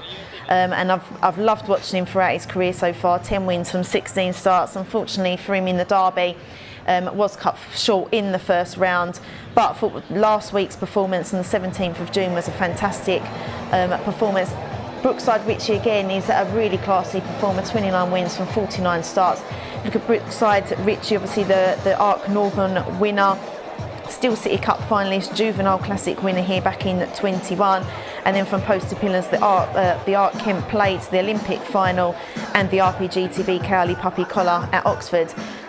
I have made it out of 1 and 6, but purely on the draw, I thought Brookside Richie being tucked up on that inside thought may just have an advantage. So I'm going to go with Brookside Richie to hold off, but I do love From Post to Pillar. I'm going to balance it out then. I'm going to be with From Post to Pillar. Same as you, Donna, I'm a big fan of this dog. To be only sort of with the 16 runs under his belt, but what he has achieved already, to do so much at an early age, it's pretty unheard of, isn't it? Yes. To win that amount of Cat 1s. Absolutely stunning, as you can see. The Greyhounds on parade here. Brookside Richie being supported, though, has managed to come to 15 to 8 from opening up from 9 to 4. YI Man out to 8. Droopy's Google there out at a massive 25s. Ryaka Joey in trap 4. Black House Harry is going to run from trap 5. Maybe not the most ideal draw for him. Currently at 14 to 1. And stunning From Post to Pillar in trap 6. 6 to 5 favourites. Now it is the off time, so make sure you get your bets on, as they're going to be heading straight to the boxes, and this is going to be an absolutely stunning Derby Plate final. I mean, YI Man, I think, is a very interesting one, Donna. The fact that obviously Mark Wallace is trying to sort of shorten down his kennels a little bit, just have a real top team. Obviously, he thinks YI Man's going to be part of that, and he was impressive for his Derby debut, and then just didn't have any luck at all the week after.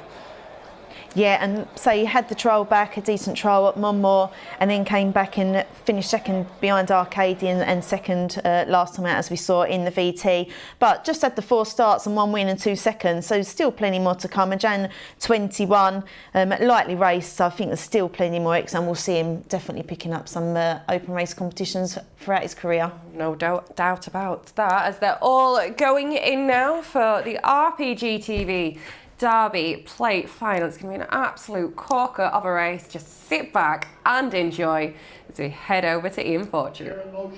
Final one, Brookside Richie, YI Man, Trippies Google, Ryaka Joey, Black House Harry in 6th From Post to Pillar. They're up behind traps. Racing, good start by 4. Ryaka Joey took a flyer, 1 up the inside. Brookside Richie with the inside line, but it's Ryaka Joey. Now Brookside Richie showing in front. Then comes 2 YI Man and 5. Black House Harry, but out front, and it is 1. Brookside Richie, but here comes 2. YI Man up the inside. 4 is next. Ryaka Joey from Post to Pillar, trying to come between rivals, but 2 YI Man strikes the front, and YI Man striding out to land the spoils. In second is 3, Droopy's Google, and From Post to Pillar, no room at the end of the third bend. He stormed home in third, but YI Man, a good winner for Mark Wallace and the MWD Syndicate. Congratulations to all involved. And it is YI Man that takes the Derby Plate final for Mark Wallace and the Mark Wallace partnership. And what a stunning performance. You didn't quite know where to be looking around that first bend, Donna. There was just so much happening. Yeah, Ryaka Joey got off to a really good early pace start. So he has shown that throughout his career so far. But Brookside Richie did power up, and I thought was just going to be forced to check, but didn't, actually powered through and got himself around that rail, pushed 4 out. From Post to Pillar, say we knew he was going to give himself a lot to do, was out the back, down the back straight. But YI Man, we saw last week getting picked up by Black House Harry when leading down the back straight, but has really took off going down that back straight, tucked himself in with the inside one, which I think was the key going into that third bend. 1 and then 4 got tangled up, and 3 got caught up as well, with 6 plenty of trouble. But as we said, new to the camp for Mark Wallace, just had the 5 starts now, and definitely eye-catching, and we'll see him in the open race scene around the world, around the country. But well done to YI Man and Mark Wallace partnership. Certainly well done indeed. Now, the 904 at Crayford, we may not be showing this live, as we do obviously want to have a bit of a build-up to the Derby final, which is not a million miles away now. So make sure you get your bets on there, but we're going to get some reactions from the plate final. YI Man, Rpgtv Derby Plate sensation. I'm lost for words, to be honest. It's just nice to have a winner, because it's not gone my way so far tonight, but amazing to have a winner, especially in the Derby Plate. When I saw the traps open, I wanted to look away because he fell out, but I saw him turn in a position, and then I saw Brookside Richie in front. I'm like, wow, he's running well. Emily, I hate to call you a fibber. You're not lost for words. I could hear you screaming. Yeah, well, like I said, the night's not really gone our way so far, so just to get a winner on the night is amazing. So I'm very, very happy. Fantastic to see an incredible performance against such a field. Well done. Thank you. Brilliant scenes there from Emily Wallace, and great pictures for YI Man there. Absolutely stunning greyhound that shows some beautiful track craft to take that Derby final play, and he is a gorgeous looking greyhound, isn't he, Donna? Yeah, he's stunning. So we've seen it throughout the evening today. It doesn't matter what price you are. The dogs don't know what price they are, and they get that run. And sometimes just because you're favourite doesn't mean it's a given. No, certainly not. I mean, we can take another look at the replay of this race. And from post to pillar, not as consistent round Towcester as what we've seen around other tracks. And he does run on strong on the straights, but just seemed to struggle a little bit at the bends. And once he takes a bump, can lose a bit of momentum. And YI Man has just got that brilliant pitch and worked his way through the pack nicely here. Yeah, I just think 6 obviously tried to cut in at that first bend and there just wasn't the room. 3, Droopy's Google was in his way, but Power's down the back straight when he gets that running room, and I thought them squeezing up at the inside, he may have tucked himself around the outside to go on to win, but YI Man really forced himself, and when you know you've got Brookside Richie in front, showed you the pace that YI Man showed going down that back straight, was brave to force himself round the inside, round that third bend, and power on for a good victory. It was a really good performance and a great Derby Plate final, so yeah, Connections will be thrilled. Certainly will be, and great to have that under his belt for only his 5th UK race over here. 2nd win, 2 seconds as well. Is a brilliant looking greyhound. Now we do have the 904 at Crayford coming up. We will get our selections out, but we may not be showing it live just so we can have a build up to the final. We'll see how that pans out. So for the A8 at Crayford, Donna, where were you drawn to for this? I'm going to go with track 4, Swift Liam, September 21 for Gene Lyles. Just had the 2 starts. Well bred. He won last time out in A10, second time of asking, 24.18, improved quite a bit on his time at 24.78 was his time previous to that. He's still very green around the bends at the track, but he's only a youngster and I still think plenty more to come. I think it helps that it's only going to be a 4-dog race, and hopefully give him a little bit of space. So I'm going to be with Swift Liam. Yeah, fair enough. It's definitely a nice looking pup. September 21 youngster, and did take a huge step forward on that second outing. I'm going to be with the money dog though, Ballintoven Chris, from 9-4 into 6-4 now. I just thought, look, he's the veteran of the sport. He's having his 114th race today. He's been running well over the 540 metre trip, obviously dropping back to the 380 metre here. And I just thought he's had a couple of nice wins lately. Bit of a step back in class for him. He's got bags of experience, hoping that'll all work to his favour. So I'm with the 2, Donna with the 4. We've got a few emails to get. Yep, Liam Appleby's been on. Good evening, Donna and Anna. I hope you're both keeping well. Looking forward to a great night of racing Towcester and Crayford. I'd like to share my favourite memories of the Grand Derby. I enjoyed Taylor's Sky and Siders Jack winning for Charlie Lister, and I enjoyed Romeo Magico winning for Graham Holland last year. These 3 hold a special place in my heart. Looking at this year's final, I'm undecided between the 4 and the 5, so I'd like to say to the 6 finalists are all here on merit, so may the best greyhound win. And that's from Liam. Thank you very much, Liam. Any more? Got a few more. Yep, Philip Cornwall's been on. Good evening, beautiful ladies. Doing a great show from the studio. Great night's racing. I'm on Swordsrex to win by 2 lengths or more. What great coverage of greyhound racing. Best ever. Keep up the good work. Love it. Thank you very much, Philip. Evening, ladies. Watching the show at my mate Big M's in Hockley, Essex, who is 58 today. Can you give him a mention, please? Well, happy birthday. Yeah, happy birthday, Big M. Trap 6 is the big one to cause a massive shock after trouble on the inside. Love Puffer, Chaz, Lexi, Layla and gang. Oh, great to hear. Now, I'm just being told that we are going to show the A8 at Crayford. They're all poised behind the boxes. Don't forget, traps 1 and 3 have always been vacant. I'm with Ballintoven Chris in trap 2, but it looks a bit of a competitive A8. Donna, just remind us of your selection. Yeah, with the pup, trap 4, Swift Liam. 2 and 4 for us in the studio. Now they're all in, raring to go. Starter's going to check them over. He's happy, gives the all clear. Let's head over to Robin.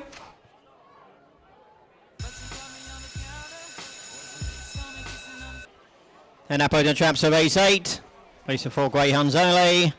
And away we go. 6 first to break from 5. It's 2-4 in behind. Another run to the first bend. 5 and 6 together. 2-4 in behind that. 5 leads though. Runaway Harper out in front with 2 in second. There is Boateng Chris. 6 down the outside though. Bowen Merle 4 in behind. That is Swiftly, and they're down towards the penultimate turns though. 2 and 5 together. 6 in behind that, and 4 as they head off the final bend. It's Boateng Chris that leads for Kerry Daly and goes on to win race 8. Boateng Chris wins for Kerry Daly.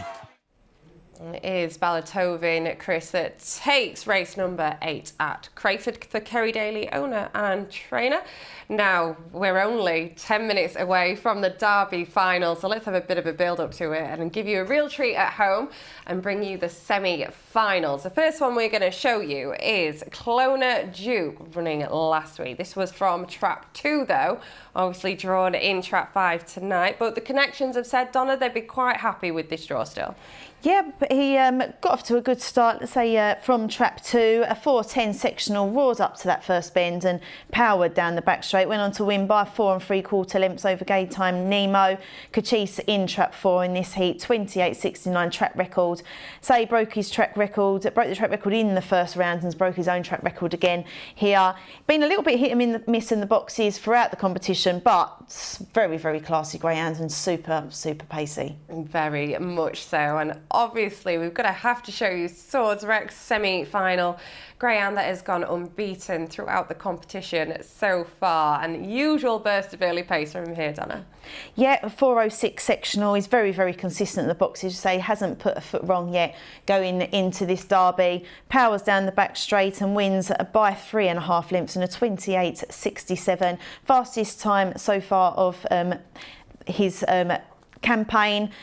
Equalled his track record that he had broke in the trial stakes, so he's been excellent throughout this competition, hasn't he? He has, hasn't he? So I know we've obviously been mentioning it a little bit, but are you with Swords Rex as your selection? I'm going to go for a forecast, Swords Rex to beat Kachis at a big price. I think Kachis has been running really well, won 2 rounds of the 5 so far. Obviously a big price on the inside, but I think he's well drawn. He's the biggest 37 kilo dog. Cat 1 winner as well, the Arxazarowicz winner. But I think he's got a good draw on the inside, but obviously Swords Rex has got that early pace, and I'd love to see for connections win all the way through. Oh, 100%. Nice. I mean, they're all worthy winners. As cliche as it sounds in our eyes, aren't they? They've all completely run on merit to get to obviously this stunning final. Swords Rex is obviously going to be the studio selection. He has just been brilliant, but I really would love to see Romeo Command go close or even take the win, to be honest. Just down to the fact, obviously, Dave and Patrick have got that great partnership from last year, and he is the only British-bred greyhound in the final, so there's that little bit of biasness there, isn't there? Yeah. We have the competition every year with the Irish, and obviously they've been strong throughout. They always are here. But Romeo Command could really fly the fact for British. Now everybody's watching Rpgtv, but look at Crayford, they're joining in as well. So, evening to everyone that is tuning in for the Derby. Obviously, no one wants to miss out on this. We're only 7 minutes away from this stunning final. Romeo Command having a little bit of support now from 5s into 9-2, but Swords Rex has pretty much been holding firm at 5-6. Clona Duke on a little bit of a drift from 4 out to 9-2 as well, as the dogs are coming out onto parade, and just gives you goosebumps watching this, to be honest, doesn't it, Donna? It does, knowing how they're feeling. Very obviously, I've never walked a Derby finalist, so I'm guessing how they're feeling. This is the big race that everybody wants to win, and to be in the final, even whether you're favourite, you're the outsider, you're in the final, you're in with a chance. So yeah, the nerves will be high now. I can imagine very serious looking faces on parade. A lot of sweaty palms, I imagine. And I'd love to give a shout out just to Belinda Green, who's obviously made this Derby final, and through her interview she's a bit like a rabbit caught in the headlights. It must be so overwhelming, but Ninja Kerry has run his absolute heart out to get where he is, and I know the connections have said, look, we're just happy to be in the finals. Everybody would be as well, but draw out wide. All it takes is that little bit of trouble on the inside, and he could shoot off round. Yeah, and as they said in the interviews, a good year that she's had. He's a Cat 1 winner. Her kennels are flying at the moment. I'd love for connections. Alan Ballard is actually probably more known as the Eichels owner, so as dogs at the kennels as well. So yeah, we'd be cheering on for him as well to hopefully get that win. But say all dogs come here. Ninja Kerry's the only one that hasn't won a heat through, but there's been plenty of dogs that haven't done that and won just the final. That's the only race they need to win. We've seen this happen before, but Ninja Kerry would be great to see go through for Belinda and her team, because it's like she's a brilliant kennel, but Ninja Kerry was really the dog that took her out there and put her on the map and sort of gave her the recognition she deserved. And then all it takes is a few more owners to get involved, throw the big dogs your way, and she's just absolutely excelled with it. Clona Duke in shot there. Graham Horn and Kevin O'Brien absolutely look so cool and calm and collected. They have no idea what's in front of them. Yeah, the pressure that everyone else is feeling. Ninja Kerry there in trap 6, lovely looking dog as well. But I say every dog here has known experience, has got plenty of background wins as well. Like Romeo Commands, 13 wins from 15 starts and really loves it here at Towcester, 7 from 9 at the track. Obviously the juvenile winner here, British Breeders Finals as well, was unbeaten up until the final of the English Puppy Derby, so a fantastic result. Clona Duke, we say about being in Trap 5, but did win the Time Nutrition Stakes from Trap 5 back in Ireland, so he's won from Trap 5. If you crack out, doesn't matter what trap you're in. If you're in front, you've got the room to move. Exactly. It's all about the ping break. Say Romeo Command did just slightly miss his start last week, did that 4.24, but has got a 4.11 on the card. The quickest sectional we've seen so far tonight has been from Warzone Tom, actually. He's gone up in a 4.07, so anything could happen in this. Them all having their little pep talks with the greyhound. That's Jackie Richards' wife. The last time she paraded any dogs in a derby was 1996, and it got to the final for Richard's dad, Bebopper Lola. It was a big price in the final, but she hasn't walked in the derby since 1996, and she's walked this year's, and she's got into the final again. Oh, wishing them all such good luck, and like I said, Cheese has just been, he's been a brilliant dog for the kennels. He has, yeah. I think so much of him. She looks a bag of nerves, doesn't she? But just trying to keep the dog calm and say they're all chilled, and that's what, when you get them dogs, they're good dogs. They're well natured. They're not jumping all over the place. They're calm, and that's what, when you know you've got a good dog, they're good at everything. They are, aren't they? Yeah. That's the thing. They tend to be. They're good in the kennels. They're good travellers. They're good eaters. Yeah.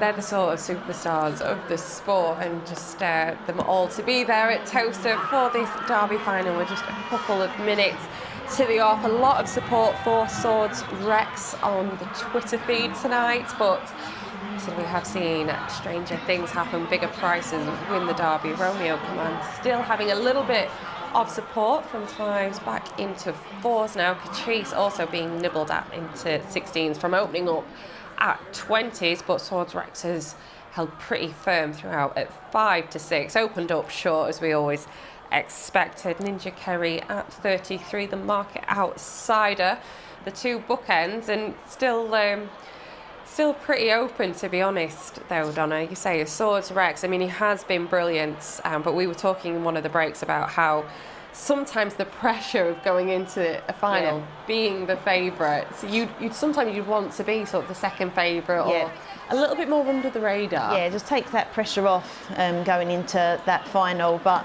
say Graham Holland's been here before, Nicky Holland's been here before, they know what it's like now to win that English Derby final. Normal Saturday for the them. pressure may be off in the sense that they've had their first win, and as they said earlier, can enjoy the evening a little bit more knowing they've done it. They've got the 3 to the final, so yeah, now's the moment now. This is where the nerves are.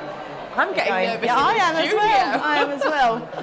But yeah, so hopefully just want a clean run race, and That is the forward to main thing. Clean run race, hopefully, and it'd be great to see all 6 of them really be able to put in their best performances in a clear run round. Good luck to everybody involved, the kennels, the trainers, all the owners. It's been a fabulous journey for you, but this is what it's all boiled down to. The final 6.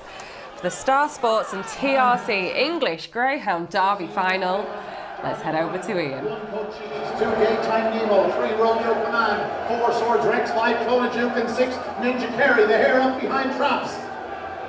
They're racing, good start by 2. The 8-time Nemo took the flyer, leads to the opening corner from 3 Romeo Command and Cochise. Swords Rex missed the kick and found traffic, but it's Daytime Nemo into the back straight. He's out by 3 lengths to Romeo Command. Swords Rex gets loose, but Daytime Nemo is at the head of affairs for Brendan O'Connell and Graham Holland. Romeo Command, Swords Rex, then comes 1 Cochise, Clona Duke and Ninja Carry, but Daytime Nemo has won the Derby for Brendan O'Connell and Graham Holland. Away and gone for this powerful son of Droopy Sydney.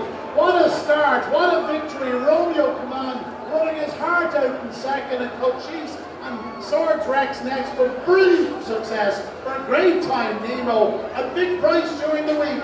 Didn't go off such a big price, but a tremendous winner, no doubt about it. And there is your winner for the 2023 English Greyhound Derby final. Gaytime Nemo for Brendan O'Connell, the owner, and Graham Holland, represented by 3 in this final. But it was Gaytime Nemo that showed the most dash. And unfortunately, Swords Rex, it's the one time he's missed his break. Yeah, and when you're in this class of field, you need that ping break, and anyone that led was going to be hard to be pulling back. Yeah. So I think whoever led round that first bend was going to be the winner, and that was Gaytime Nemo. Very lightly raced for his age, 15 career starts in Ireland previous, coming 6 wins from his start. So his strike rate is phenomenal. 3 wins now from 6 throughout this competition. Power down the back straight. Romeo Command put in a good run back in second, but say Graham Holland knows how to win it, had the 3, and Gaytime Nemo did everything right. Yeah, and it was brilliant to see Brendan earlier being interviewed and how they've bred Gaytime Nemo themselves. They've got the mum at home with them, so it's a lovely little story there. But Romeo Command ran well in defeat, but just couldn't even claw back the ground to get near Gaytime Nemo, who was absolutely stormed home from start to finish. Is your 9-1 Derby winner, Gaytime Nemo. Second, Romeo Command at 4-1, and third was Cochise at 14-1. The forecast paid £45.83, TriCast £252.25. Now let's get some reactions. An exceptional performance. Rachel, you've got to speak to me now. Gaytime Nemo, Derby champion. Yeah, there too. I think I mixed up with the boxes, and he broke, and he was gone from then, and he had the outsider of our ones, but yeah, he ran really well. Really happy with him. But what a story! I mean, just getting him to the track, getting him to the Derby was a story in itself. Yeah, he's been off since January, and he had a big injury, and we just got him back. Got a few sprint trials into him. And he said, oh, he's going really well. We'll put him in late entry. It's the last entry we had into the Derby. And yeah, the rest is history. He couldn't be better loved. You know that he was special anyway, but now even more so. A masterclass by you and your family. Yeah, he ran really well. He stayed on well, and I was looking Romeo Command behind, you know how strong he is, like. But yeah, he broke, and it's hard to catch him when they're in the Derby final from 100, so yeah. Really happy. An absolute superstar, and the celebrations will go on into the night. The winner of the Star Sports and TRC English Greyhound Derby, the wonderful, the brilliant Gaytime Nemo. An absolute stunning greyhound there. As he said, still a very lightly raced sort, just turning 3 this month, and one absolute picture. He looks, Donna. Yeah, so been perfect throughout the competition. Say even when missing his break, sectionals have been a little bit hit and miss, but Graham, so pacey. Initial reaction, congratulations, back-to-back derbies. That's fantastic. You know, we had 3 in it, so the pressure's on. You'd like to one of them to win it. We didn't really mind which one. He's broke in front, and once you get in front in the big final, that's the only place to be, really. An exceptional training performance. I don't know about it. A lot of luck, I think. Oh, I don't think so. And a word for Brendan? Oh, look, they'll be here. They'll be over the moon. They'll be coming down. So it's lovely that their 80-year-old mother has come and everything. So the whole family's here. It's brilliant. Said earlier on, no one puts more work into you. You're absolutely meticulous. Everything you get is deserved. Back-to-back Derby victories. Enjoy it. Thank you very much. Thanks, everyone. Absolutely brilliant scenes there from Graham and everybody involved, and we'll be seeing Brendan and all of his family. You saw him earlier when being interviewed. They'd all made the journey over for this final, and what a final it was for Gaytime Nemo, who's won it in style. Big price as well, 9-1. We did say going into it, stranger things have happened, going off at big prices, and he has certainly blown them out the water. They couldn't get close to him off that last bend. Absolutely stormed home. As soon as the time lands, I will be bringing it to you, but I imagine it was pretty spectacular off that good ping break from Gaytime Nemo. A dog that's out of Droopy Sydney and Gaytime Derby. A lovely little story behind him for his Irish breeder. I'm going to be heading over to the owners and getting their reactions pretty shortly. But he's taking it all in his stride. Doesn't look like he quite realises what he's just done. Yeah, let's say, and for Graham, going in with the 3 in the final, although you try and don't build your hopes up, there is always, even when you're a big price, you're always in there.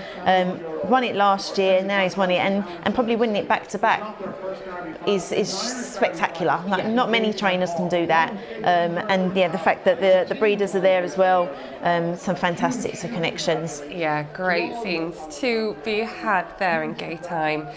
Nemo has taken the Star Sports and TRC English Greyhound Derby final. Brilliant to see everybody, as you'd expect, being so emotional after that performance. Like Donna says, when you've got Graham Holland with 3 runners in the final, with the likes obviously of Swords Rex and Clona Duke, who set that track record. Gaytime Nemo's connections were saying we're just happy to be here. It's going to be a brilliant final, so to have that outcome for them is absolutely phenomenal. Stunning greyhound there, who's well deserved got a drink. Got his lovely Star Sports jacket on. The thing is, when you know where the Irish are coming over, they're coming over for a reason. They're not coming over for nothing. They certainly aren't now. We're going to head over to Darrell now. Well, Nikki, you're getting congratulations from everybody. You've done it again. Look, it's brilliant, you know. He just bombed out, didn't he? And was away and gone. I think it looked like Swords Rex stumbled slightly at the box, and he's ran really well to where he finished up. He's come out. But look, it's all about Nemo tonight. He ran brilliantly, out and gone. And once he was in front, he's always going to be so hard to peg back because he's so strong. So, look, delighted for the O'Connells. You know, they're all over. They bred him. You know, he's homebred, and they're going to be so thrilled with this. A nurse back from injury, was off the track a long time. Yeah, he was a real last-minute addition to come back, you know. It was literally like probably a week or so before, and we said to Deirdre and Brendan, you know, he's doing good trials, will we take him? Fair play to them, you know, they put the money where the mouth was. They said, yeah, we'll give him a look. And look, you know, he's a Derby winner now, so it's brilliant, It certainly is, well done. Lovely, thank you, thanks very much. And that's just what you want to be seeing, the nice stories behind the wins there. And Gaytime Nemo, especially with them saying that they weren't even sure if they were going to bring him over. Last minute addition into coming into the Derby, then wins it. Yeah, and that's say you've got to be in it to win it, and they brought him over, obviously coming over with the others as well. But been perfect, and as I said, had some issues, fairly lightly raced for his age, but been getting better each time, and foot perfect today. And this is the thing I think with the Irish, they don't really overrun their greyhounds either, do they?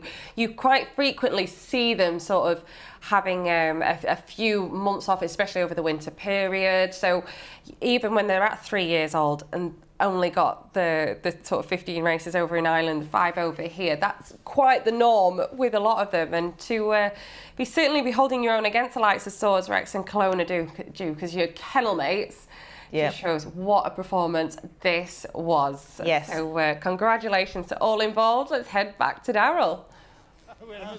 Well, Brendan, you're getting the congratulations to everybody. As it's sinking in, what a magical moment for you. Not really, Darrell. No, it hasn't sunken in. We cheered them on like heroes up there, you know. This means so much. Just fantastic, you know. Fair play to Graham Holland. You know, I think it's really important to outline what a massive achievement for Graham, Nicky and the Riverside team. In January he had a tricky injury, and to bring him back to win the English Derby, just phenomenal training performance. And when those tracks opened, Brendan, what were you thinking then when he's got himself in such a position? I saw him pop out and I said, we're going to do it. I think, you know, Trap 1 was a bit of a challenge for him. These are the Scarra colours at home in Ireland. Massive colours for you guys. Oh, yeah. So, look, it's brilliant, you know. And also, as well as the Riverside team, the gang at home, my mum, you know, she's the chef and the chief at home, Deirdre and Ken, who's at home in the Wayside Inn. I hope the place is still in one piece. But it's brilliant, you know. It's brilliant for the whole family, isn't it? Well done, absolutely delighted for you. Cheers, thank you. Well done, Brendan.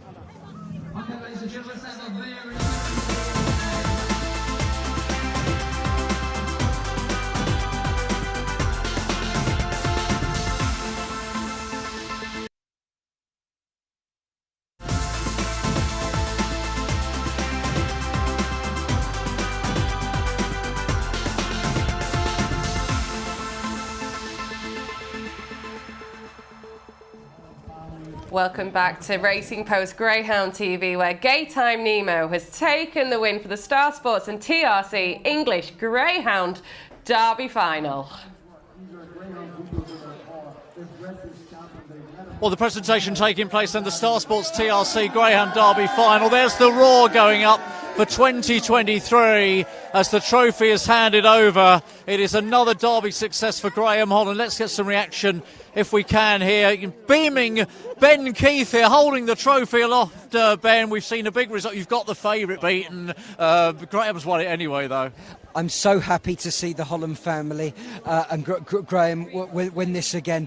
When I was in my teens, I used to love a night at Portsmouth Dogs, and there was a young man there, and he started there. There goes the trophy. He's gone a very, very, very long way, and I'm so proud of Graham. Graham, well done to you. I'm so proud of what you've achieved. Well done. Graham! I wish I was a pound behind you, I'm telling you. I'm just wondering, are you the first Irish trainer to win the Derby twice in succession? Is that a possibility? I do not know. I am, but I've won it for the Irish, but I'm still an Englishman. You are. You're covering all bases. Is the feeling as good as it was 12 months ago, or even better? Look, our first one was very, very special, and it's very special because he was a chance entry in the end, because he'd done a couple of decent sprints for me after coming back from lameness, and he's gone and won the Derby. So fair play to them for having confidence in me and putting them in. It's almost a double family affair, because the O'Connells, it's very much a family setup. Yours is very much a family setup as well. Well, I think it means a lot. It needs to be, the time you need to put into these dogs, it needs to be a family setup, a dedication. And they're all part of it, the same as us, you know what I mean?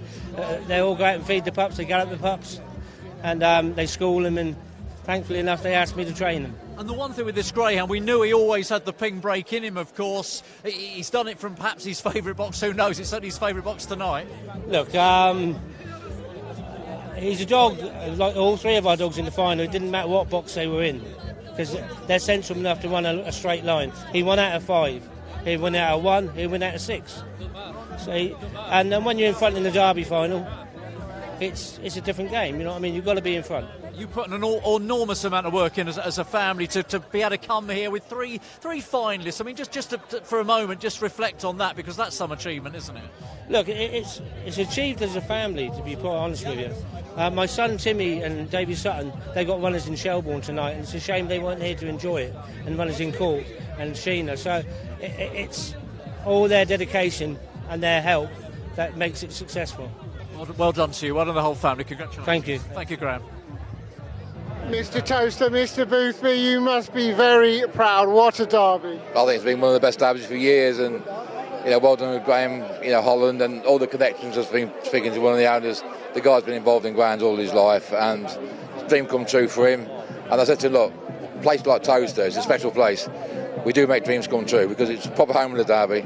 It's been a wonderful Derby, and look, all 6 dogs were there in merit, and the 2 deserve to win. It's on 28.89. It's come away, and look, commiserations to the losing finalists, but what a Derby! I mean, it's been absolutely staggering today. I think the police, the security have done an immense job.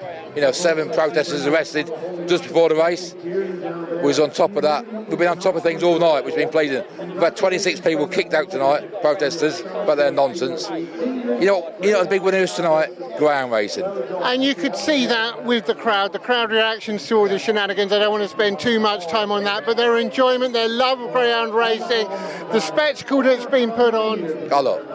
I love greyhound racing. You love greyhound racing. Everybody here tonight loves greyhound racing. And look, we can all be funny, we all can be miserable, we all say silly things.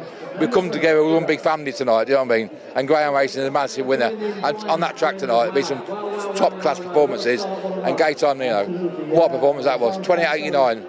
Breathtaking one, and fair play to Graham Holland, his team, owners and everybody. It was a performance that the race deserved. Definitely, I think it's been a fantastic derby from round 1. It's carried on through all the heats, it's quarter-final, semi-final, and wow, what a final. Absolutely exceptional, Kevin. Thanks for putting it on, it's been brilliant. Been a pleasure. Now this is Brendan's mum, this is Stephanie. Let Stephanie get near the trophy. This is the Derby trophy you're holding, Stephanie. How does that feel? A dream come true. A dream come true. How long have you been involved in the sport? Has it been this has been a lifetime achievement? Yeah, that's right. Yeah. Tell me about your family and what greyhound racing means to them. Oh, it means an awful lot to them. Very, very interested. They get up in the morning, every morning, 6 o'clock, to take out the dogs. They're taking out again at dinner time. They're taking out again around 3 o'clock, taking out again before they go to bed, and they're there all the time. How proud of you of Brendan, because not only does he own the winner, he bred the winner as well. Yeah, that's right. Yeah. How does that make you feel? Fantastic. A dream come true. I just can't believe it. Well, you better start believing, because it's happened. You guys have won the Greyhound Derby. Well done. Yeah, fantastic. Thanks very much. Thank you very much. Racing is, of course, a family affair, and well done, sir. Your nephew. My nephew is the owner. Yeah, that's right. Brendan, and you're Dudley. Sorry. Dudley. Brendan is, I'm his uncle, and my father and mother had greyhounds before me. Yeah, so he's the third generation to have greyhound, to own and rear and train greyhounds. And you've always, as a family, dreamt of a moment like this? Oh, absolutely, beyond our wildest dreams, there's no doubt about it. But then he ran a sensational race tonight, as he did. He really did. Where were you watching? Were you cheering along? Watching from the terrace above. I was watching from the terrace. My eyes popped when I saw him leaving the traps. That's what they did, I just couldn't believe it. Yeah. And tell us about Brendan and his relationship with the Holland. Well, Brendan and his mother they have had greyhounds all their lives as well, and they always ran them in Cork. Very successful, I must say. They have a lot of winners, very good line of breeding, and this has been the champion, obviously, that's what he has. I was lucky enough to back him at 66-1 before the Derby. Well done to you, and a truly memorable night. Absolutely. Never again to be repeated, probably, but sure, it's great. It's massive, yeah. Thank you very much. Yeah, thank you indeed. Thank you very much. Thank you. And brilliant to see all the family there in front of the Star Sports banner. Colours are out in force. Nasher, as usual, will be getting those great shots in that we'll be seeing in the racing post to come. But yeah, brilliant. It's great to see such a good family turnout as well, Donna. It is, and I think that's sometimes, let's say, the key. When you've got all that family connection, the breeding family, they've got their family, the trainer, Graham, Nikki, the daughter, the son, all got the family, but they want to be there soaking up all the atmosphere. Certainly do. Now we're going to quickly head back over to Jason. Now I'm with a man who knows what it's like to win a big race, or to racing legend, horse racing legend, Mick Fitzgerald. Yeah, well look, I rode plenty of winners around Towcester, but I didn't back the winner of the Derby tonight, that's the only thing. I am absolutely shocked to hear that, but I hope you had a good night. Oh, absolutely fantastic. You know, well done to Star Sports, well done to Towcester as well for having it on. And look, it was a great result. Graham Holland is a bit of a genius from what I can gather. Well, back-to-back Greyhound Derbies does take some doing, and to have 3 in the final as well. Yeah, and like obviously plenty of people who would have backed the favourite, but I think when he didn't break well, it didn't bode well for him. Hard as he tried, he just wasn't able to get back. I've got to do it. Obviously, you rode a lot for Nicky Henderson. Would he be the Nicky Henderson of Greyhound racing? Well, I think he's more like the Willie Mullins of horse racing, isn't he? Oh, okay. Take the Irish angle. Well, it certainly seems that way. No, look, I think, you know, like you said, to win 2 Greyhound Derbies back-to-back takes a little bit of doing, and to have 3 runners in the final, I think shows you the dominance. And Mick, have you been involved, interested in greyhounds all your life? Yeah, well, we had a retired greyhound ourselves as a pet, and I think, you know, they make amazing pets, and it's so nice to see so many dogs walking around here tonight and so many people enjoying them as well. It's a great sport. It really is, and obviously exemplified tonight by the crowd, by the roar as well. Yeah, I think that was one of the highlights as well. I think there's been plenty of well-backed winners here tonight, and plenty of people who probably have had plenty to drink, but also I think have had plenty of winners. The way of the world, Mick. Oh, it's great. No. Lovely, thanks for talking to us. Not at all. Thank you very much. Brilliant, lovely to meet you. Thank you. And that is the 2023 English Derby all wrapped up for now. Now, we still do have a couple more races to bring you, and we do have a brilliant interview with John Lamb, who's obviously the trainer of Mystical Mario. Now, I'm very pleased to say I'm talking to John Lamb, who, in particular, Mystical Mario was fantastic throughout the Derby. Certainly one of the stories. Yeah, listen, we had a great run with him. It's, you know, we're a bit heartbroken we didn't make the final, but there you go. He done us proud, and we had some good runs out of him. We were a bit unlucky with the draws. I thought we got 4 twice, 5, and for a railer, you know, it was a bit of bad luck. But listen, he's got his box tonight, and hopefully he shows out of one what he can do. Yeah, in Trap 1 tonight, and Salakers Mac, brilliant experience sort for Peter Harnden on his outside. Obviously had a few runs with Liam, but should be moving on. Yeah, hopefully, like he'll give us a bit of a run on the rails. I mean, he's got to do his braking, you know, to have any chance. So if he comes out like he can, I'll be feeling fairly good. There couldn't be a more popular winner for all that you've given us throughout the Derby. Hurry up, Jordan, how's he?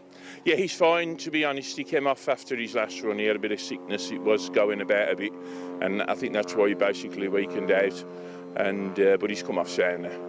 And one of the highlights of the Derby for me was when Hobbsy went to visit you, seeing all the old winners board at Wimbledon, and someone, I've got to apologise from Rpgtv, actually asked you if you nicked it. No, I didn't nick it. The lad who worked at Perry Bar, he had to go down and clear a lot of stuff from Wimbledon, and it was just going to be chucked, so he kept it, and I put it up inside, and you know, something to look at, and it gives me a bit of incentive. Yeah, it was actually me who asked John if he nicked it, not on camera. And your daughter, I've just seen it, she stayed over for the final. Yes, she stayed for the final tonight. She flies back to Australia in the morning. Well, John, best of luck tonight and going forward. Thanks very much. Brilliant. Thank you. Great to hear from John Lamb there, who is the trainer of Mystical Mario, goes in this at 3-1 currently in Trap 1, but your next best is going here, Donna. Yeah, Trap 3, Brinkley's Magic. Won 2 rounds of the Derby out in the quarters, did a flying time, beating Clona Duke on the 10th of June, a 4:09 sectional, a 28:79, the fastest of the field, and I thought to say was very impressive. 4 wins now from 19 starts, so I'm hoping for that kind of run again. Ballymat Joey, late Ballymat Joey is now Salakers Mac. So he was in the Derby over here with Liam Dowley, now with Peter Harnden on his inside. Mystical Mario obviously was knocked out in the semis, but got really good electric early pace. But I thought thought Brinkley's Magic may have had a decent price. It was 3-1 earlier, and Burj Khalifa on the outside is in with a good chance as well. But yeah, next best in 3. Good luck with your next best in Brinkley's Magic at 2-1. Let's see what happens with Ian.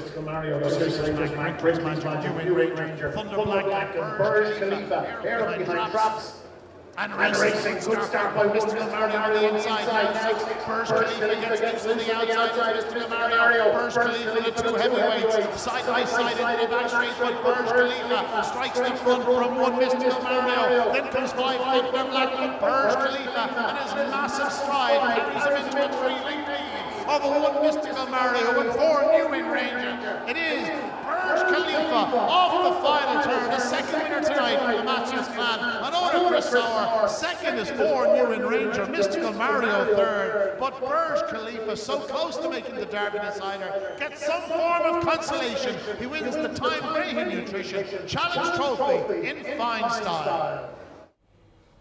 And it is Burj Khalifa that lands the win for the Time Greyhound Nutrition Challenge Trophy for Brendan Matthews and Mr. C. Sauer. And this was a greyhound, Donna, that was going well in the throughout the Derby. Obviously came up against Clonarduke in that track record performance. But it's brilliant to see him back in winning ways. He always puts a good run in. Yeah, took to the track really well. A big 40-kilo dog, and he's powered himself around that second bend. My Peak Brinkley's Magic totally missed the break and got squeezed up at that first bend. Mystical Mario did show good early pace, but Burj Khalifa is a strong sort as well. So didn't need to lead, but was in a good position early door. Sabine was 4.18, 4.19, 4.17, so consistent at the boxes throughout the Derby, but let's say he was in that track record heat and denied a qualifying spot into the final. But yeah, well done to Connections for this win.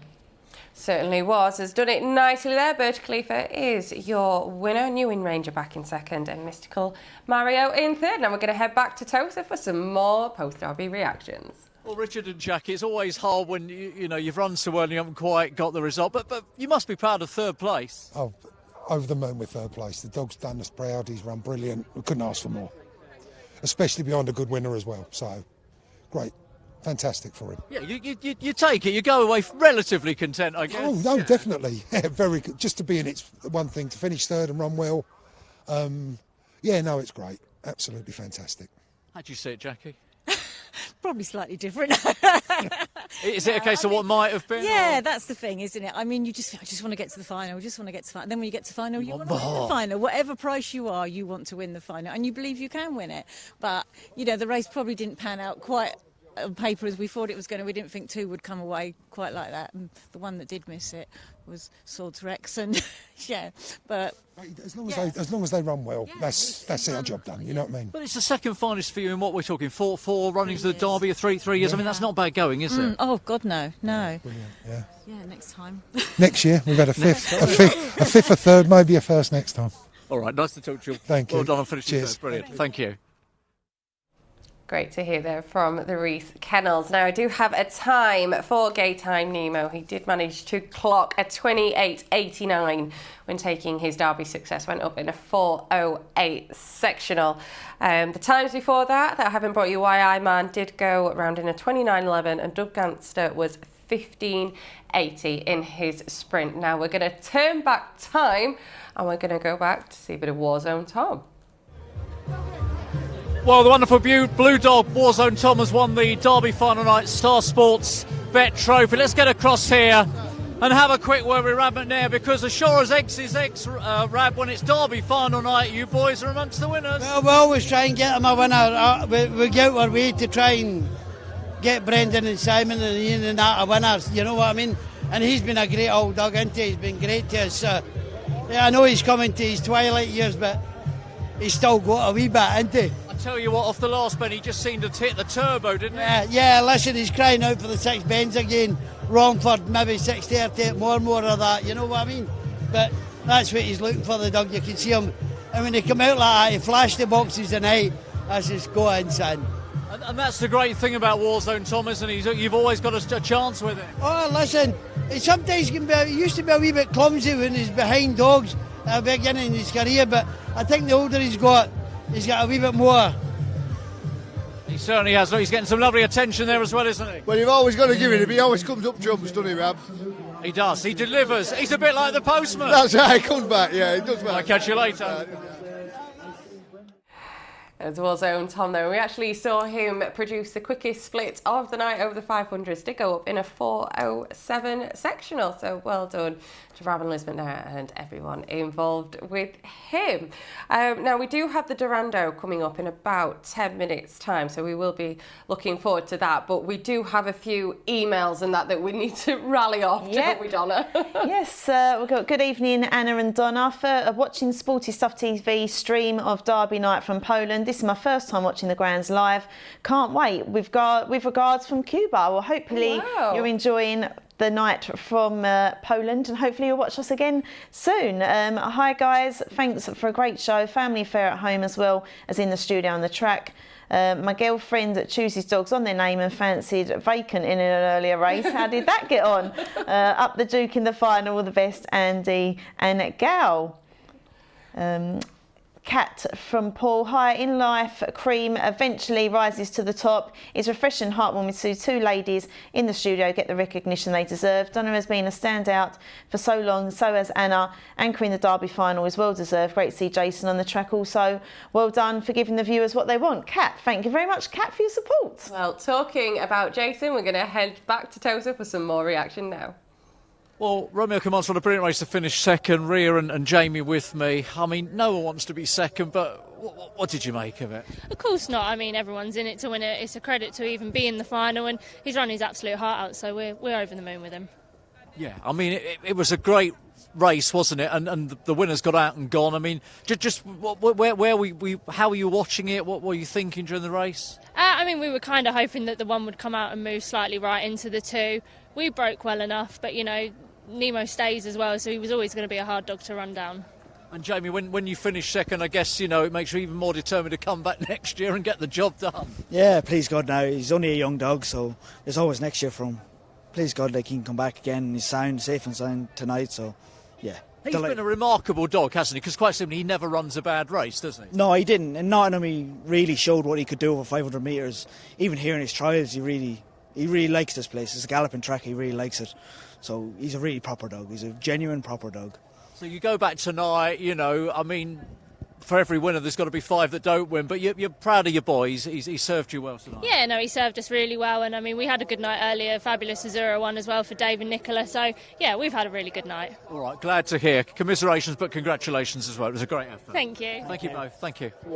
Time Greyhound Nutrition Challenge Trophy winner, Burj Khalifa. Willie, I'll come to you in a second. Damien, really, really popular. Listen, yeah, he sort of took to the Towcester race course. He started his career in the Puppy Derby here, and now he's finished it in 8 winning and a Derby final 8, which I think is it's fitting really after what took place in the Puppy Derby. So it's nice to get a win with him, Jason. Well, that's it. I said when we did the interview earlier, and I meant it sincerely, you've lit up the Derby with your runners. To have a winner on the big night, fantastic. Oh, listen, it is fantastic to have a winner on the big night, but I have to thank both Ben Keith and Kevin Boothby, because without them, you know, they're promoting the sport and we're supporting them who's promoting the sport. And you've always been a regular here at Towcester when you can. Listen, we have bred all 4 runners tonight. We're in this industry, we're breeding dogs, and we're breeding and selling dogs, and of course, when the opportunity comes around like Derby final night, these are the nights you want to have runners, Jason. And he's a big boy. Yes, he's a big boy, but he's well able to run. He's well able to run. Brilliant, thanks very much. Thanks, Jason, thank you. Why Ironman has won the Racing Post Greyhound TV Derby Plate final. Let's have a quick word with Mark. All interviews in your best Geordie, Mark. No, what a brilliant run that was. Yes, excellent. You know, to come from behind like that, but he ran a real stormer there. You know, I know it wasn't going particularly great, but he's cheered us all up there with a fantastic run. And so important to have a winner on Derby final, right? Of course it is. I can't tell you how stressful and nerve-wracking it is, and when things don't go your way, it's you know, it's not great, like, but something like that cheers you up, and it's brilliant to have a winner on Derby final night. And the dogs, you know, that was a really, really good race. You know, I think Rpgtv are proud to see such a great lineup as that, and it was nice to win one. It's a stellar line. And let me try and get a word with Mike if I can across the way here.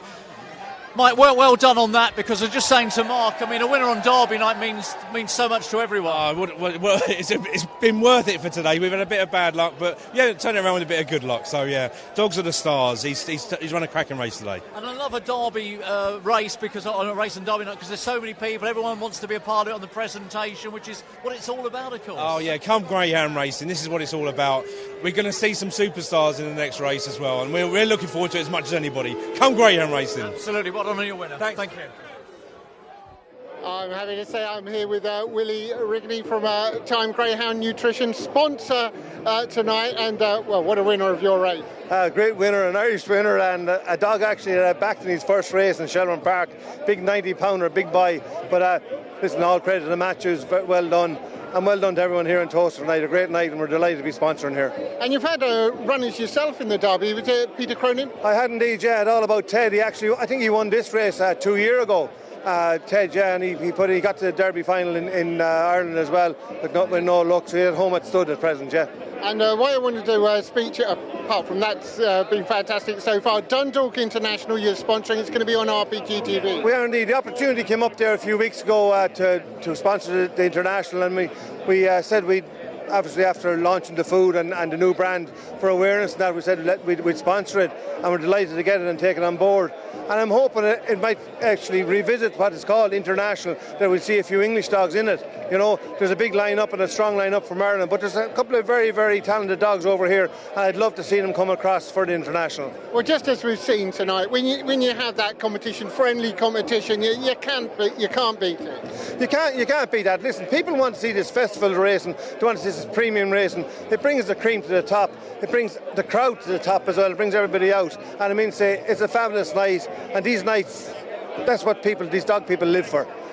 And we're proud to support them as well. It's great to hear it from a passionate man such as yourself. And I know you've taken a bit of a knock financially, because you must have been in an extra large jacket for Burj Khalifa. An extra large jacket for Burj Khalifa. And there's people out here trying to pull jackets off me as well to try and get them. But he's a fabulous looking animal, and he was reared on time, or Gaines was originally, and time, the boys are telling me, you know. So we're responsible for him being 90-pound weight, and we're delighted to feed these champions. And indeed, it's been in touch. Congratulations to Graham and company. And again, another time-fed dog there winning the Derby. Fabulous, great result. And listen, well done to all the finalists, but we had actually, I think, 5 of the 6 of them there that are fed on our products. So it's great, and that's why we're in here as sponsor. If it comes to us, we can give it back, and we will give it back. It's been fantastic. Looking forward to the Dundalk International is ready. You're a real sportsman, real Greyhound man. Pleasure to talk to you. I know. Listen, thanks very much. And listen, while the sport's good to us, we'll be good to it.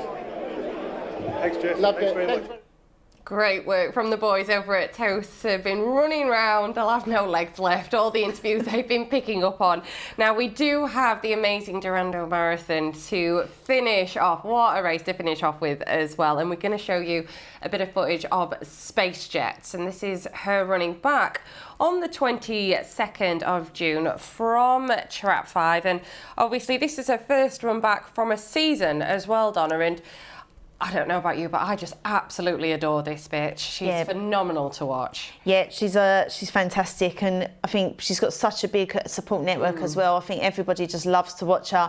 Obviously, her first race, this was her first race back pre-season, 16 weeks today. And so it was helped a little bit at the first bend trouble with the dogs in front, but she's a classy bitch. Like, you don't need to make excuses for her winning races, and she goes on and wins it very comfortably at 5.5 lengths over Waste House Whoosh. I mean, she's got a fantastic career. I'm not going to be with her. She won this race last year. Okay. I am, unfortunately, I'm not, like I say, I'm a massive fan, but I'm going to go with Trap 4, Our Smasher. See, I think she's the next up-and-coming marathon star. Obviously, Space Jet now getting slightly older, February 19, Our Smasher, a March 21, 6 wins from 22 starts, dual distance winner recently at a Hove competition over the 695, 740. But since stepping up, it's made a big impact in the marathon scene. So, big SpaceJet fan, but I'm going to go with Track 4 Hour Smasher. Fair enough. Just slightly drifting out to 6 to 4 from our original 11 to 8. Did open up actually a bigger price this morning, but it's all about SpaceJet at even money. But this is a brilliant Durando. I mean, normally you have one or two that you think it's just between them. But to be honest, I think Savannah Queen could play a big part for Diane Henry. She's still quite young. She's not long turn 2, but she's lightly racing. She's another one that has just excelled over this further trip. And Mystical Love has been brilliant to watch around Crayford. So it's another race that could go so many different ways. But for our finale now, from Towcester for the Sporty Stuff TV Durando Marathon, let's head over to him for the final time tonight. And 6 Mystical Love. Away they go, good start by 3 Savannah Queen. Once again, hit the lids, always seems to hit the lids in the marathon. One in second spot, Railroad Blade, trying to close the gap. Then comes by Magic and Lucas, the big 3 in the market. Fourth, fifth, and sixth at present. SpaceJet at the tail of the field, but out front it's still 3 Savannah Queen. From 1-9, I beg pardon, Romeo Blade, then comes 5 Magic and Lucas, and 4 Hour Smasher, but still Savannah Queen setting a strong gallop here. Romeo Blade and 5 Magic and Lucas, nothing making ground from behind at this point of proceedings. It's still top 3 Savannah Queen leading from that straight, but here comes SpaceJet now, moving in the second spot. She's moving through the gears. It's 3 Savannah Queen, but SpaceJet for the second year running. Can she land the Durando Marathon? She's absolutely motoring. A Mystical Love coming out of the pack, but off the final bend. No room to go for SpaceJet, but she gathers herself and she gets there. She's special. She's sensational. SpaceJet wins the Durando Marathon for the second year running. Second was 3 Savannah Queen, who ran her heart out, and a Mystical Love storming home in the closing stages. But SpaceJet, a brilliant winner from Matthew Darden and Kay Rushton. Wonderful, wonderful winner to end. SpaceJet retaining her Durando Marathon trophy here for the second time running, and what an absolute class act of a bitch this is. I mean, a lot of early pace from Savannah Queen for Diane Henry. She has got a nice bit of early toe about her, but the bitches that are in behind, I mean, SpaceJet, you can just sort of rule her out for the first lap.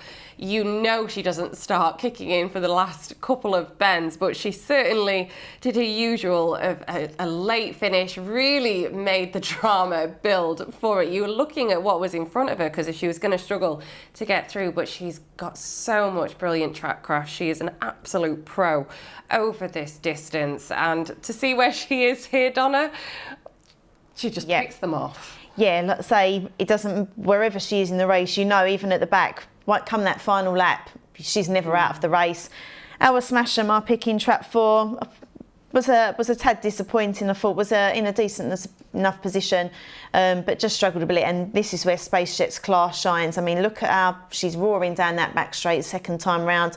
Savannah Queen's pulled well clear of the rest of the fielders. Some of them are just slightly 1 and 5, just struggling with the distance. 4 is running on strong, as is 6 Mystical Love. Safe, just forced to check there, come around that final bend.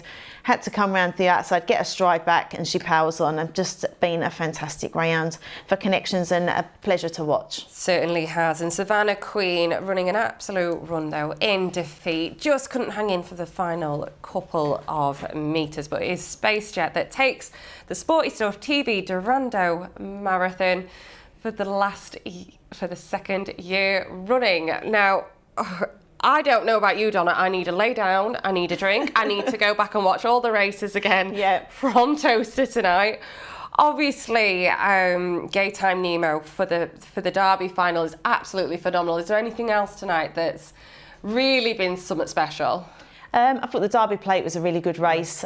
Talk about match racing at the start, it was fantastic, and I think there's a few from the Derby Plate. If you get from Post to Pillar and Brookside Ritchie in a two-dog race, a match race, clear run where Post to Pillar can hopefully get a clear run, that would be quite spectacular. But Wyo Man really tore down that back straight. I thought it was a fantastic race as well. The match race seems so long ago now, doesn't it? But what a brilliant way to kick off the show with, and definitely something that'd be great to see on like more of these competition nights, to get the crowd in a bit earlier, just because we've got a little bit of time and we've not managed to get through all the emails. I don't know if you've got a few more you want to reel off for me. Yeah, a couple just more recent ones. Good evening to the English Roses in the studio. May I congratulate all the Holland team for winning the English Derby. Yes, not my Holland anti-post selections for them, but Rex and Duke, but more than happy. And I hope you were on Bella tonight and lucky not to have made the final.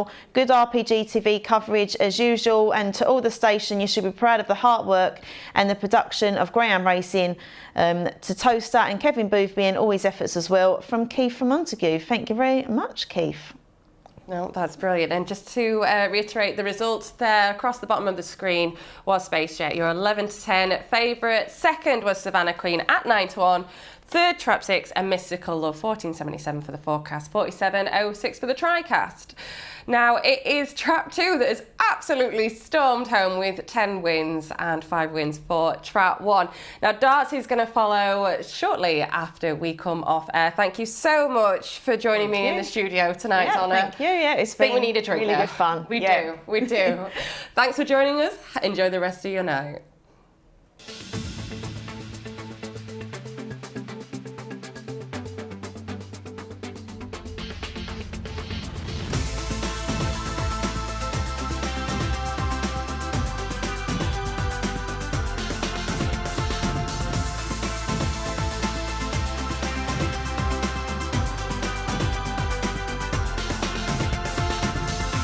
Racing Post Greyhound Television, brought to you in association with Bet365.com, Betfair, Betfred, Coral, Ladbrokes, Paddy Power, Unibet, and William Hill.